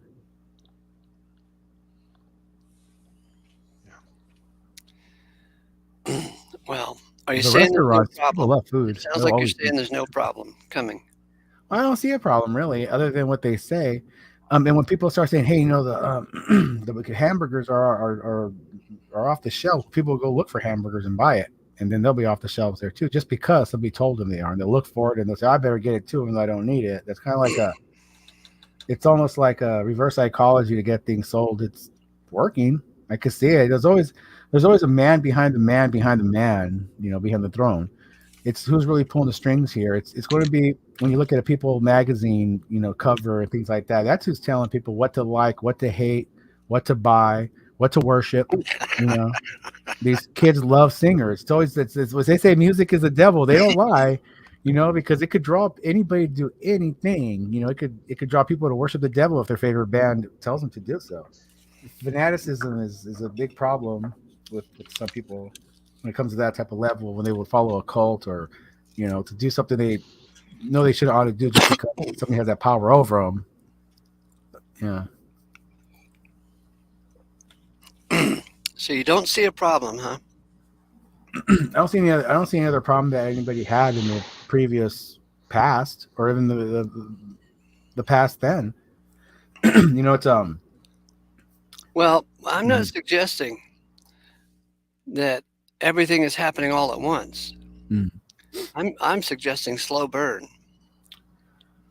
well, everything is happening all at once at a slow burn. At a slow burn, yeah. Yeah, it's almost there. Are we a flame that's being ignited, or are we one that's being? Are we at our prime as full fire? Here we go, or are we being snuffed out and we're watching it, you know, slowly Okay, fade so out in the darkness? you use the term when the shit hits the fan. So what would qualify as the shit Oh, hit the fan? I'm sorry. Shit hitting the fan would be where people would be in such a panic they would intrude on my property or impede on my safety to take what they want from me, where I have to defend myself physically, where I say, okay, bring out the guns, or, you know, they want our fuel, they want our food. Then that's when it hits the fan. Then it's like, okay, you know, take up arms. We gotta do what we gotta do to get, you know, this thing going. And, you know, luckily I got a little chunk of property out here and kind of the sticks, you know, so this might be a little easier that way. Yeah, so I don't know. We'll see. I'm a little savvy in the solar panel stuff too, so if need be, I could always Mad Max it and go get some batteries, converters, and solar panels off, you know, abandoned houses or pieces, parts, and get myself a little power, you know, and have a little party, some radio going or something. Save your. I have a record player with about a foot stack of old. I mean, I bullshit you not. I have like these really old like orchestra bands. I have old country. Roy Clark sings Johnny Cash. Johnny Cash sings Roy Clark, you know, and all these old records from the 50s and 60s that I got stacked up. So I got something to listen to, you know. I haven't had the Chipmunks album. It's good that you're out in the sticks. Chipmunks rock. You know, when the shit hits the fan, I think the major cities are going to go crazy. Oh, definitely. Yeah. First. Yeah. I grew up in a major city. It's going to be bad. Then once they figure out somebody's out in the sticks and they've got all this great stuff, then they'll be pounding on your door.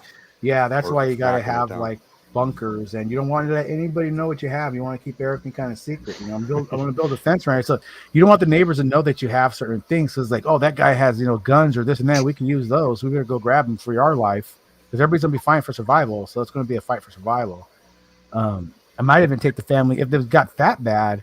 I would just take the family out to the real sticks, you know, way out there in the country, and just do hunting and fishing and camping and scavenging for solar stuff to party down to old, you know, Hank Williams. Well, I'm in the city, so what's your address again? Oh, if the shit hits the fan, they'll have like a party. A party at my house. Well, you got to give me that address first. So. You can put it in the private chat. Okay. Yeah, I got lucky. My property came with an old barn built in like 1901. So and it was a post office, original post office. So it has like the doors for the, you know, has a little corral in there for the horses and shit. So I'm thinking about getting some ponies, or some donkeys, right? That'd be cool. Yeah, donkeys. Yeah. Donkeys, huh? Yeah. Well, if I was you, I'd get something that you could eat. Oh well, like Cows, chickens or chickens. something like that. Chickens probably. I don't know if I could cut a cow up. I remember hunting with the guy. We hunted a deer and gutted it and all that. Kind Ooh, of yeah. grotesque, It's like, I hear you. That'd be tough for this city boy to do. yeah. We're over there gutting the deer and cleaning it out. I keep thinking of like old mafia movies where they got the guy hanging by his feet in the shower. I cut him up, Billy. Oh, like same. But I suppose if I was hungry enough, I'd do whatever I had to do to eat. Well, fishing's easy. No problem gutting fish. That's easy to catch. They're gonna be around forever because catch them different ways. Stay close to water, of course. Fishing's always the easy way. Hell, I seen hillbillies freaking dig a channel from the lake over to a ditch, and they all get in their fucking ski-doos, and they go out there and they'll start like ski-dooing all around and like outside that area, and then you see all these fish going to their channel, going into the ditch, and then they run out there and just pick them up. Just scare them into the area. Oh, they herd them into that channel, into a ditch where they had a hard time getting out, and yeah. Yep. Wow, modern cowboys. Yeah, right. Instead of riding a horse, they're riding a ski-doo. Yeah. I always wanted a jet ski. That'd be cool.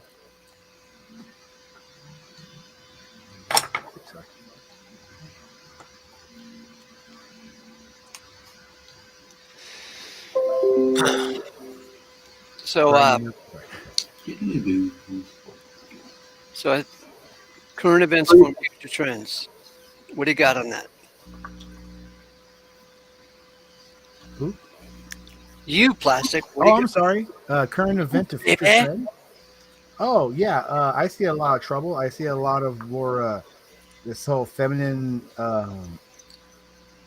like this what they call. I guess they call it woke culture. That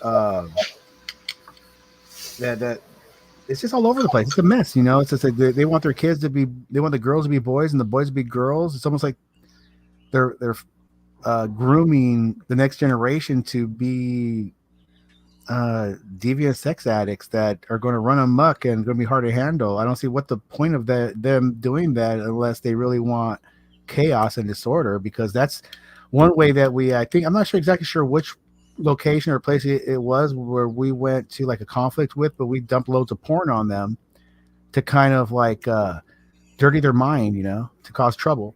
And here we are, just multitudes of it, and no restrictions for anybody who gets on that computer. Oh yeah, sure, I'm 18, I'll click that. And these kids are seeing this stuff. And I've been in and out of the foster home system, and my brothers and I, we were exposed to this kind of pornography and stuff at an early age. Stacks of magazines and video clips, video films, 8mm, 9mm film, whatever they are. And it's not good. And it's being pressed on the children, where it used to be, you find your significant other and you couple and pair up, and you take time, you date, you look, you seek, you get to know the person first, you become friends, and then you marry and you couple and you have children, you raise your children to have the same values. Now it's like, all right, everybody wear a dress, put on some panties, show yourself online, screw everybody you can. It's there's women out there that are seeing how much, I don't know how to put it the right way, how much sex they can get, I guess, certain days. Men do the same thing. But now it's okay, and it's good for women to do that now, and that's not a good thing. We're going to see a lot of problems with that, more so than the drug problem. I think with the drugs destroying families, we're going to have this too. A lot of regret from when they want to change their children over something else, and they go, "Oh, I want to be a girl daddy," only because that's what they're being pushed on because of TV. But later on, find out that their feelings and emotions are, "Hey, I got a boner for a chick. What am I doing?" It's going to be a maddening, chaotic, confused future. And however they're going to handle these type of people, in which way, since religion is losing grip, I don't know, other than some form of government control, like they're talking about, which it seems to be going. Because yeah, it's gonna be crazy. I got 2 children. I'm like, oh man, sorry, I'll be out here before you guys. I'll be checking out. I don't know who wins this game, me or you. Yeah, like a lot of chaos, a lot of regrets.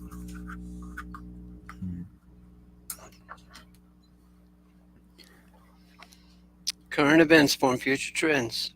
Mm-hmm. Yeah, they do. Yep. Plus, you also have, what is that? I forgot the conformity breeds content. So if you get people to do it, then other people will, pretty much adhere to it. I think it's okay. I mean, everybody shows the same example with Ernie Bernays, which is Freud's nephew, and he was, he was first in Germany, the master of propaganda, and then when we got him in the U.S., we changed propaganda over to public relations. Isn't that weird? Yeah, and it was always that same example they used, but he's done many things. But the biggest example was for women to smoke cigarettes or pipe or anything like that was totally unheard of. So you're not a lady.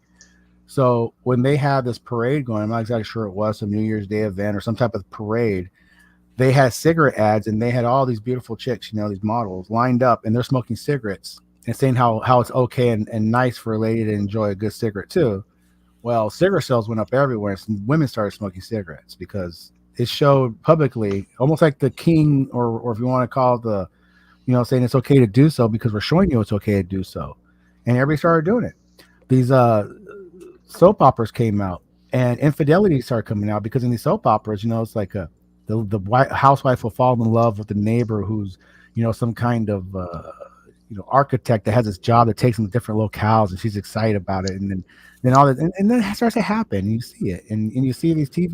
These I never seen Game of Thrones, but I heard a lot of reference about incest with mothers and sons and daughters and brothers and sisters and all this stuff. And now you see everywhere you look. If you look at pornography online, you're going to see a lot of incest porn. You can't see anything else. Mother and son. It's grotesque in a way.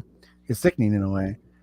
And I don't know. That's where we're at. That's where we're at, though. That's where we're at. They don't call it programming for nothing. Oh, definitely, yeah. It's was it television programming? Tell your vision, program your brain. Mm-hmm. Yeah, definitely so. Torches of freedom. That's funny.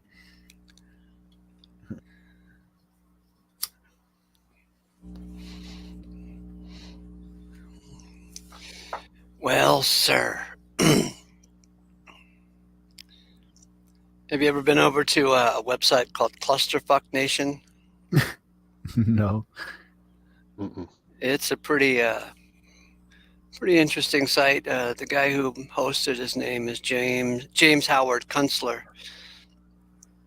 and he's kind of a futurist by accident. He got his start by being a kind of a famous commentator in the architect world. And he was arguing for a long time that buildings, the architecture of buildings is just crap, and pointing out its flaws in design and beauty and integrity. And right. And he eventually got onto the architecture of a cul-de-sac is also disgusting. Right. Well, when the internet started becoming popular in the 90s, more easy to use and so forth. Along about that time, a bunch of oil executives retired, not just oil executives, but they were geologists. They started retiring, and once they were retired, they could say anything they wanted to, because when you're employed by Exxon, etc., you have to toe the party line and say what your boss wants to be said, right? And I see. Yeah. And so when they retired, they started creating blogs, and they said, we're running out of easy oil, and it's going to be continuing, and it's going to be a serious problem. But is that research done, actual research that was just read articles, or is this something that was done in the field? And because how can you really without some type of These are oil executives who have retired, oil geologist executives who have retired. right, but looking for oil by digging holes in the ground is one thing. But if we have some type of a satellite mapping where we could penetrate the ground to see what's there, we could really say. Other than that, we could only guess. I thought they We could had only ways How of. about you making a guess versus Mhm. them Mhm. who were actually in the field? Yeah. They Well, started writing articles that said the easy oil is Mhm. gone, and it's well, going to be a serious if problem. these are oil executives, I mean they're executives. So what they are is they are main contributors or working for the oil company. So I can see where it's a lot of profit, where they would have to deal with supply and demand. So when it comes to supply and demand, especially with a resource like oil, which is liquid gold, you could raise and lower the prices of it. And you could tell your buyers, what you're running out of and what All right, what you have in so are you stock. So saying that these guys are lying I'm after they saying they're retired? I'm saying what they're doing is this is a book, right? No, What is this? An article, blog? these are oil executives who were Yes. keeping blogs after they Mhm. retired, Mhm. and there was nobody. Uh, Well, that's what I'm seeing. See, I'm seeing oil executives here. I'm not seeing, geologist professionals lining up with them, saying agreeing with them. I only could go off what a businessman or executive would think. Owning a business myself, I go by supply, demand, what I need, what's in quantity on my side, what I could deliver, what I want more of. These are hard to get. It's going to be an extra $10 a set, sir. Oh, okay, I'll pay that. It's supplies are limited on this because of the season, so it's going to be an extra charge because of shipping. This is easy money right there. You can always work things in and out of business. So when I read something by an executive, like a motivation book or something like that, or something about the future, I can see where somebody could perceive the future.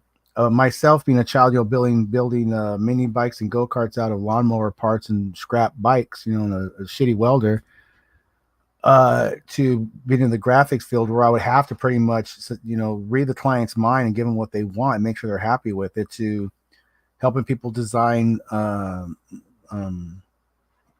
certain things for vehicles, or design things myself for vehicles when there's not a linkage for a 1964 Chrysler. And I'm not going to pay $300 for one. I'm going to get myself some steel rods, some torch bend and drills and clamps and everything I need to replicate my own.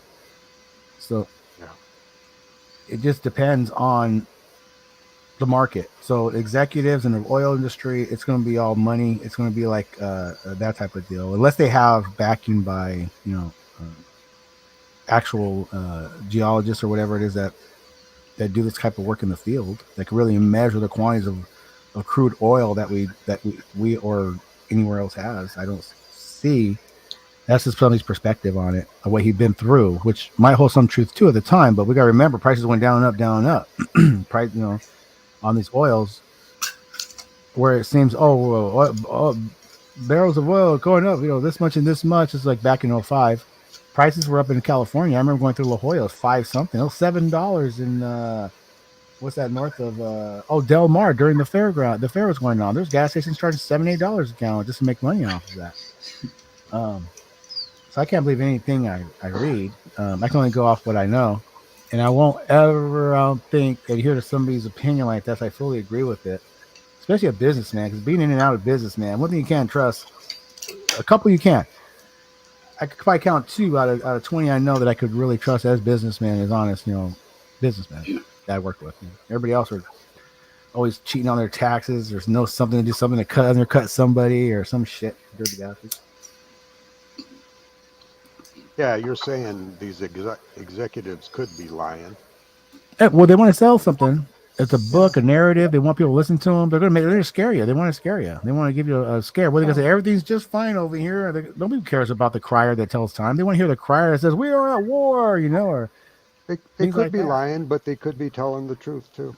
Well, double speak. I mean, you could, because they were in the industry, and because fuel and oil was limited, and because somebody told them at one time, "Hey, we're running out." They're one of their advisors, whatever they're doing. They could ride with that and call it a truth, because it can be a form of truth to them, because that's what the position they were in at the time. So they could use that. I see a scare tactic myself.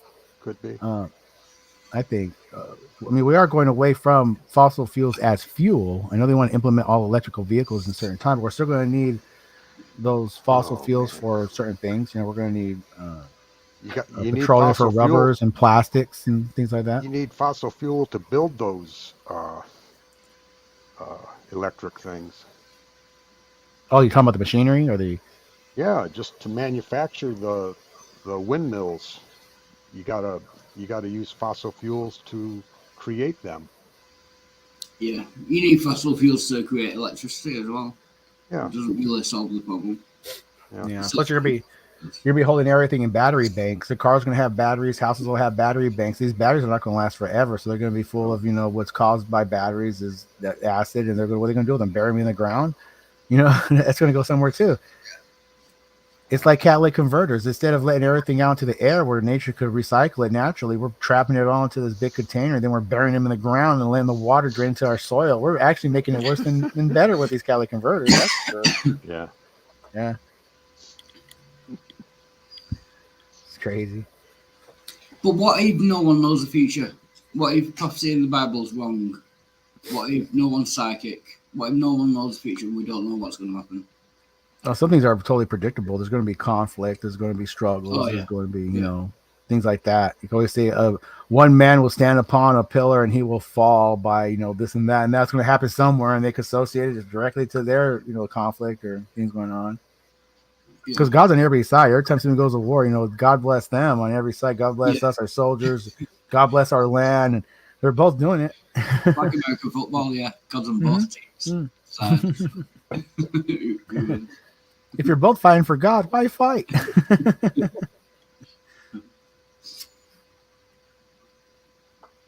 All is out of him, through him, and for him.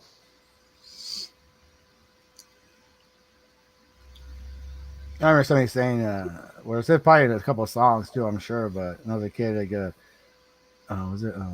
like many branches, God's one. You got to get to the root of it. All these branches that come out from that concept or the idea or of the being of God that people will take and push and pull and twist and PJ, I don't know if you got the chat open. Bojo's happy chat. Is he in? Oh, cool. Yeah, someone's asked you a question. Does that mean you're going to leave? Oh man, Brojo's my bro. Well, let me bring you up. He's not live. He's not live yet. Oh, okay. He's asked you a question in the happy chat. That's all. Oh, my bad. I just wanted to make sure you know. Okay, so let me bring you up to speed, Plastic, since you so rudely interrupted my dissertation. So these guys, they were employees of huge oil companies. And while they were employees, of course, they had to toe the line and say what the employer wanted them to say. And after they retired, they didn't give a crap what the employer said. They made their own blogs and spoke their own truth, shall we say, and told their own experience. And they said it's not a good situation. It's not a perfect situation. It looks bad, and it looks like it's getting worse. And they were arguing that we're running out of easy oil. Well, that was the 90s. And Mr. Kunstler, James Howard Kunstler, who's got the website called Clusterfuck Nation, he stumbled on their material and started reading it and digesting it. So you can find videos on YouTube of James Howard Kunstler from 12 years ago, 13 years ago, saying this looks serious, and he made the prediction that we would one day see a lot less airplanes in the sky because oil is not so easy as it used to be. He made the prediction, even since he was in the architecture business, that we would see skyscrapers that were rather empty because it apparently takes a lot of oil and oil-related things to fill up skyscrapers with renters. And this was 12, 13 years ago. You can find him saying this. And lo and behold, today, I live on the flight path of the Salt Lake City airport. Well, 3 years ago, there was 3 planes going by every 10 minutes to land, and now there's like 3 planes going by every day. We don't have the air traffic. But he made the prediction that you would see a lot less air traffic, and he made the prediction that skyscrapers would struggle to find renters. And right now in New York City and San Francisco, word on the street is a lot of the skyscrapers are 70% empty. So, is the guy correct? And are these oil executives correct? You dismiss the whole thing. I live on the flight path. I see it with my own eyes. We don't have as many airplanes. And guess what? Just yesterday, I stumbled on a brief article that said American Airlines. Do you hear that? You hear the title? It's an airline company. American Airlines is now, they've dismissed some of their connecting flights, to other smaller airports. And if you want an American Airlines to take you over to the connecting flight in the nearby city, they've got a bus, American Airlines bus to take you over there. Would that be ground lines?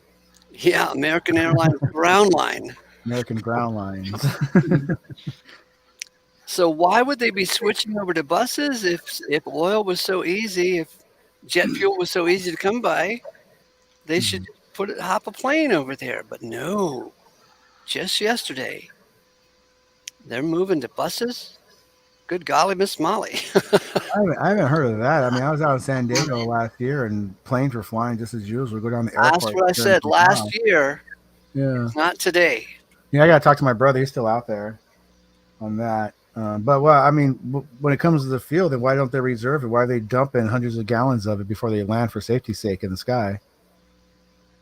Every time they land, they dump the reserves out just so they don't have, in case an accident when they land. You see all that trails up there. It's all that good old jet fuel. If this, then that. If this, why would they dump it? Yeah. I don't know that they are dumping it. I'm telling you that I don't see that many planes in the sky compared to a couple of years ago. I don't see. I think that we will get to the place to where we see a lot of boarded up gas stations. Mm-hmm. Because the electric vehicles are going to start taking over. They're going to need gas stations. Okay, so how much oil does it take to maintain and create electric vehicles? It takes a shitload full of oil to get all that material out of the ground. And it takes a shitload full of oil to keep those electric vehicles charged up. It's only an appearance of a solution. I'm thinking we have a real problem going on right before our eyes. And it's only, gaslighting and cognitive dissonance to say, I'm okay. My TV works and my pizza's right. Mm-hmm. I mean, but it is at the moment. Yeah, my TV works and my pizza's Internet good. Got a car, got some gas. What could possibly go wrong? Oh, all kinds of stuff go wrong, all the unimaginable stuff you don't want to can go wrong. I mean, there's yeah, lots of crap could go wrong. Can I bring it back to a religious level? You were saying about the soul and the spirit. Can anyone demonstrate the soul or spirit actually exists? Didn't you ever see Ghost Dad? All right, yeah. I just like Cosby. That's all. Sorted. I mean, has anyone experienced anything living outside of the human brain? Yeah. Kind of soul. We can't measure it. We know that. Well, there's out-of-body experiences that people had. But that's hearsay. It's hearsay, but if somebody experiences it, then it's maybe hearsay on the other ears, but it's totally real to the person. They still could be deluded, or Yeah, but to view something, even yourself and other people from a whole different perspective, outside your own body, to see that, and then then that would be a little more difficult to explain. Yeah, but. Kind of no one can demonstrate. I don't like to worry about things until they've been demonstrated, and the soul and the spirit have not been demonstrated. Maybe if we're walking in the street and I push you down some subway stairs, when you land, you're like, "Holy shit!" I just experienced it. I saw myself falling down. Then I would consider a head injury to be the major part of that. Maybe. Don't we? Can't we demonstrate the soul exists by our consciousness, just like we can demonstrate wind exists by watching a windmill go around? No, because we don't know how the consciousness works. So if we don't know, we can't say We it's one don't thing know or if another. consciousness works. No, He's it's speaking how the when he says consciousness we. How it works. Yeah. When he says we, he's referring to him and his pals in London. Okay. I don't know about any pals in London. Nobody No, likes Wild Heart. Manchester. Not in his hometown. But I can see what you're saying, Lai. Yeah. Yeah. Demonstrate it exists and don't worry about it. Until then, it's not a thing, I don't think. Yeah, because consciousness cannot be really explained. The spark of consciousness itself. You can see the brain, the makeup of it, and where memory is stored and where thinking is processed. But the actual that voice in your head and yourself that moves everything, they can't explain that. So is that the spirit, or is that your soul, or that's what I mean. Until we can explain it, you're not justified in saying it's a soul or a spirit. Yeah. Until you can explain something, you can't believe it exists. Is that No, what you you're can't. You can't say it's a soul or a spirit until you know how it works, because you're just guessing at that point. It could be anything. You could Do say you ever anything. guess? Do you ever guess at things? Yeah, but I'm not always right. I always guess at grapes. I never know if I'm gonna get good grapes. Just sour grapes. Well, notice that Wildheart is wearing a purple shirt. Speaking of sour grapes, Royalty too. That's a royal color there. Yeah. That's when you mix both teams. That's when you mix the red and blue. Both opposing teams together. You get the. That's why royalty is purple. You got to separate the people. That's how you stay royal, by making the people conflict with each other by fighting. Wildheart, you should change your screen name to Sour Grapes. I'll make some more tea. I'll be right back, gentlemen. Sorry. Can we demonstrate that these grapes are sour without tasting them? Yeah, just can you demonstrate this all exists, and then I'll worry about it. Until then, it's not worth worrying about. It's not worth Okay, thinking don't worry about. about it. Don't worry about it. It sounds like you're just arguing over the name soul. I mean, something exists. We've got consciousness. No, but What when you think name of it? soul, you think of something outside of the body, outside of the brain. Not me.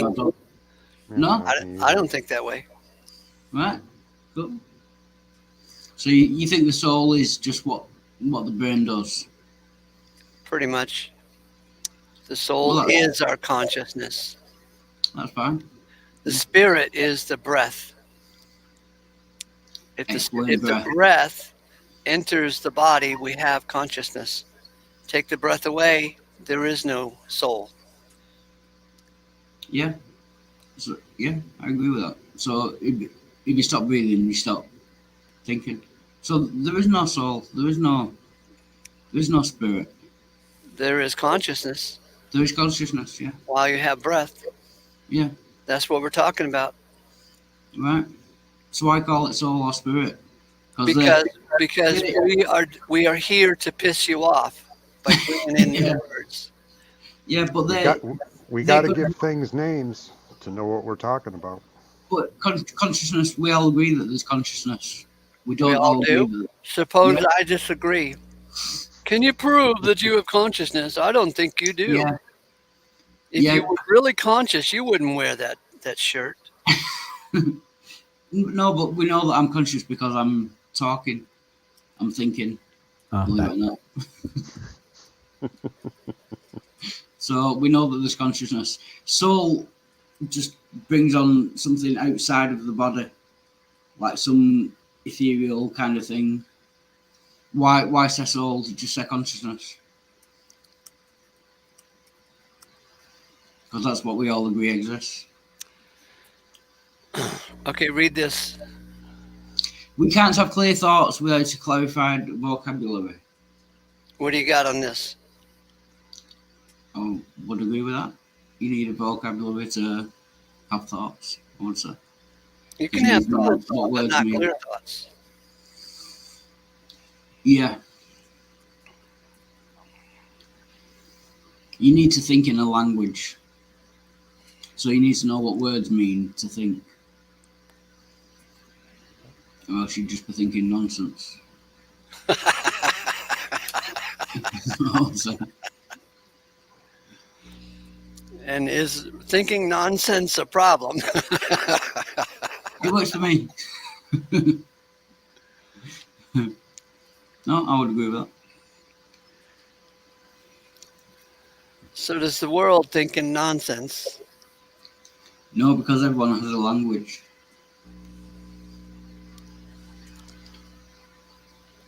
Like I think in English. And every person thinks in a language. You can't think without a language. Except for the Chinese, they're told what to think. Ping pong. You play ping pong.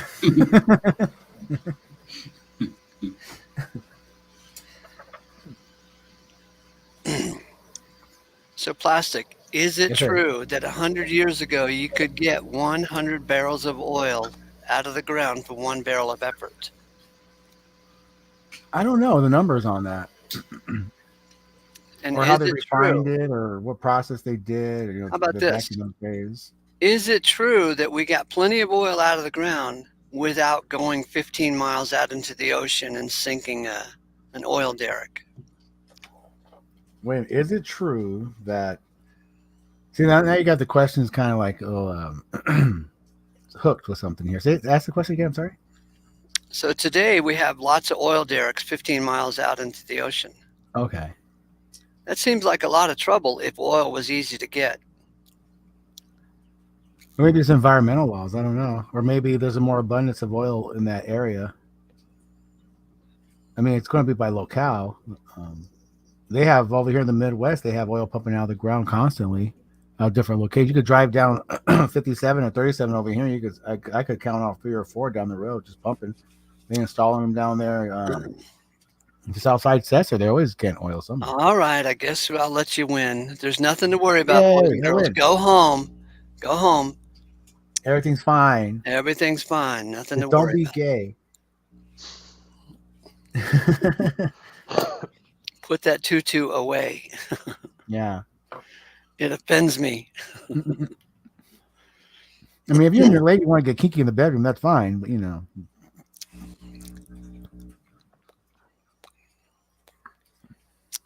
What do you got on this thought, Plastic, that we can't have clear thoughts without a clarified vocabulary?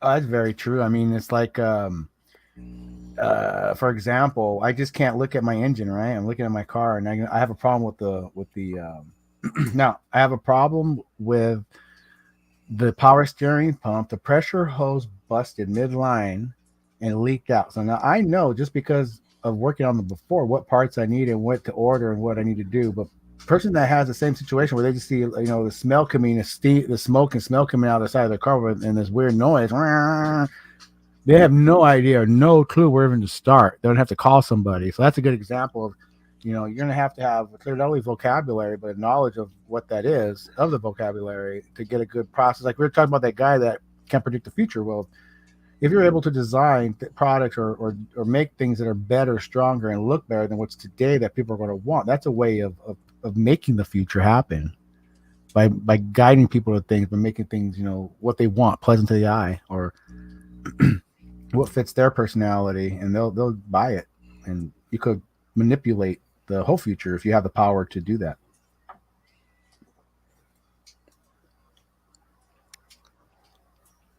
Mm-hmm.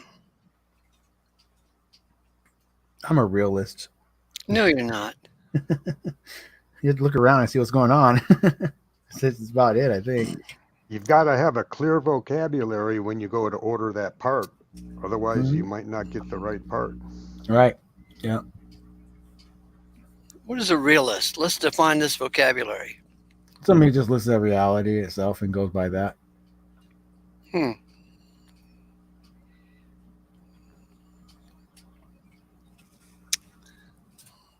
And so you're saying that as opposed to nobody else is a realist? Well, I mean, they're in reality and they practice reality, but they don't want to see reality. If I give you an example, there's there's a child right now probably starving to death in some third world country. People, right? That's happening. That's reality. That is actually happening, and things are happening to people in bad ways. That's reality, right? But in reality, there's people that will go about their daily lives. They'll acknowledge it as a bad thing, but it'll be okay for them. It doesn't. There's no skin off their back. They can still sleep at night. But yet, that reality is happening in that realm, and then the other person's reality is happening at the same time. One person's reality says everything's fine and dandy, and the other one's in a living torture in hell. That's reality, and some people don't want to see it that way. They would rather just see everything's fine and dandy, or they are stuck in a torturous hell. They have no other way.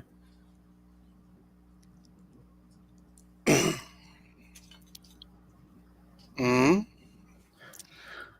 So back in the 70s, I had this young wife, and at a party, she kind of embarrassed me because she was beautiful, absolutely beautiful, but stupid, right? And at a party one time, she said, "I'm different. I like music." Awkward. And I said, "Yeah, you and 50 bazillion other people." Right? Yeah. So when I hear you say that you're a realist, I'm thinking that same conversation. So you're a realist and nobody else is? Everybody lives in reality, and they're realists to a certain extent, to their I guess you could say to the limit of their perception that their mind could take them to of what reality is. You're talking about cognitive dissonance earlier. It's what makes everything okay to think that way. What brings you to a conclusion to make sense of it. Mm-hmm. It's a struggle. Oh well, everybody's talking about what's going on, but or you're talking about how the shelves are being emptied. Well, nobody's doing anything but emptying the shelves. Nobody. Who's doing anything but emptying the shelves? The Amish. Well, they're just going about their daily lives as they always done. It's not. I mean, it's sad. It is sad that people don't know how to basically catch a fish, or do what they have to do to grow something. I can't imagine people that have no concept or clue of doing this. It's not being taught. It's not being shared. Kids don't have interest. When they're growing a bean in first, second grade to watch it sprout, they probably don't do that anymore. They probably don't teach those important things of life.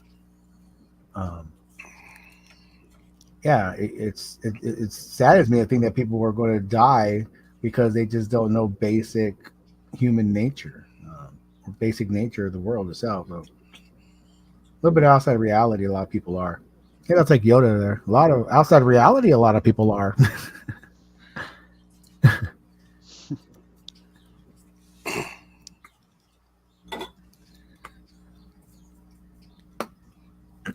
It's like almost a question I ask sometimes some Christians. Not is like, if you were to die right now, why would you be accepted into heaven? If you were to die right now, not next year, or if I do this and that, I'll surely get into heaven by then. If you were to die right now, why would you be accepted into heaven right now at this moment, instant? You can ask that question anytime. And what do they say? Usually stumps them. They look in the air for a while, which tells me they're not ready for Jesus to come back. Something's blocking it if they have to think about it. Uh-huh. Yeah, I say hurry up and get your ass back here, Jesus. Get this shit sorted out. The lake of fire going. Let's get these people out of here. Let's burn them prisons, and yeah, that's how I see it. So the way the world is, I don't know why. If there was a God, there'd be a flood or something by now. Promises or not. Why would if I was God, I'll be like, once the gays took the rainbow, I'm taking that promise back. You took that rainbow that way. Okay, I'll give you another freaking storm. Check this out. Hey, Plastic. Yes, sir. If you were to die, 5 5 minutes from now, yes, why would you be quote unquote saved? Why would I be like into heaven or something like that? Yeah. Oh, I don't know if I would or wouldn't. That'd be totally up to the man, right, or the lady, or whatever it is. But only did what I could, how I could, the best I could, helped who I could when I could, raise my children best I could. So take it as it is. You know, it's what paycheck qualifies for my works, and what I've done here, with everybody I met and all the crap I've been through. You know, if I don't have a ticket into that place, then I'll just have to make my own. Hey, God's over there being a jerk. You know how let me in because I quickly masturbated in the boys' bathrooms during the recess.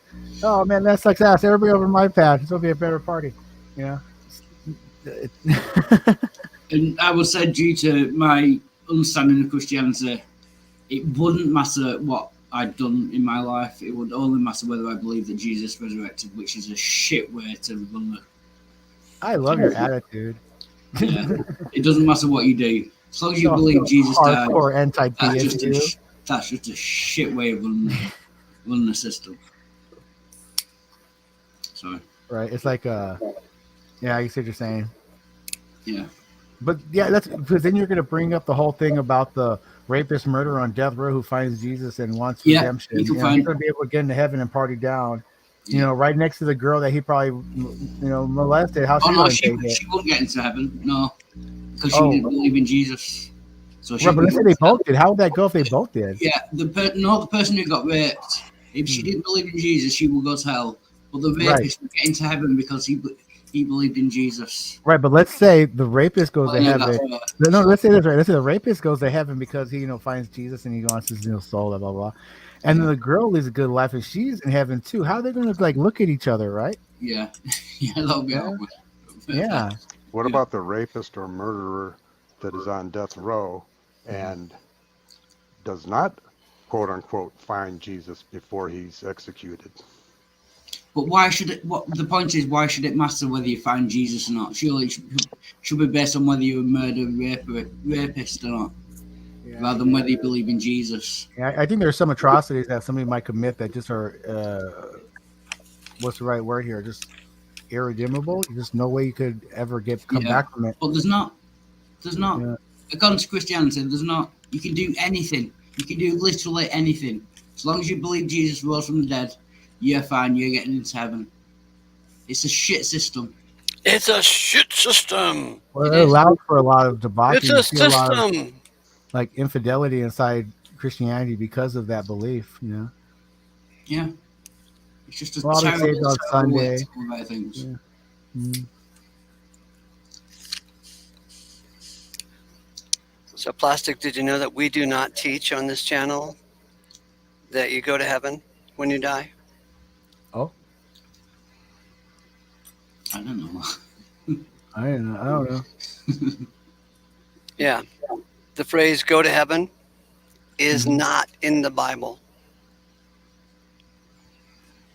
Why do sheep go to heaven and goats go to hell? It's not in the Bible. They don't neither go to heaven, neither go to hell. What about our dogs?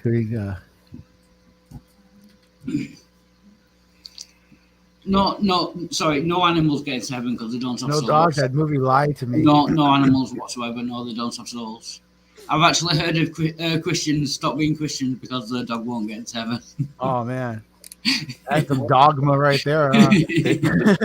Animals don't have consciousness. Yeah, they do. But according to the Bible, they don't have souls, so they're not getting into heaven. And you're a Bible expert? I'm in no way a Bible expert, but I've heard that from other people, so I believe it. So I am more of a Bible expert than you, and I can tell you that the phrase "go to heaven" does not show up in the Bible. What is there an equivalent term? No. No. So heaven doesn't exist in the Bible. Yeah, heaven exists, but there's no such phrase as "go to heaven." Is there a phrase such as "get into heaven," "end up in heaven"?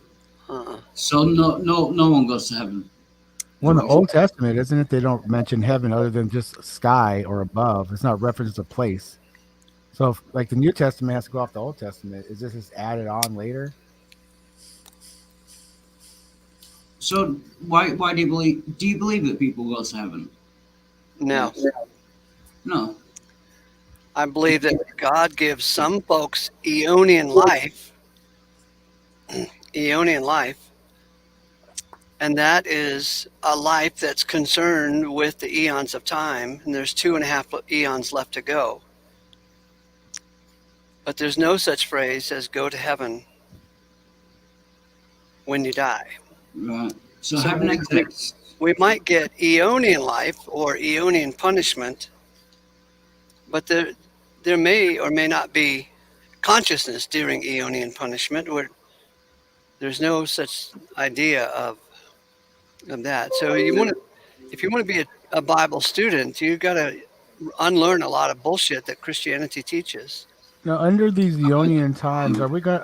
Does it say anything about a prophecy or anything about certain prophets or characters showing up in these times? Because they're usually referenced, like the time of Moses. Was the Bram's horn, right? Aries, and the time of Jesus was a Pisces, and now we're to Aquarius. Does it say anything about like some kind of figure coming, big time figure coming in each one of these eons, or because there's still 2 more to go? You still got what's after Aquarius? It's a long ways to go. That's thousands of years, right? 2,400 years, I think, in between. I'm not sure what the number is. Well, Can just say if the Bible includes astrology, then I lose all respect that I had for the Bible. Oh, that's where it gets good, dude. Like it don't- says here, it says don't here me. that you'll be lucky in love this weekend. You will meet your match. Go out. Just read it. It's all good news, man. It's the gospel. Good news. It includes astrology. No, I don't want to know. Oh, you're gonna love it. Chick dig it.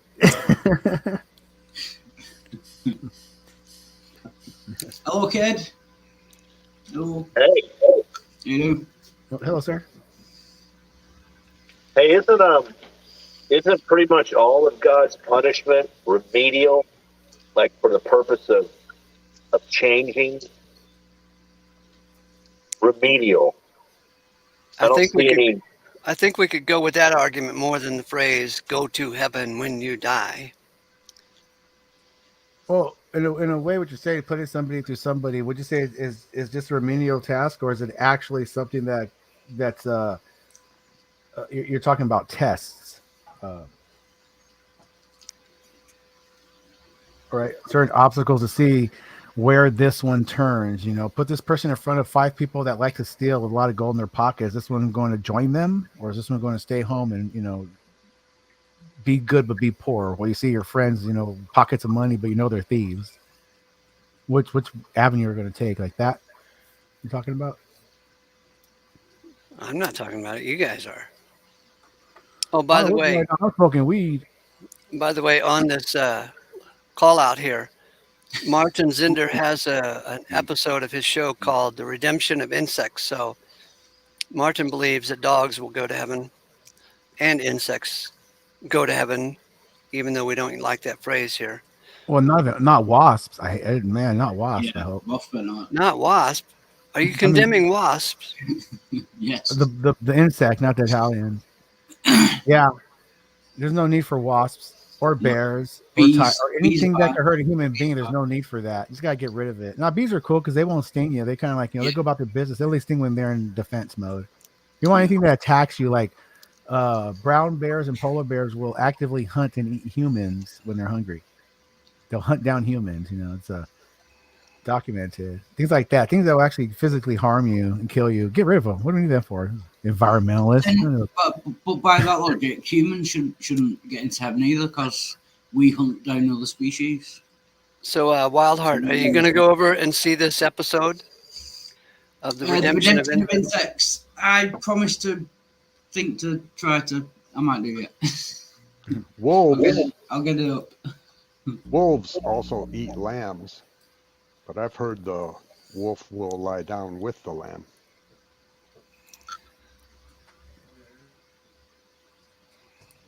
Mm-hmm. Wow, man. Maybe it depends on survival. I mean, there's video of animals that are acting like friends that you wouldn't imagine, in the wilderness. And for some reason, when it comes down to hunger or something, it just switches a switch. Instinct takes over. Hey, Plastic, what do you guys talk about on Brojo's channel? Usually religion, and then it gets boring. Well, it gets into religion. It's like, here we go again. No, there are a lot of varied topics. Yeah, all kinds of stuff. End up with a religion. Yeah. Yeah, I usually just like So how do you like the topic of oil engineers who say that we're running out of oil? Are you bored with that one yet? you gotta shake them up to make cells. I've saved that video in my playlist, by the way. Okay. So I'll get around to watching my playlist, and I'll watch it. The redemption of insects. Cheers. Who would have thought?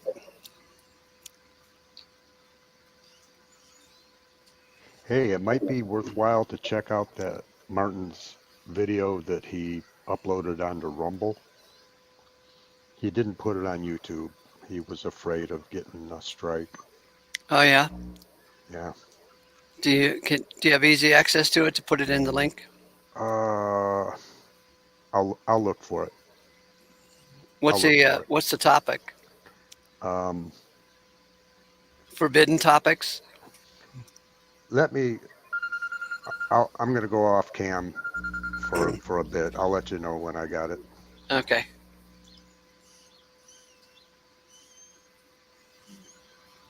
These are the days of our lives. I noticed you haven't been having any hangs wild. I know. Yeah, I've been being lazy. What you been doing? Video games, books? Yeah, no, just sleeping mainly. Yeah, All right, just sleeping it off, yeah, sleeping life off. yeah. It's easier. Hey Dale, we got it here. Oh, Hill okay. Dweller brought it back. Oh, Okay. Thank you, Uh-oh. Bill. A new world order is coming. a new world order. Wow. New one. I mean, the new one was bullshit. So. I haven't always an old one.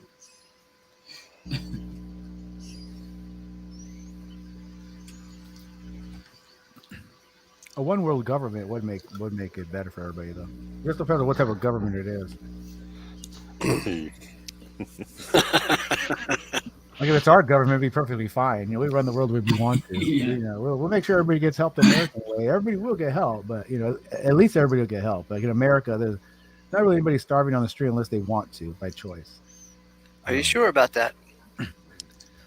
I don't know if you know this, but there's a shitload of tent cities in Seattle, Los Angeles. I'm born and raised in San Diego. There's a place on Market Street all the way downtown where it's nothing but tents and homeless, but there's usually a bunch of prostitution and drugs going on in those areas. We don't need those people. And so you're saying they're there because they want to be there, huh? Exactly. A lot of them are. The people that are in their vehicles No. and their cars that are Stop making people, generalities.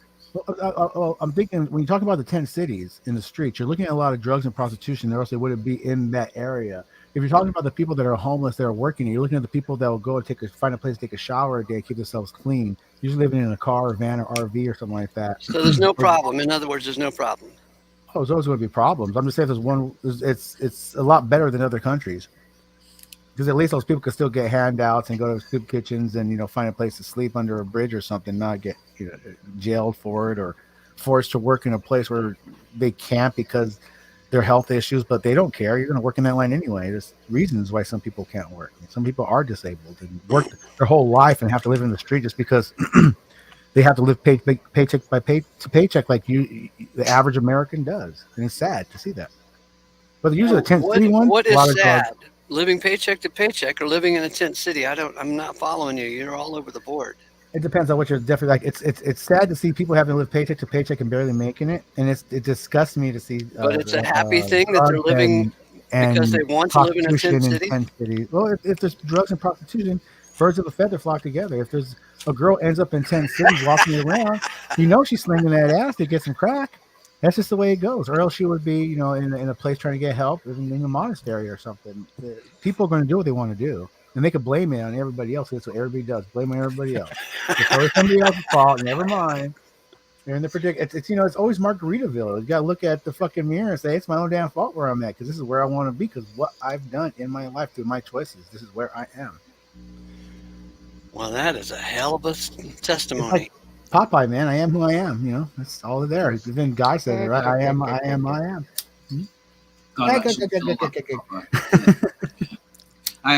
It was Popeye's catchphrase. I can never get the voice right. I thought, Yeah, I stole it from him.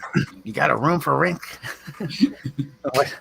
Robin Williams was awesome in that movie, though. I saw it when I was a kid. Like 6 or 7 years old, that movie came out, Popeye. That's one of the best movies around, and I still watch it sometimes. Harry Nilsson wrote the music for that whole score for that movie. Yeah. Yeah. He's that one that's saying, everybody's talking at me. I don't hear what they're saying. Only the shadows of their eyes. That's a sweet song. But he didn't write that one. It's weird, too. His most popular song. It's the only one he didn't write. Oh, I need to find that now. I'll be right back.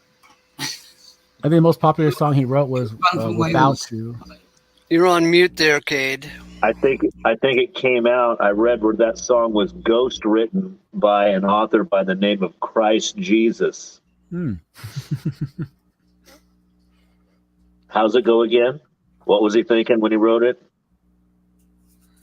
Everyone's what? Oh, the lyrics is yeah. Everybody's talking at me. I can't hear a word they're saying. Only the shadows of their eyes. And then it says, that one middle section is, I'm gonna go where the sun keeps shining through the pouring rain. Where the weather suits my clothes. Taking off of those northeast winds. Sailing like a summer breeze. Skipping over the ocean like a stone.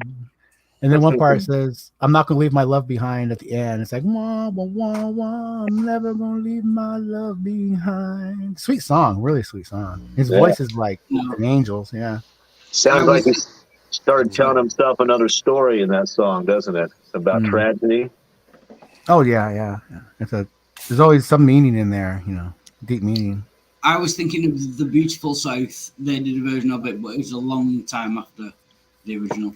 Yeah. I thought they did the original. They didn't. Oh, I didn't even know that it was redone. Yeah, Beautiful South. Yeah. Because I know his Without You was redone by Mariah Carey, and everybody thinks Mariah Carey wrote it, Yeah.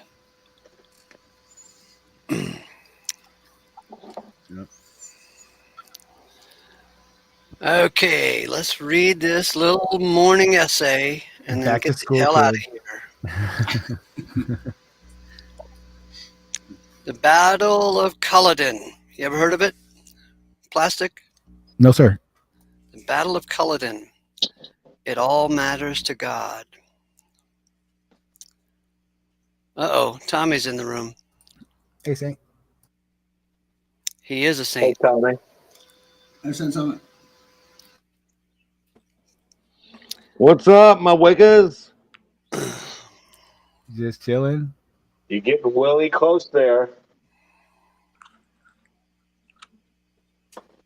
Thank you. It's getting a late start. Tuesday, April 12th. Dear Saint of God, it's better to be late than never. 32 degrees out there. Looks like 3 to 4 inches of snow yesterday. Or was it the day before? I was going on a bit about Outlander, some Netflix show I stumbled on, and how much I was enjoying it. Well, there is this key pivotal scene I can't stop thinking about. And that's the reason for the title of this episode of ACO Let's Go. And the title, when I was writing this, was called The Battle of Culloden, something or another. I forgot what the title was. The scene it repeated twice appropriately during the telling of the story. I think it's like the opening scene. Then way later, it's repeated. You see, the show is a time travel story about a woman, Claire, who in 1945 travels back in time to ancient Scotland of 1645.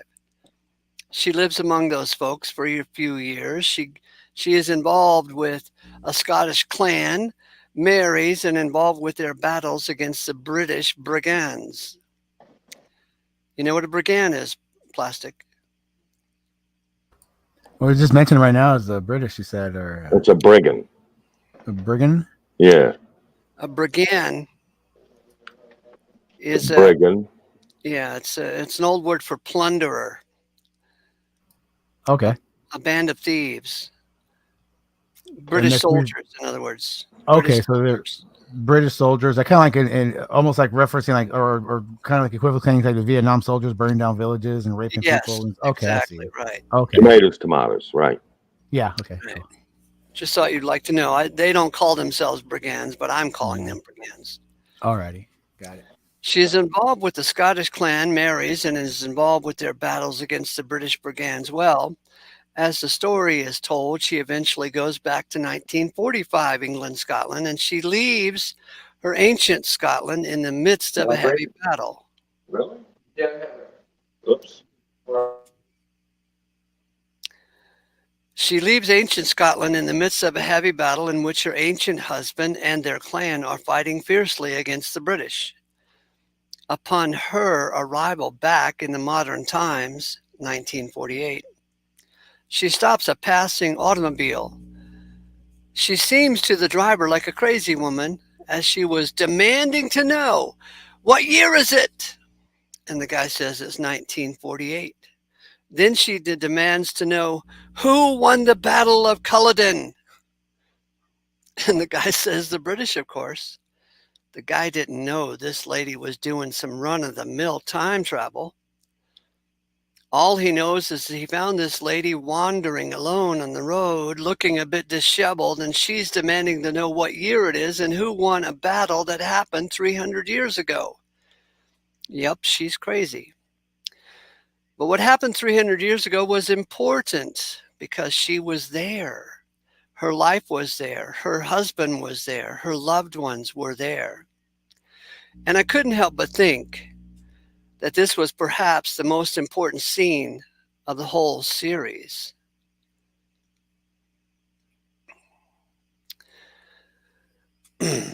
As it gives a picture of God's love for all his creation throughout time, as he was there. His life was there. His input was there. So many loved ones God left behind in the sands of time, but he is not about to forget them altogether. This is why I try to bring you guys back to the biblical doctrine of the eons on a regular basis. You see, God made the eons, Hebrews 1:2. And God was there through the eons of time in every battle, every birth, every death. God was there. Claire desperately wanted to know who won the Battle of Culloden. Her life was all tied up in it. God's life is all tied up in all the events of history. And he too is concerned with the outcome of all things. As one day death will be abolished. 1 Corinthians 15:25. And everyone who died on every battlefield and every soul he ever made will come back to life. And God will be all in all. 1 Corinthians 15:28. So I ask you, who won the Battle of Culloden? And likely you don't know or don't care, but some things are bigger than you and I. You know, God cares. Grace to you.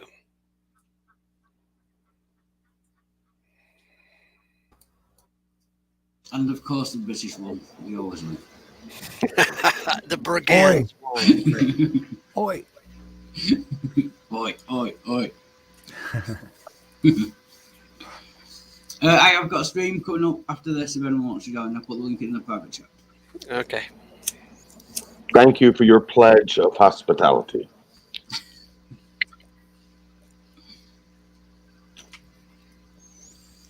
So who won the Battle of Culloden?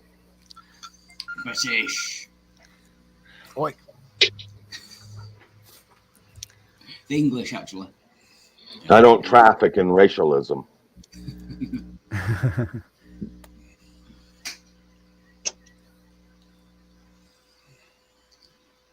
How you doing, St. Tommy? What's going on today? I'm not sure. Thank you. Excuse me. Thank you. I'm not sure.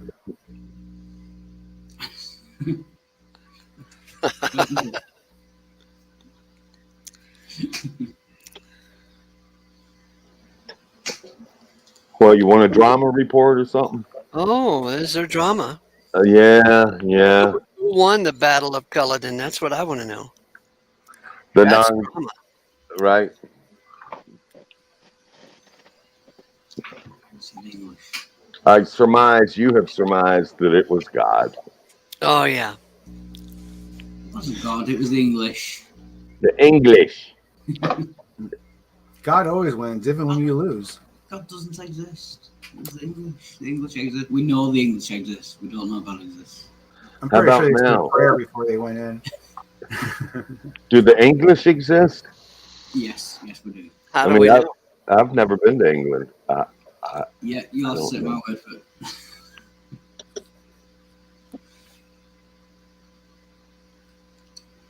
Well, how do you like this verse? But Jerusalem, which is above, is free, which is the mother of us all.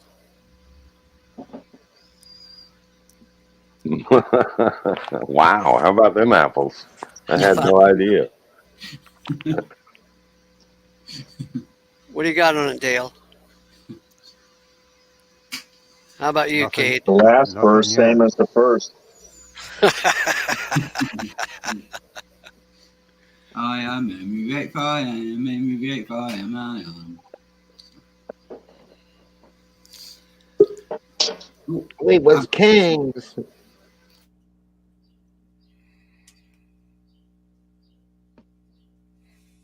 Okay, let's get out of here. And Wildheart, I'll put your link in the public chat here.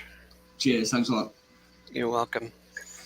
So if you boys want to go hear Wildheart prattle on about this doesn't mean that, Yeah. how the hell do we know? I'll And go live now. how can you prove that you can prove? And so forth. Yes, if you want to hear absolute nonsense, join that stream. Thank you, Ace. See ya. Thank you, Dale. Cheers. Thanks a lot. Thanks, It's all about Bye-bye, guys. Jesus, boys. It's all about Take care, Jesus. guys. Hope to see you gentlemen later. Take care. Cheers. Bye bye. Hey, it's just me. Good golly, Miss Molly, what shall I do? Oh, I know. I can close up the show and say thanks for joining me and letting me think out loud about the Battle of Culloden and how that God has a heart for every soul that passes through the sands of time. He is the creator of all and the father of all and the savior of all and the owner of all. There you go. Grace to you.